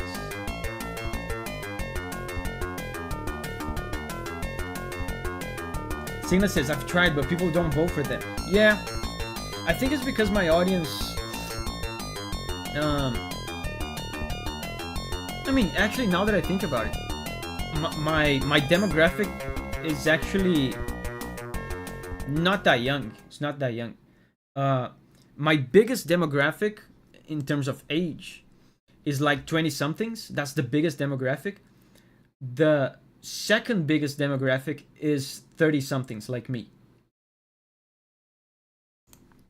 So there should be, like, at the very least, some like Nintendo 64 games, Nintendo 64 songs or something.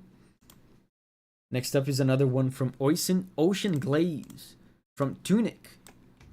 I expect this to be very synthy and kind of atmospheric.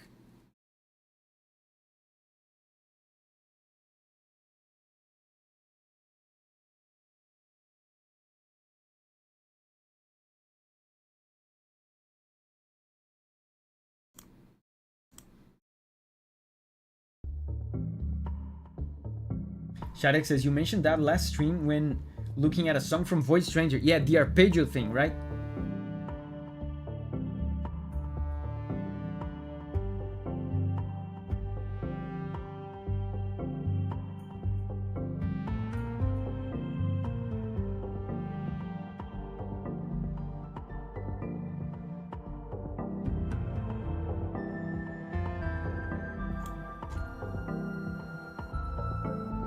Yeah, is what I expected. Every Tunic song I hear is like super chill.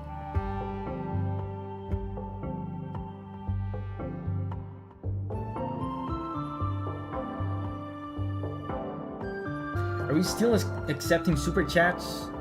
Man, I think today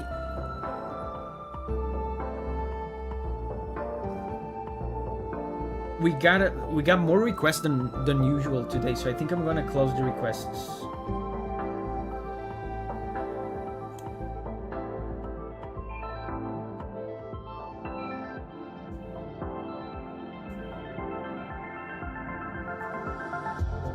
So requests are closed. Now...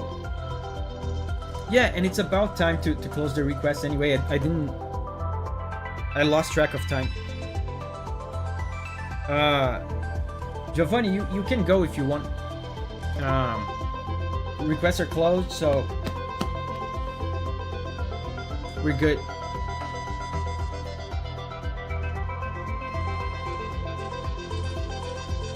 Your job here is done.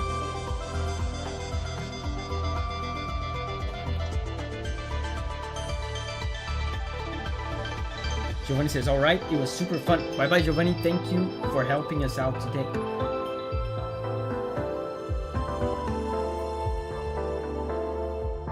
Chat access, thank you for your service, Giovanni.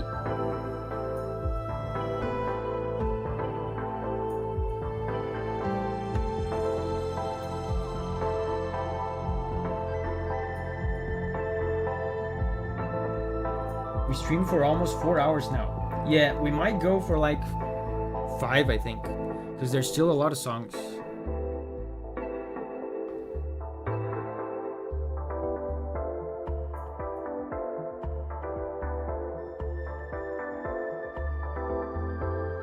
There's 15 songs.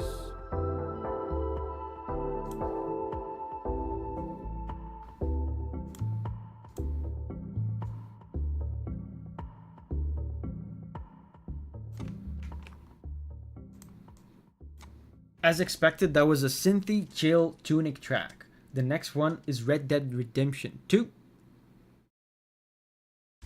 Blood Feuds.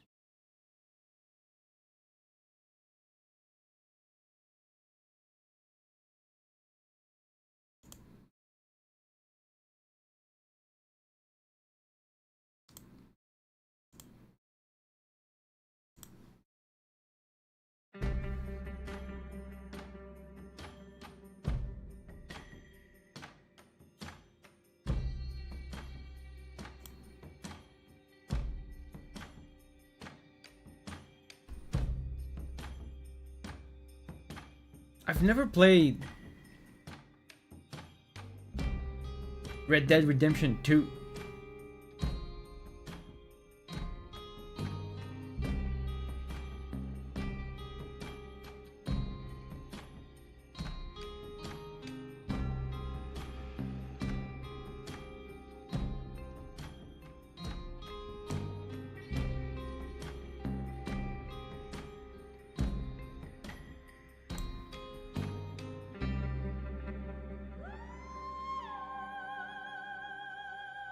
Vocals.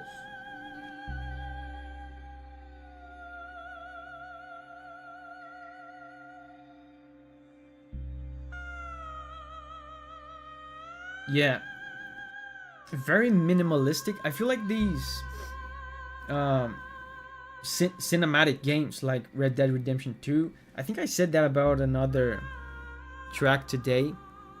Was it God of War or something? I mean, sometimes they have to have very subdued minimalistic music like this because there's often like dialogue going on over this,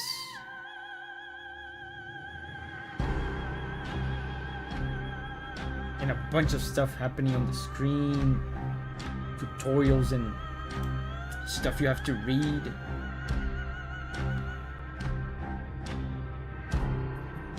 Chadek says, I don't know about playing Red Dead Redemption myself, but it's got that Bethesda magic that makes it great for clips and skits. Yeah, I've seen a bunch of them on YouTube. All I know about Red Dead Redemption 2 is a cougar tries killing you while you're building a house. I've seen that one. Man, Red Dead Redemption 1 was so good though. I feel like the reason I haven't played Red Dead Redemption 2 yet is that everything I've seen about it is so cinematic, and like there's so many, from what I've seen, it seems so scripted. And oh, listen, he's building up the guitar. It's so scripted, and there's so much dialogue, and like so many of those walk and talk sections.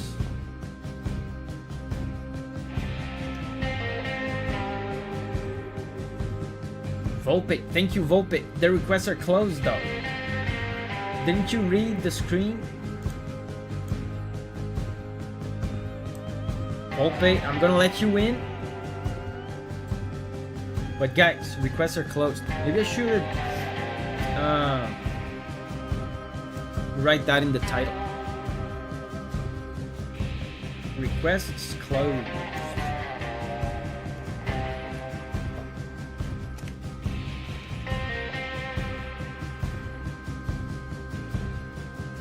Thank you, Volpe. Thank you for the support.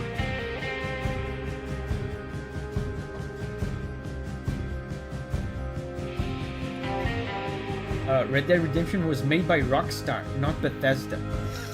Do you want to know something cool?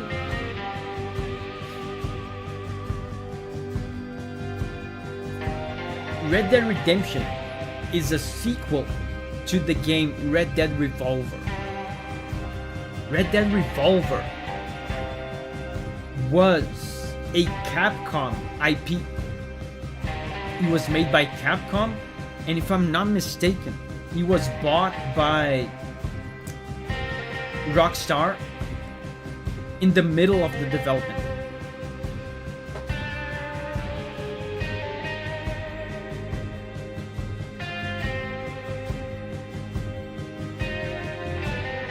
Did you know that? That was mind-blowing when I found that out. That Red Dead Revolver was a Capcom IP.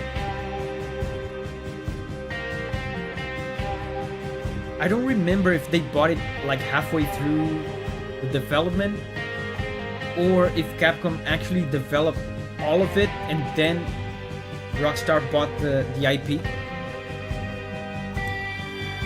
So next up is Volpe's suggestion. I mean, this still has a little while to play. We're not at the 6-minute mark yet.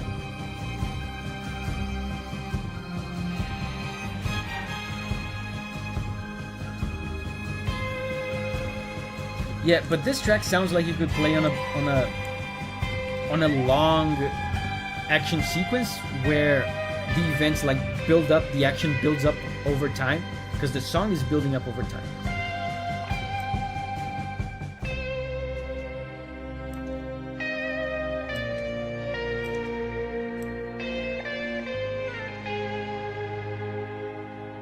Signa says, sounds like Capcom's mistake selling it. Chidak says, I don't know who made it. I didn't know who made it. I just group it in with that same kind of AI interaction humor that you get from looking at clips from Oblivion or Skyrim.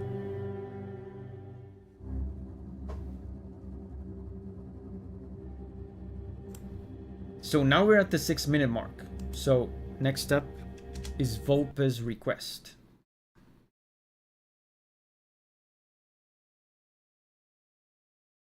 From Vindictus.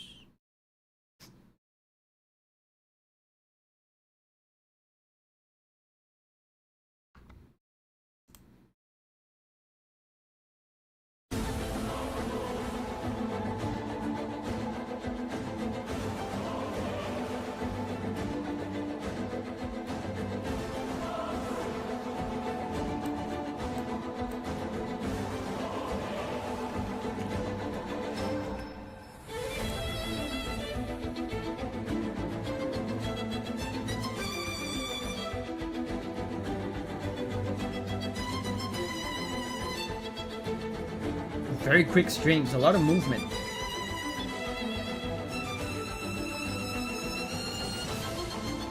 Oh.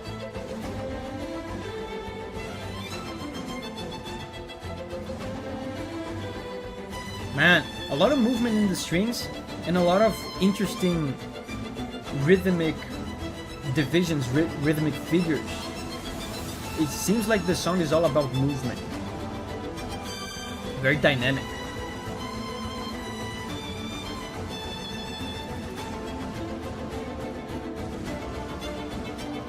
Yeah, and Shidax just talked about Oblivion.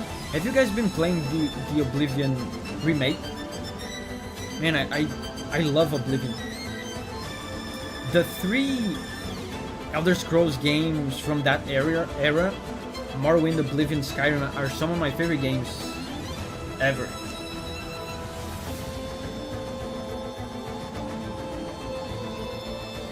I wonder if the remake is any good. I haven't seen anything from it.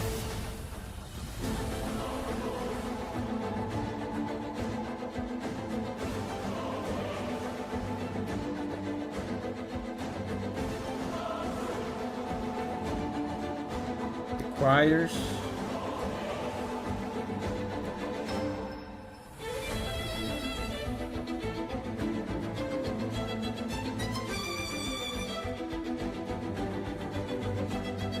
Man, there's some the cellos are doing like arpeggios up and down. There's so much movement in this.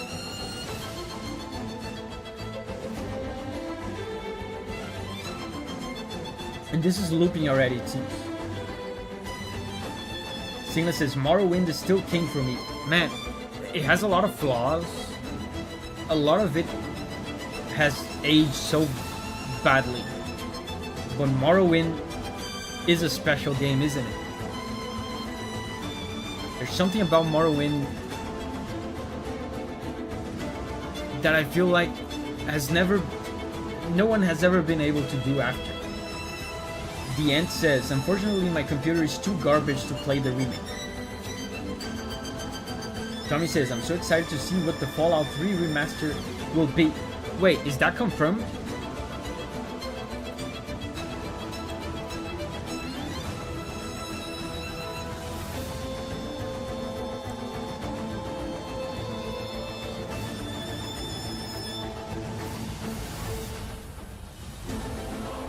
Yeah, now it's looping again.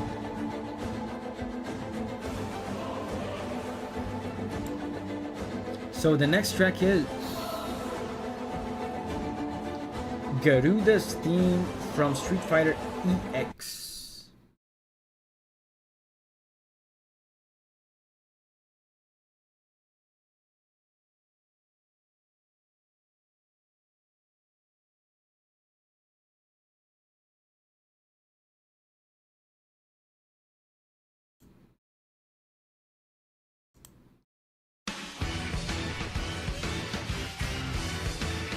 Sina says, I think the worst things are the best things about it. If you look at them the right way. Yeah, I know what you mean. There's a lot of things in games that we see as like advancements in game design, but when you go back to a game like Morrowind with no... That's one thing I love about Morrowind. Like, no GPS, no quest markers, no one tells you. Like, the game doesn't hold your hand to get you to where you need to go. If you want to know where to go, you have to ask around, like to some random person on the side of the road. And you know what the person will say in the game? The person will say, oh, you want to go to this city. Okay, so follow this road. When you see a dead tree, turn right, go off the road in the direction of a lake. When you see the lake, go right. When you go right, go on until you see a road. Pick up the road and keep going until you see a sign that points right. When you see that, you go right. Like, people will just give you directions like real ass people.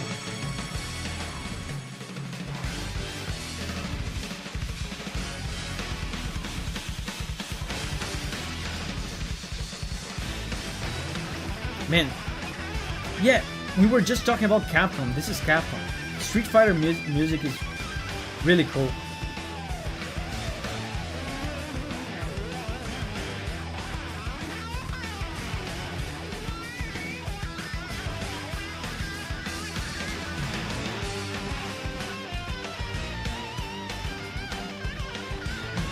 Street Fighter EX3. So that's Street Fighter 3, right? So that's after Yoko Shimomura left Capcom. Tommy says the Fallout 3 remaster was in the leaked document from the lawsuit along with the Oblivion remaster. And with the success of Oblivion, I really hope they keep it. Man, listen to this.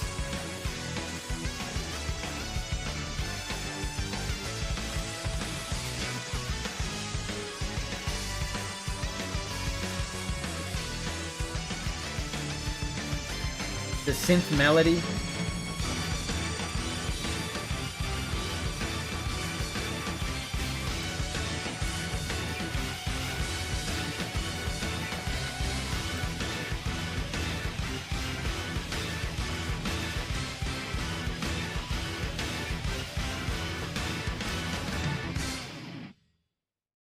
Signa says, I miss quality of life things when I play old games, but sometimes the task of overcoming those things makes you feel more immersed in the game. Sometimes the task of overcoming these things is the game, is part of the game. I feel like I hate the term quality of life in game design. I feel like a lot of times people are asking developers to remove the game from the game. People want games to be more and more and more convenient. So next up is Sie liebten sich beide. Wow, the art in this. The art that I'm seeing here.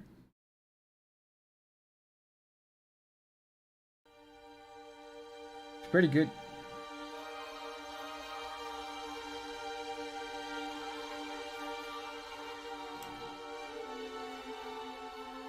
Signa says, I think quality of life has gone beyond providing quality. Just more of an autoplay button. Yeah, I agree.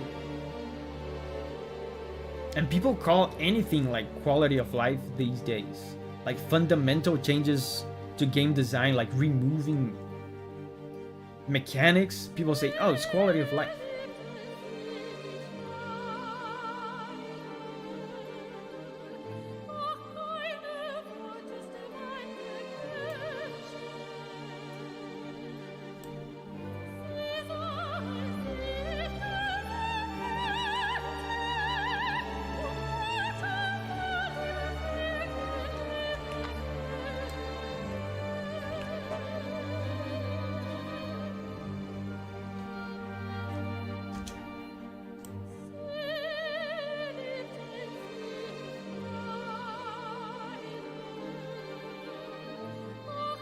Hamter says, I think people want games to be more convenient because most of us don't have any free time from overworking. I know I don't.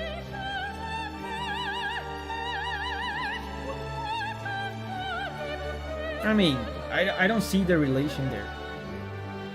If you don't have a lot of free time to play games, you will want your gaming experiences to be as high quality as possible. And that's not what I see when the advent of quality of life is introduced to games, and like games become more simplistic and watered down.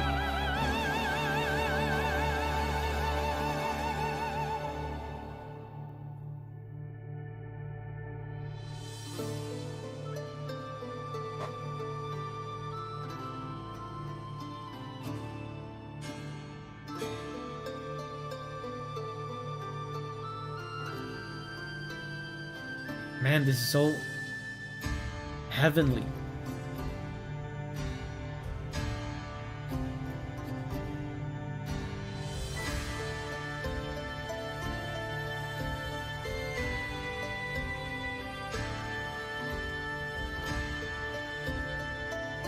Sounds Celtic.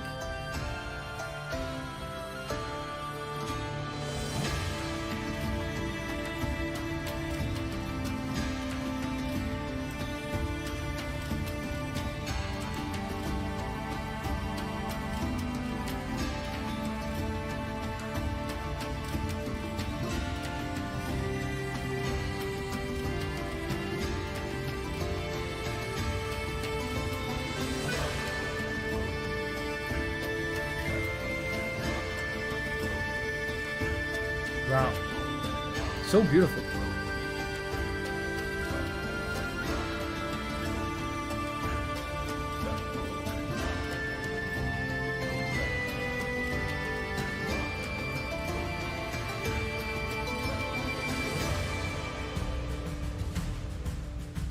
The rhythm of this is a 3-beat measure. It has that kind of dancey back and forth swing. So there's a sense of almost like a folk dance to it. Oh, it's a bit more intense now.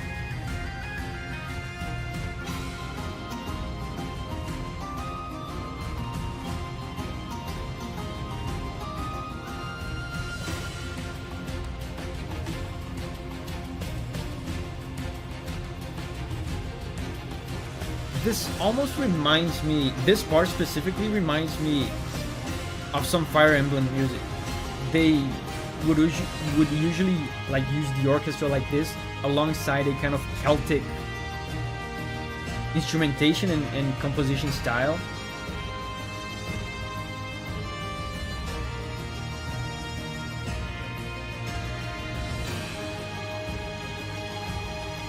The Ant says it almost sounds like 9x8. I didn't count. Oh yeah, I counted 3.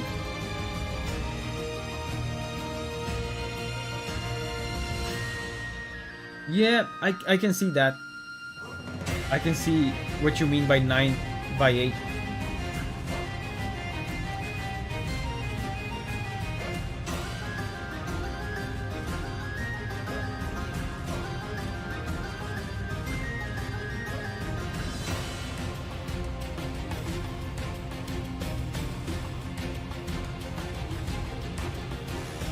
Shadek says, automatic organization button for inventory.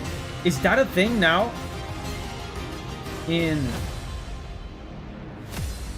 Oh, that was already in old Resident Evil games. Yeah, but in Resident Evil 4, for example, they made inventory management a part of the game. It's like it's the game mechanic.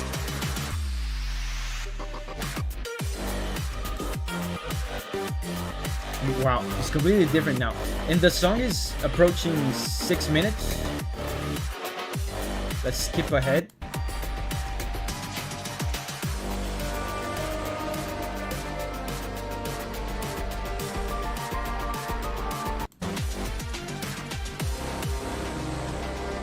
That changed completely compared to the beginning of the song.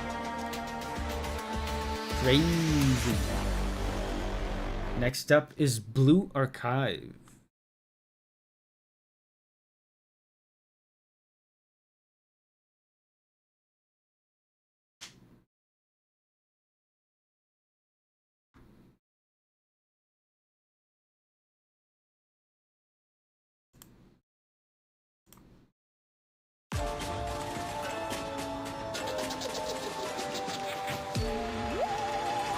Sigma says, Titan Quest has a inventory sort button to save you time messing with it, and Path of Exile makes you manually play Tetris, and it's annoying.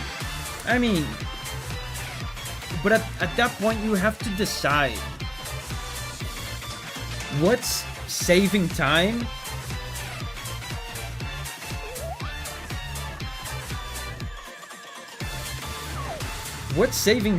and what's reducing the game, being reductive about the game, deleting parts of the game from the game. Because if you generalize the idea of saving time, then it comes to a point where the game is gonna play itself entirely for you.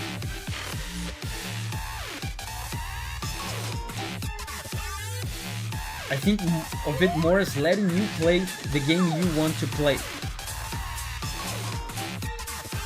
But the problem comes when the developer makes a decision where they remove something that to you was important. To let you play more of the game you want to play, the developer has to make an assumption on what is the game you want to play.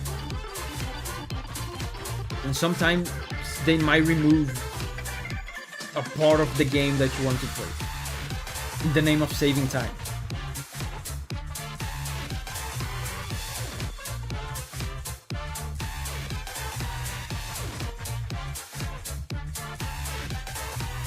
That's a cool melody. I'm gonna go back on this one a little bit because I talked over the entire thing.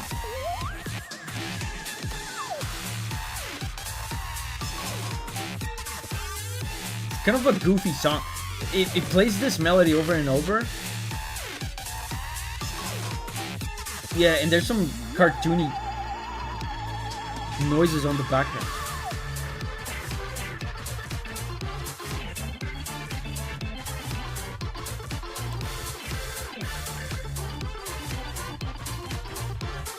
The organ solo.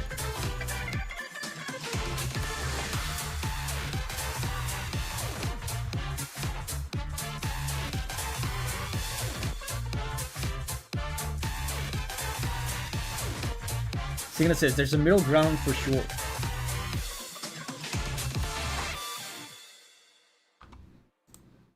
Okay, so next up is Gargoyle's Quest from Shidex.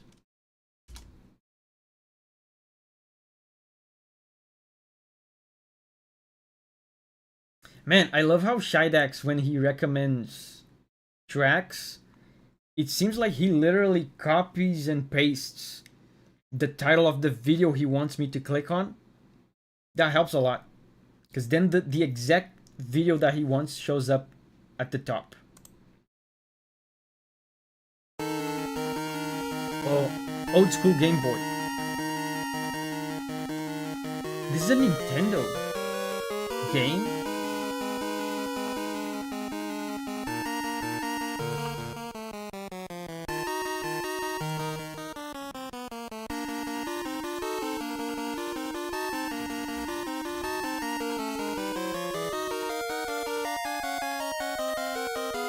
Oh wow, this is actually pretty good.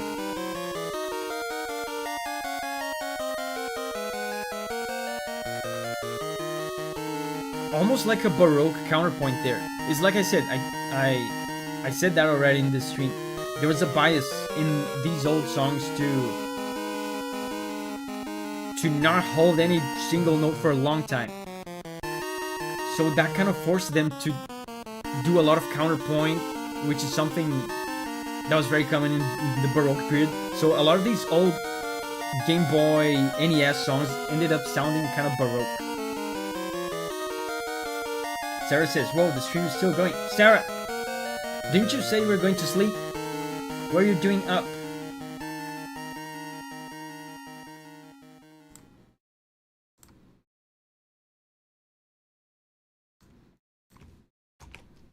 Sarah, go to your room right now.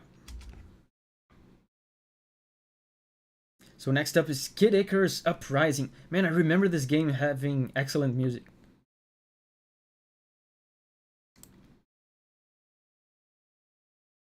Sarah says, yeah, I'm lying in bed. Oh, so you're already in your room. Okay.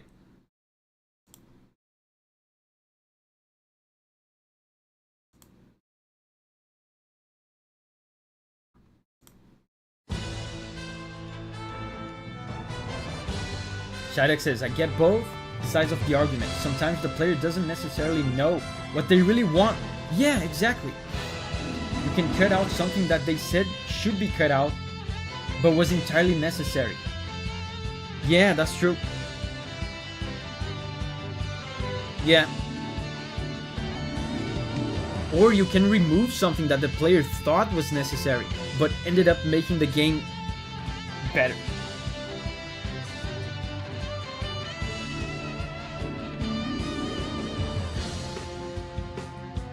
The thing is, you know, this is actually something that Masahiro Sakurai, the developer of this game, said in one of his videos. Video games, or any games for that matter, are about the push and pull, right? There has to be a goal, like a winning outcome, a success outcome, and there has to be a losing outcome. There has to be some stakes, there has to be some frustration at play there. And I feel like sometimes people advocate for the removal of the attrition, of the frustration, and that makes the satisfying part of the game, the success part, less satisfying.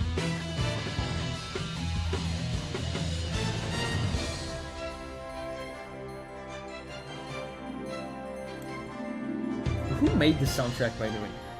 Man, this game is so nostalgic to me. I never played it, but it was all over the place, I remember, during the 3DS release.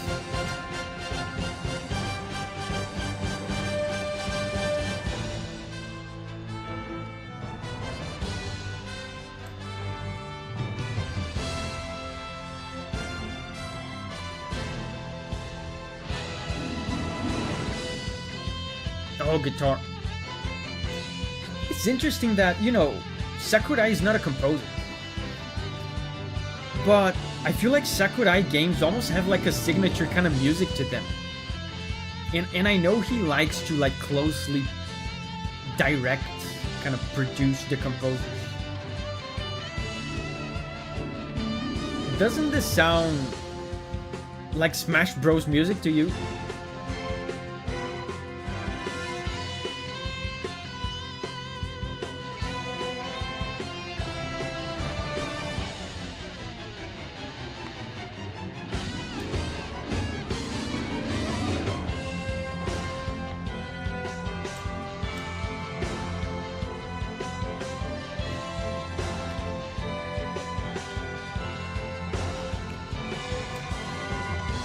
Yeah, Ant says they do. That's so interesting, right? As far as I know, he works with a bunch of different composers. But soundtracks of his games always like feel like they have a signature sound. Rose is leaving. Bye bye, Rose.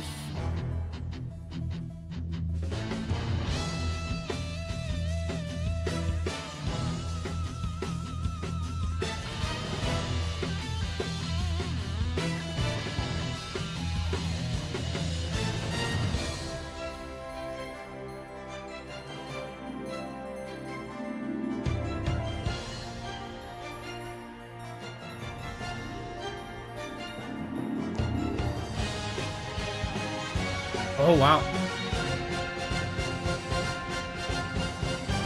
Who composed for this game? It doesn't say here. So next up is Steel Haze. I made a video about this one. Steel Haze from Armored Core 6. I made a full video about this one.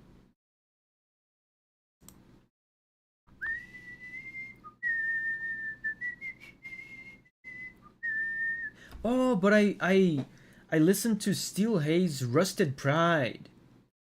Now this one is Steel Haze Where Truths Meet.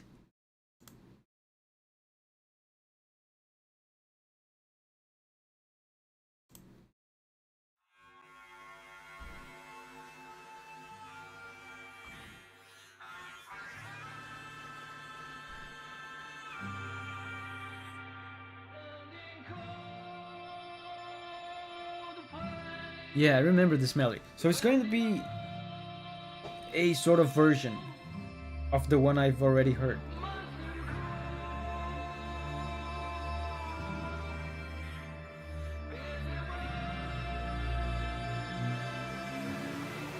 Hamster says, my song is coming up.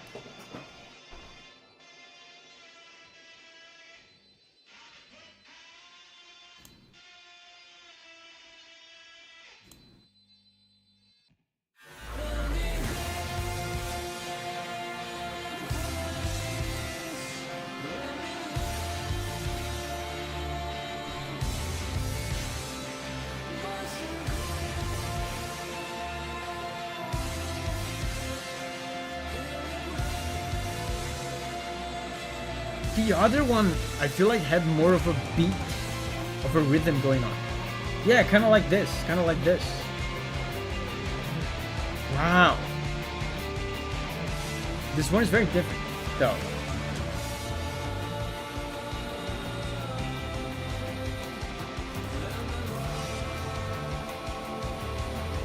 Man, Armored Core music is weird to me.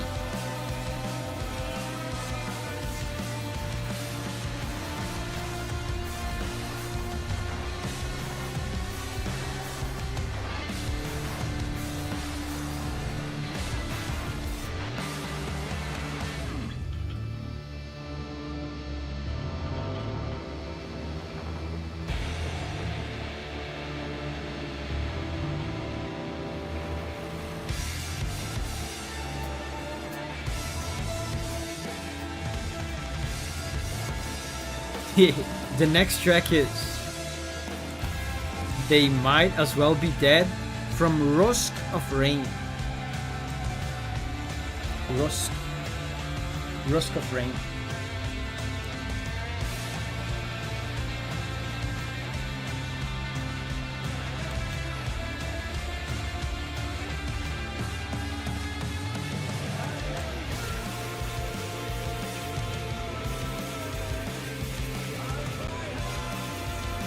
Yeah, this is more like the other version. There was a beat like this. My favorite game, Rusk of Rain. Yeah, it sounds familiar, but I can't say I've ever played Rusk of Rain.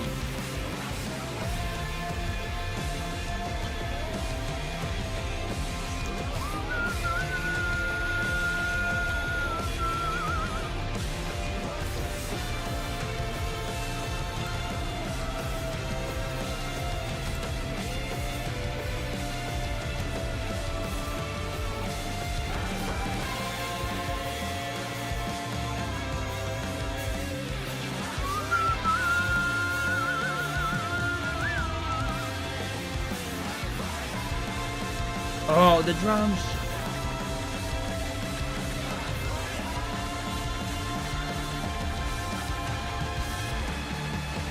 I have to say, I think I've said this before. I kinda don't get Armored Core music. I don't get it.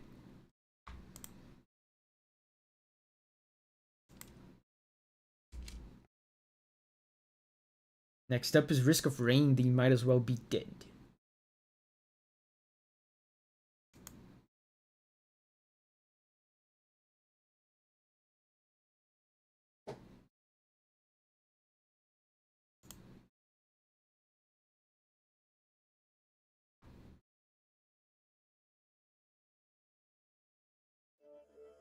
Let's go.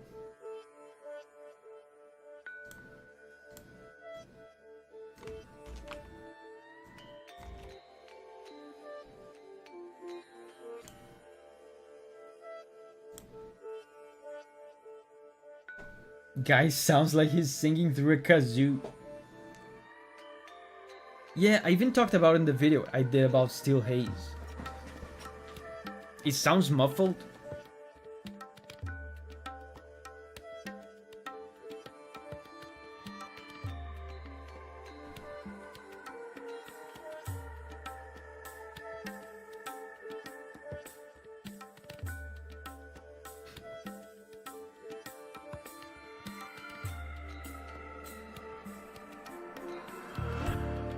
Oh. It's building up a vibe. Now the bass is in.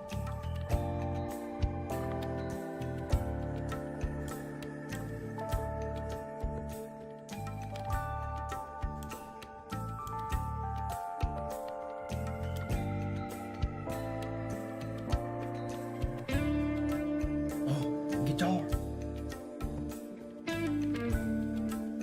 Man, is this going to be one of those vibey... We've heard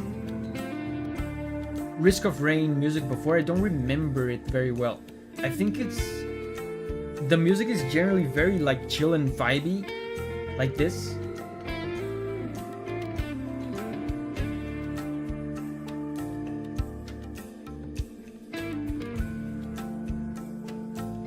Sidex says, I hear a bit of coalescence in there.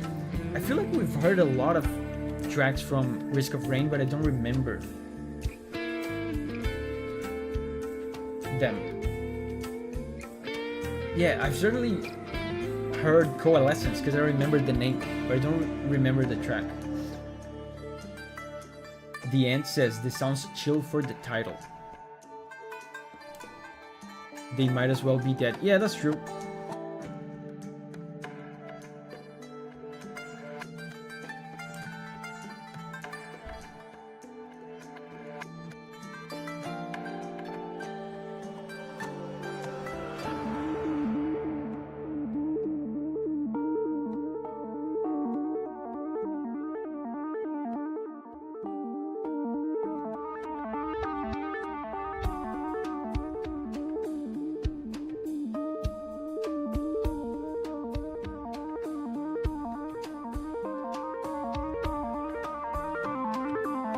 Enter says, gotta listen to the whole album later. I feel like most, from what I can remember, most Risk of Rain tracks are like this, so I think you're gonna like it.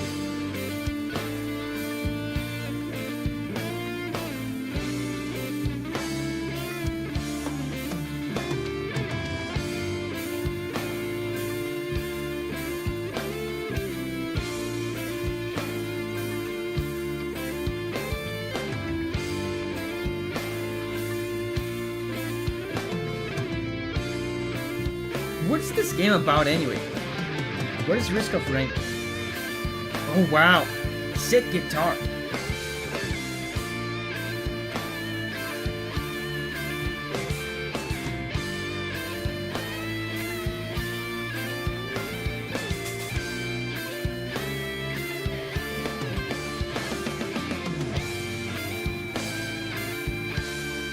All the tracks are pretty chill, exploration, alien vibes.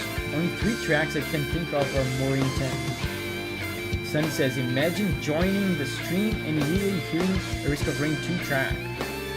Yeah, I mean, Risk of Rain, I feel like we hear it pretty often.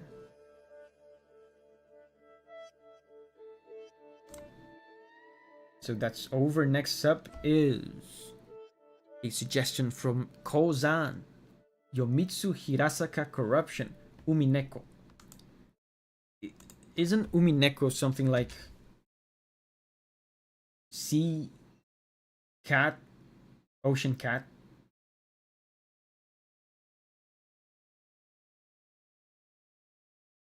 In Japanese.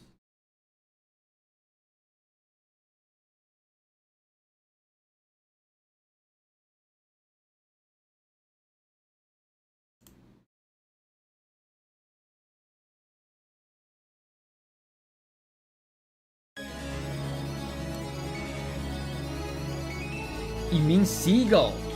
Wow, I didn't know that. Umineko is seagull.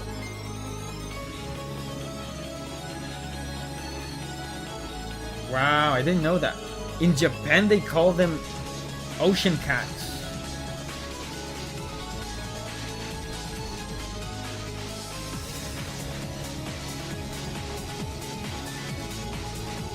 Nice beat.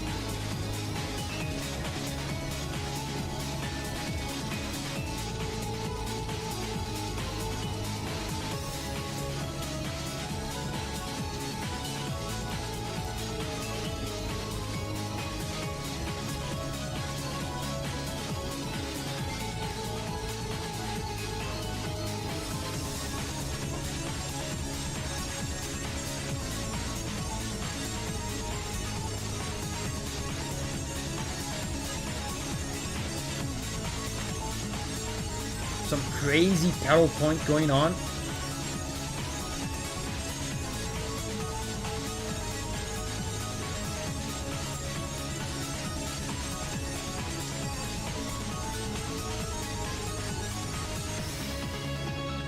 The bass sounds very ominous, and at the top there's so much movement, so many notes.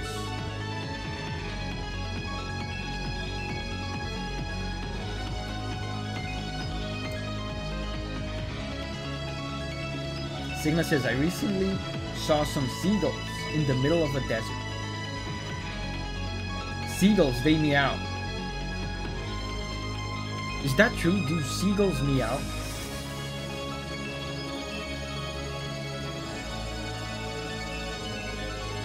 Oh, I can hear an organ. Yeah, there's... I mean, I keep saying this. You guys might think I'm just saying this because I like it, but it's true. Like, a lot of songs do it. I have to say it. This sounds baroque.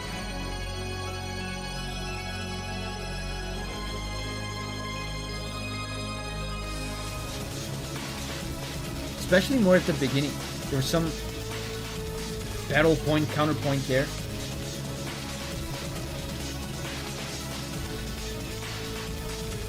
Shidek says they throw their heads back and give the craziest manic laugh. They shit on you and everything you own.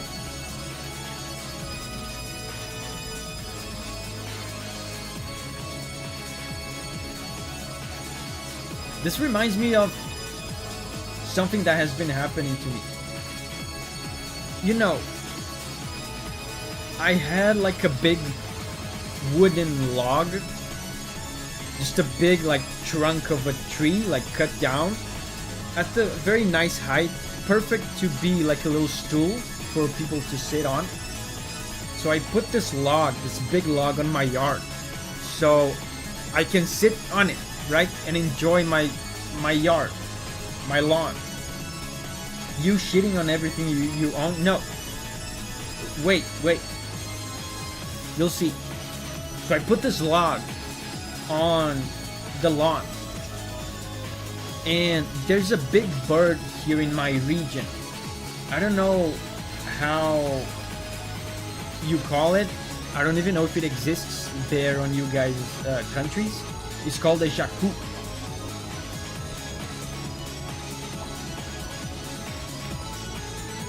There's this bird called jacu. And it's a massive bird. It's like bigger than a chicken. It's wild. It's a wild bird. It just flies around. It's like a big black chicken. Wild. Completely wild.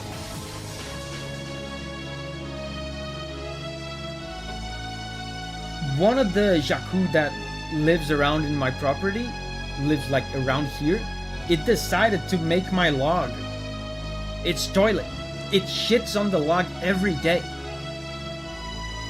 So at this point, I've given up using it as a stool. Is every day covered in shit.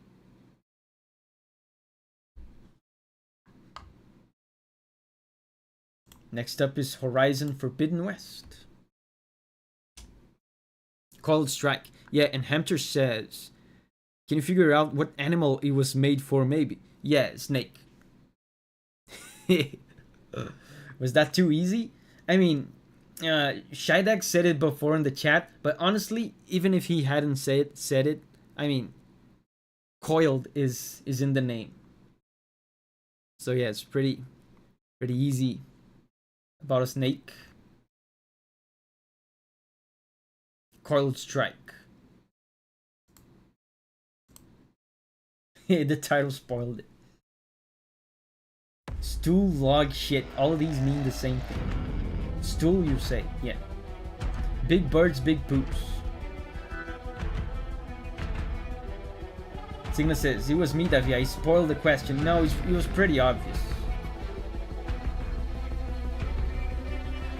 It's about a giant robot snake.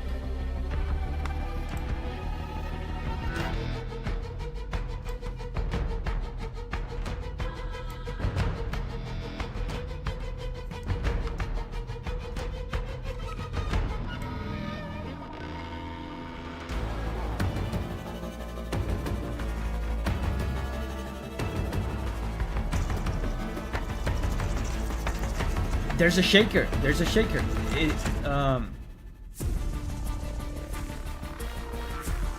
Like a rattle, right? From a rattlesnake. Oisin says we are close. Yeah, we can see the end.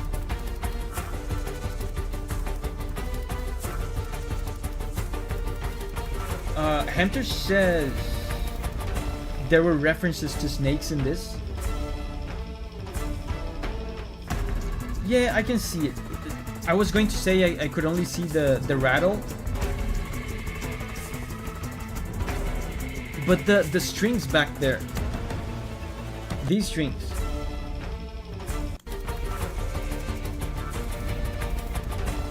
These strings. They almost sound like they're winding. I don't know how to explain, but they sound snaky to me.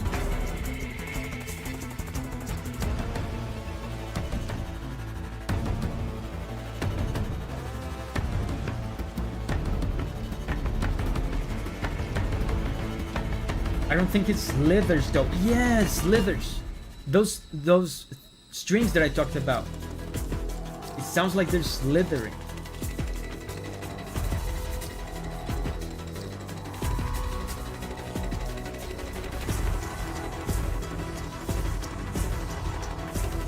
Snakes are very chill until they strike. Yeah. Yeah, that's interesting about snakes. They don't fight you, really. You don't get into a fight with the snake. The snake is just gonna stand there, and if it gets the opportunity, it's gonna strike. It's not gonna fight you. So next up is Ender Lilies, another one from Shydax.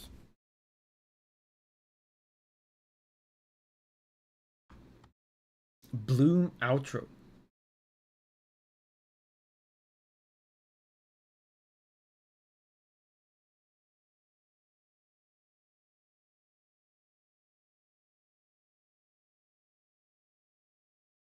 My Google Chrome is lagging. Okay.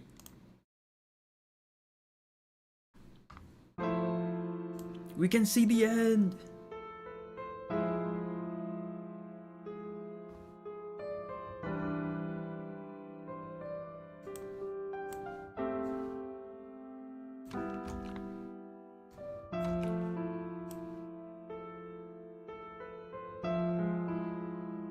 How sneaky do you expect a giant robot to be? Yeah, it's a giant robot snake.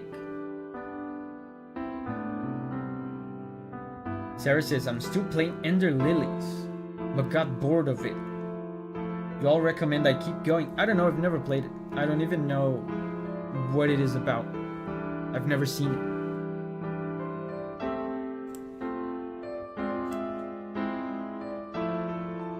You should ask Shidex. Not only Shidex is the man that has played every game, but also he was the one that suggested this.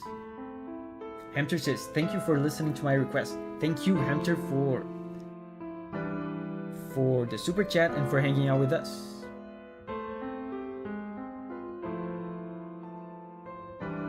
I think that's an MV game. What's an MV game?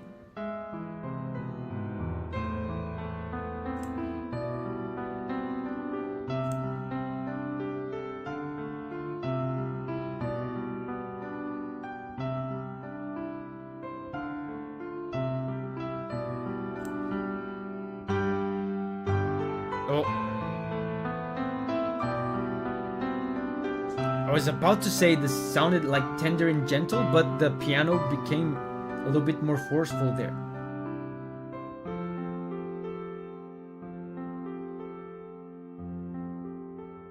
Rachel says, Davi, I've just Googled Jacu. The production of Jacu coffee started over a decade ago. Wait, Jacu coffee? You might want to Google Jacu bird. It's not about coffee.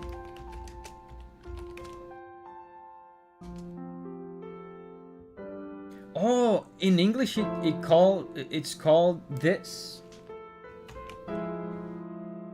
I found the English name. In English it's called this. Typical guans.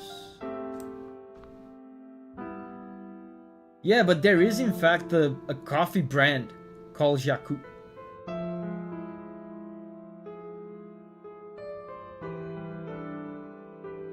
Yeah, so if you look up typical guans,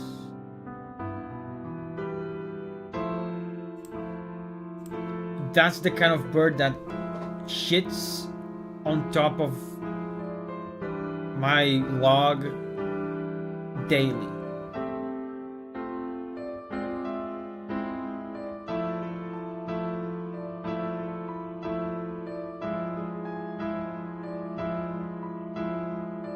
Shidex says, I love my Metroidvanias. Oh, so this is a Metroidvania. I feel like I've asked this before. Shidex says, this is actually the second phase of an intense fight. Normally it kicks up, so this was very surprisingly emotional.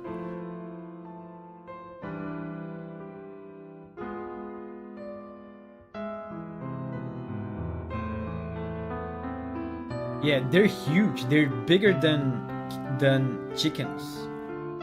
And they live in families. Sometimes, you know, I go outside a little bit, I open the door, and there's like 5 of them on the lawn. Like 5 big birds.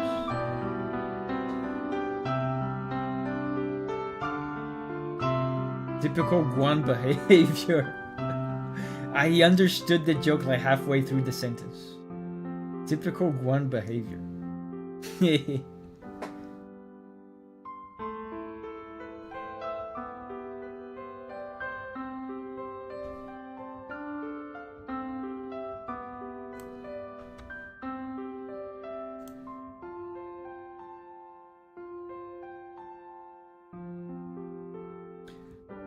And the feathers that they leave, sometimes I find one of the feathers on the ground. They're huge feathers like this.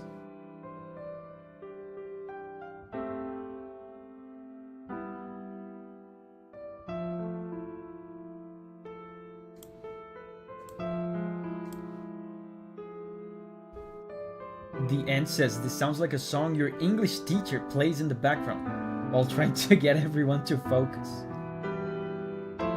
It seems like it's a Gwyn Lord of Cinder situation, right? Because it's a boss theme. When the battle gets intense, instead of getting intense music, you get gentle, emotional music.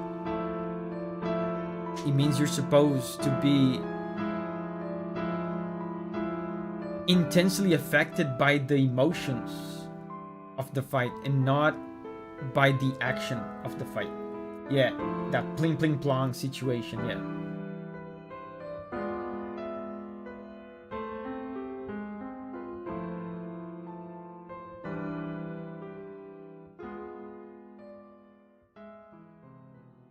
The English teacher was also my mom. Next up is Corpse Party. And this is the last one from M2. Thank you, M2, for supporting so many times today.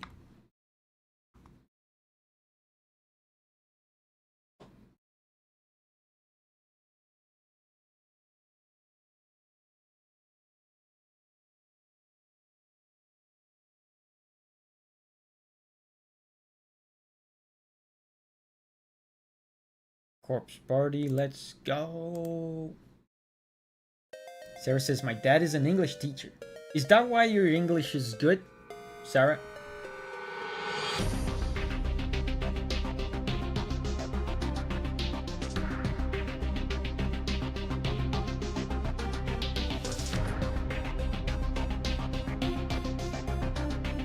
Sarah says yes.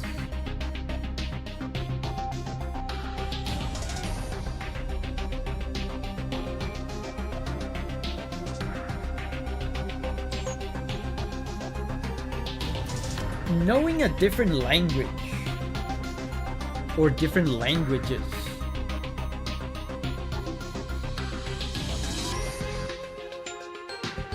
is a huge blessing.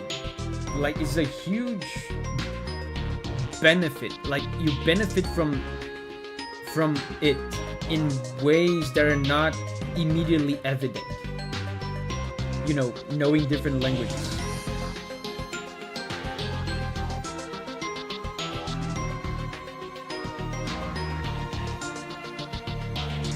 A lot of English cartoons. Deanne says, I was taught Latin of all languages in school. You know, this is gonna sound like philosophical, maybe to some of you, philosophical mumbo jumbo, but when you learn different languages, especially I feel like if it's more than 2 languages, you have to detach yourself from, you have to detach abstract meanings from words.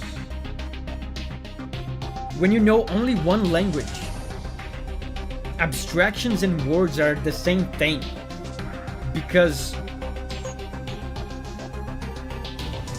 abstract meanings are always attached to one word. When you learn other languages,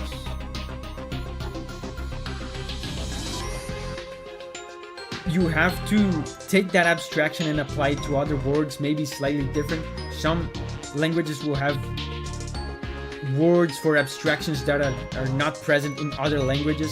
So it's like you unlock your mind to think about ideas independently from language. Tommy says, I get it. Thank you, Tommy. I thought like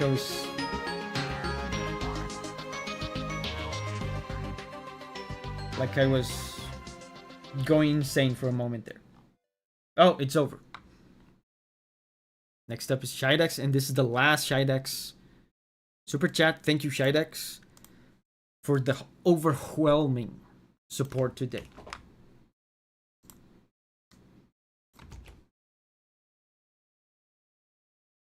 Gargoyle's Quest. This name sounds retro. Oh, NES. Man, I was just talking today how I wanted more retro soundtracks, and Shidex brings out the Game Boy soundtracks, then the NES. Signa says, that's an excellent explanation. Hamster says, I wish I knew more than one language. Signa says, being American, I only know English. Yeah, that's complicated about being American, right? Because you already know the most useful language in the world. So I imagine it's harder to be motivated to learn any other language.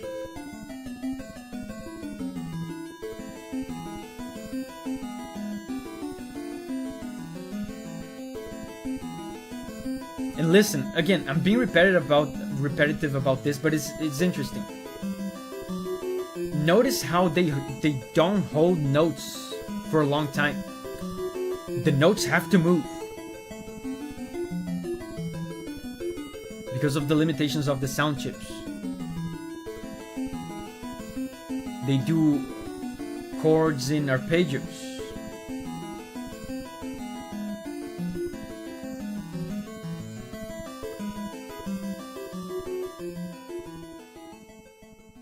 Wow, that was very short. Yeah, and that's another thing about old school game songs. They had to be very short because of storage space.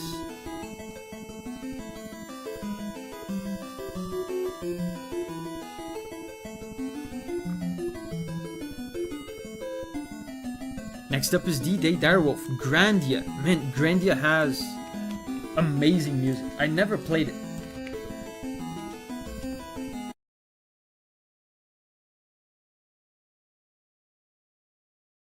Grandia 2 battle theme. I had the opportunity of buying like a Grandia 2 copy in like perfect condition in Japan, but I didn't. This game is why I love Baroque music while growing up.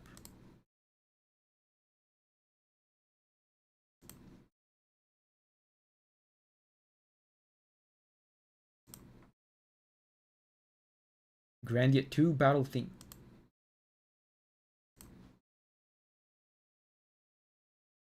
Signa says geography is a huge reason to. I can go across my whole continent and not meet anyone that doesn't speak English. That's the case for Brazil too. I can get on a plane and like be inside that plane for like 5 hours. Land, and when I land, I will still be surrounded by Portuguese speaking people.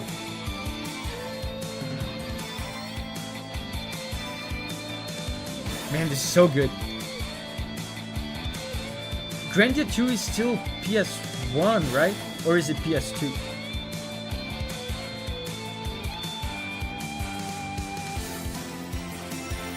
This is so good, man.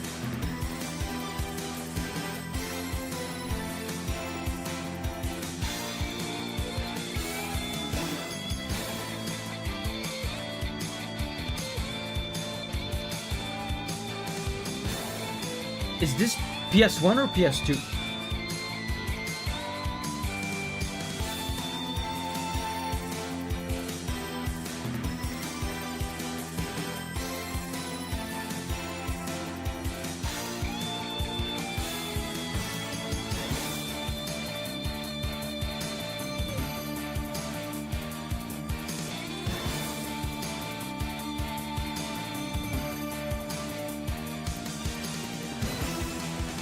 Oh, the key change.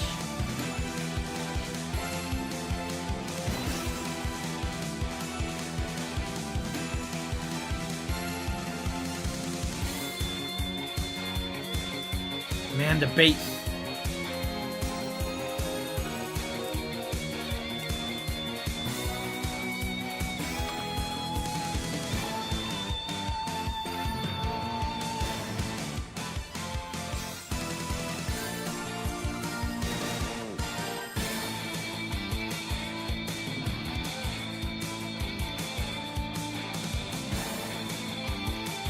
I had never heard this one before, but I do love Grandia music.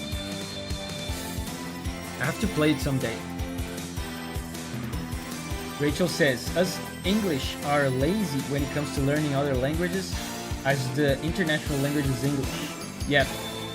I mean, for an American, I imagine the most useful language is probably Spanish, right?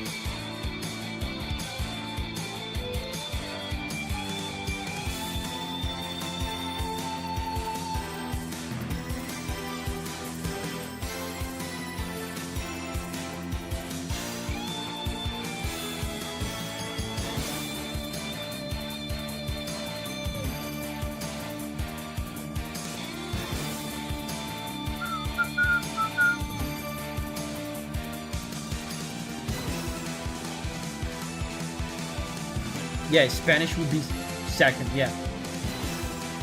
There's a lot of Spanish-speaking people in the US, as far as I know.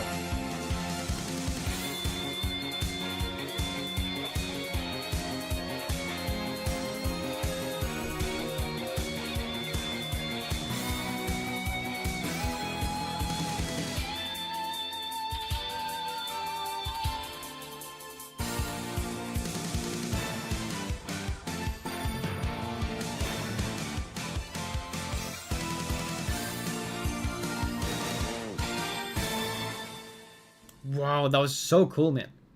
That is one of the best tracks in the entire stream. So the last track of the stream is from Suomi Perkele. That name sounds Finnish to me. Is Suomi perhaps Finnish? Sounds like a Finnish name. But anyway, Elizabeth from Bioshock Infinite.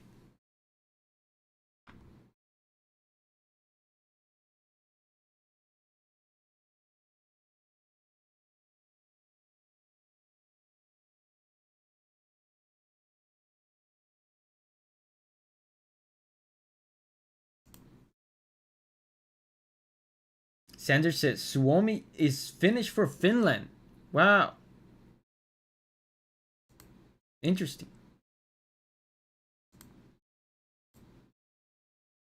That happens in Brazil as well. Some people in Brazil are called Brazil. It's usually a family name though, it's not a first name.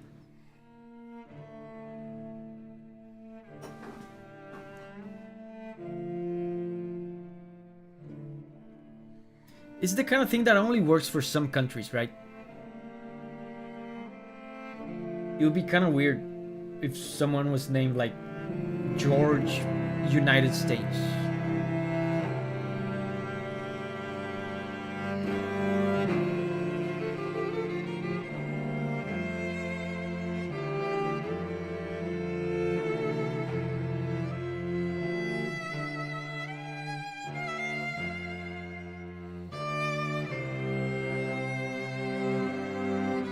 I bet we've seen more of it here if America wasn't such a cumbersome word. Yeah, and America is not the name of the country.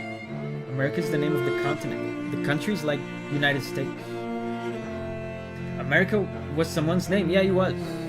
He was, I feel like he was Americo. Americo Vespucci was the guy that, I don't know, discovered America or something.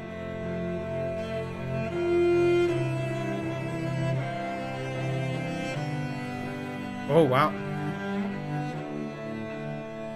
Some unexpected happy cards in there. Mostly sad and melancholic, but some unexpected hopefulness there.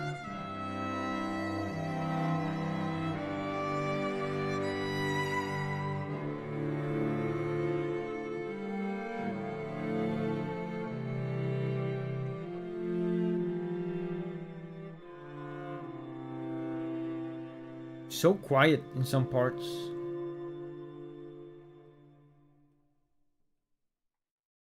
Do you hear the notes C-A-G-E? Probably. I'm pretty sure there was a C, an A, a G, and an E at some point in this song. But honestly, I can't say for sure. But guys, what I can say for sure was, this was a fantastic stream. Thank you guys for hanging out with me. I'm tired.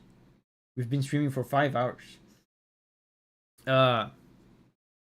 Thank you all for the support. Thank you everyone that participated and sent super chats with suggestions. Thank you guys for, even if you didn't send a super chat, if you hung out with me in the chat, thank you. Let's do it again though, tomorrow. Hold up, let me get the, I always forget this. Let me get the link to the gameplay channel, because can you believe that some people still don't know I have a gameplay channel? We're gonna stream some Monster Hunter tomorrow, and it's the final episode of Monster Hunter, so you cannot miss it. Go subscribe over there so you don't miss it. And guys, it's time to say goodbye to me in the chat so I can say bye right back to you.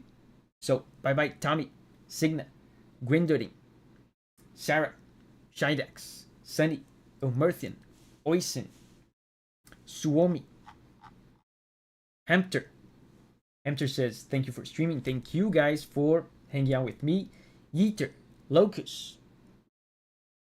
Signa says, I didn't say bye yet. Yeah, but I said a preemptive bye. And Rachel with the last minute super chat. Thank you. Great stream. Thanks, Davi. Enjoyed all the music. Thank you, Rachel, for the support. See you guys tomorrow. Go to the gameplay channel, or I will kick your dog.